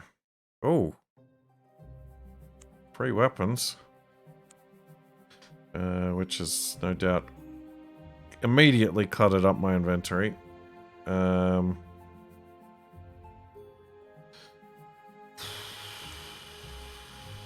Alright, I'm gonna have to head down to Karen Baru and drop off some more stuff.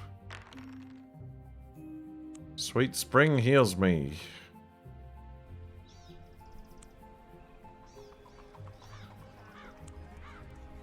Head to the market, ditch some aces.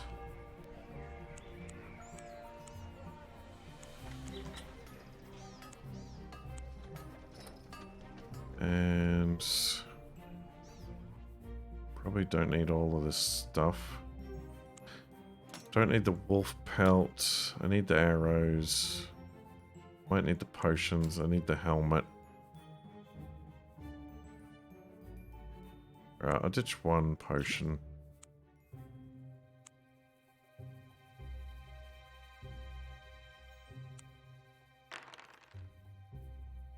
Find an item. Leather armor. You know what? You know what? Blam! Whole new page of storage. Get rid of that. Get some more arrows, maybe.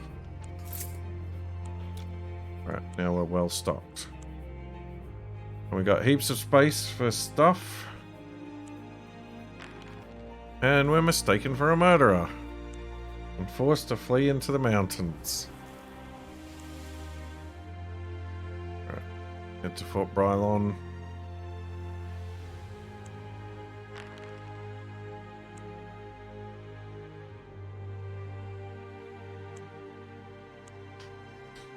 Alright. Here we go again. The battle for Narak begins. Put on the helmet.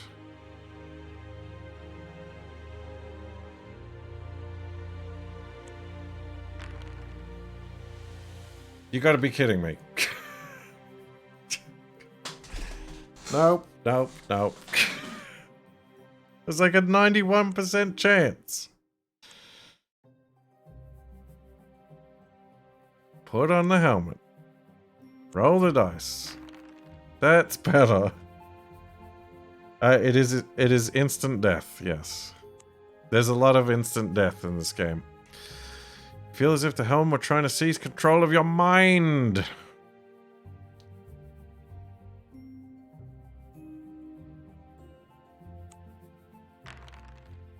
More than your base magic rating. Gain 1 magic permanently. Resisting the strange enchantment helps you advance in your abilities in the arcane arts. Okay. Things are looking good. Looking through the eye holes of the helm, you see that the man beasts are ignoring you. Plainly, they are too stupid to realize you are not one of them. The tall hill turns out to be the lair of the man beasts. It is honeycombed with caves, and you wander through them unmolested. Come to a large cavern. At the far end, about 20 people are locked up behind a steel portcullis. One of the prisoners has been strapped to a table, and a woman dressed in black and yellow silken robes is fastening a dog-shaped beast helmet over his head, oblivious to her victim's cries for mercy. As the helmet slides into place, he begins to shudder. To your disgust, his limbs contort and twist. Grey fur begins to sprout all over him. Soon he will become a mindless man-beast, his mind destroyed and his body enslaved. The woman, who is from Akatsurai, spots you. "You have not been processed," she says in surprise. "We'll see who gets processed here, she-devil," you reply through gritted teeth. She smiles evilly and takes up her long-bladed spear, spinning it about her body, a display of breathtaking martial skill. Fight! Ooh. Oof. Wow, she looks, troublesome. Can't reach with that. Put down a trap. A man-beast trap. Right, put down a mark on her. Put down another trap over here. Defend. Oh, she's got the range. That's not good. She doesn't have a lot of health, though.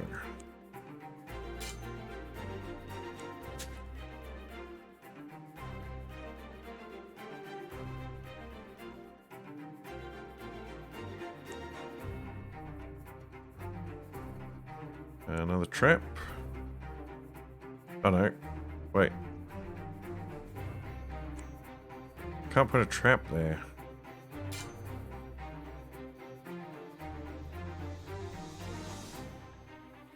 Swap to sword. Defend. Okay, my bear is trapped.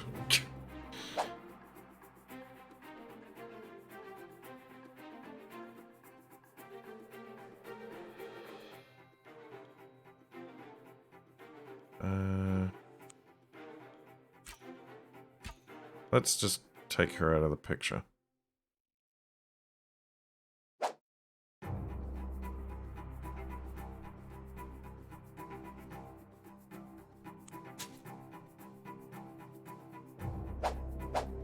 Oh, I forgot I need to disengage before I do that.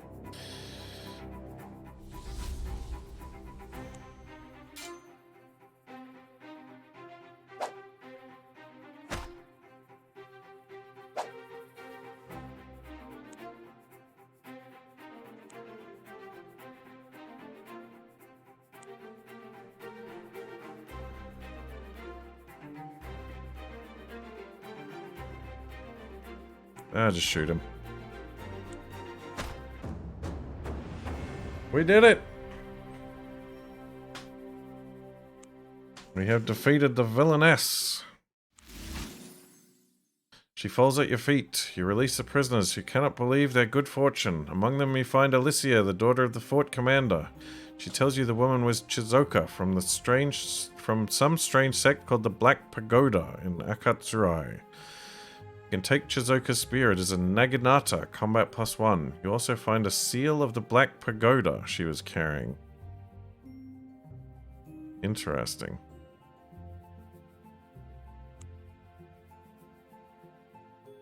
Now that Chizoka's dead, the rest of the man-beasts don't know what to do. They mill around aimlessly. You lead Alicia and the others to safety. They return to their homes and you take Alicia to Fort Esgard in Sakara.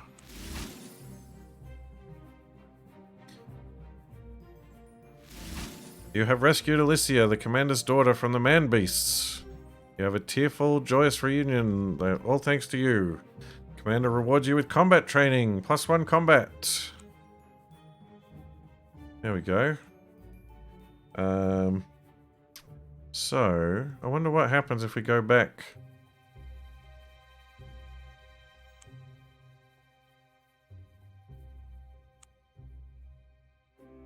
Are there monsters lurking about? The tall hill where the man-beasts had their lair is deserted. Since you killed Chizoka, their evil master, they have dwindled away.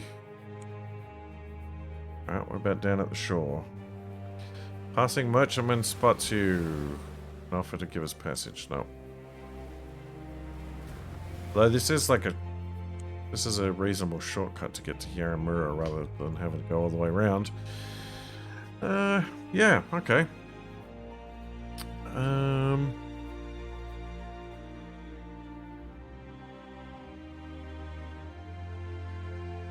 You know, I don't know why sometimes there's like just sparkles and sometimes there's sparkles with question marks. I think question marks might be if it's like a random... I think it has question marks if it's like if you roll the dice if for an event there, and it just sparkles if it's just a place you can go to that doesn't have a random option. We got this Naginata. It's not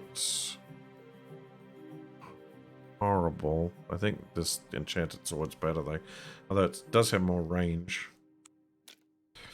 We got this beast helm still. Then we got this weird seal. Yeah, the spear has like a range of 2.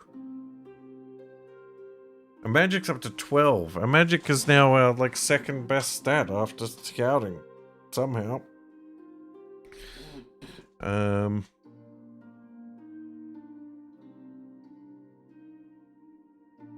Yeah, I think we got some good stuff going on. Have a look at our quests. We still got that one, but I'm not going to worry about that. We still got a dragon we need to deal with. That's going to be a bit of a pain. And we got to go listen for rumors. Find a scarab. And see if the Utaku can pose a threat to Ravine. We need to find some... Oh, okay. If we get him the selenium ore, he'll make us a selenium wand. But that's the one that I bought already, but I guess we can sell it for a decent amount.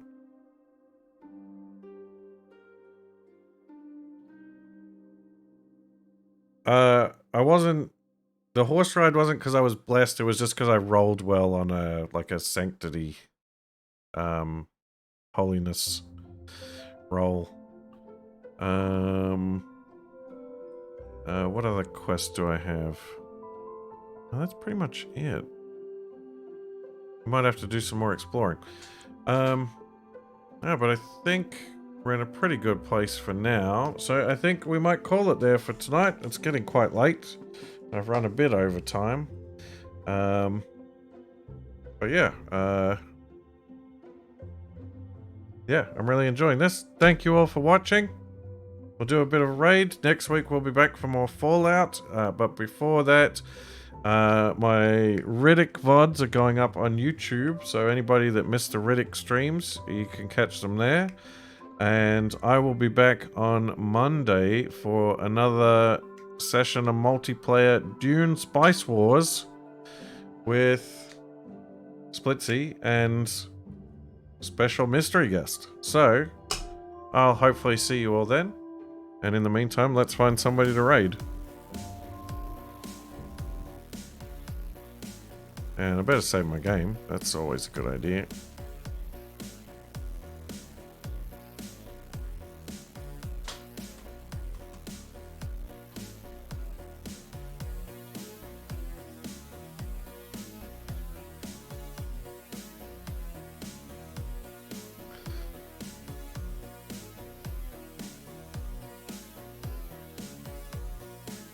Okie dokie. We've got...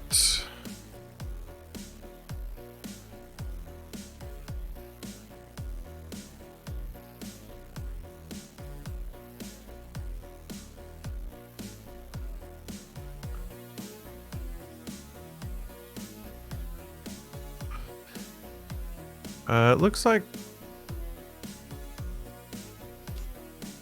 What? Looks like Wasted's playing Space Marine. Alright, I gotta check this out. It says it's modded. I'm interested to see what mods he's got. Let's go find out.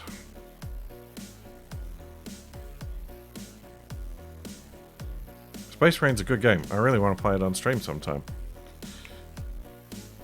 It's good fun.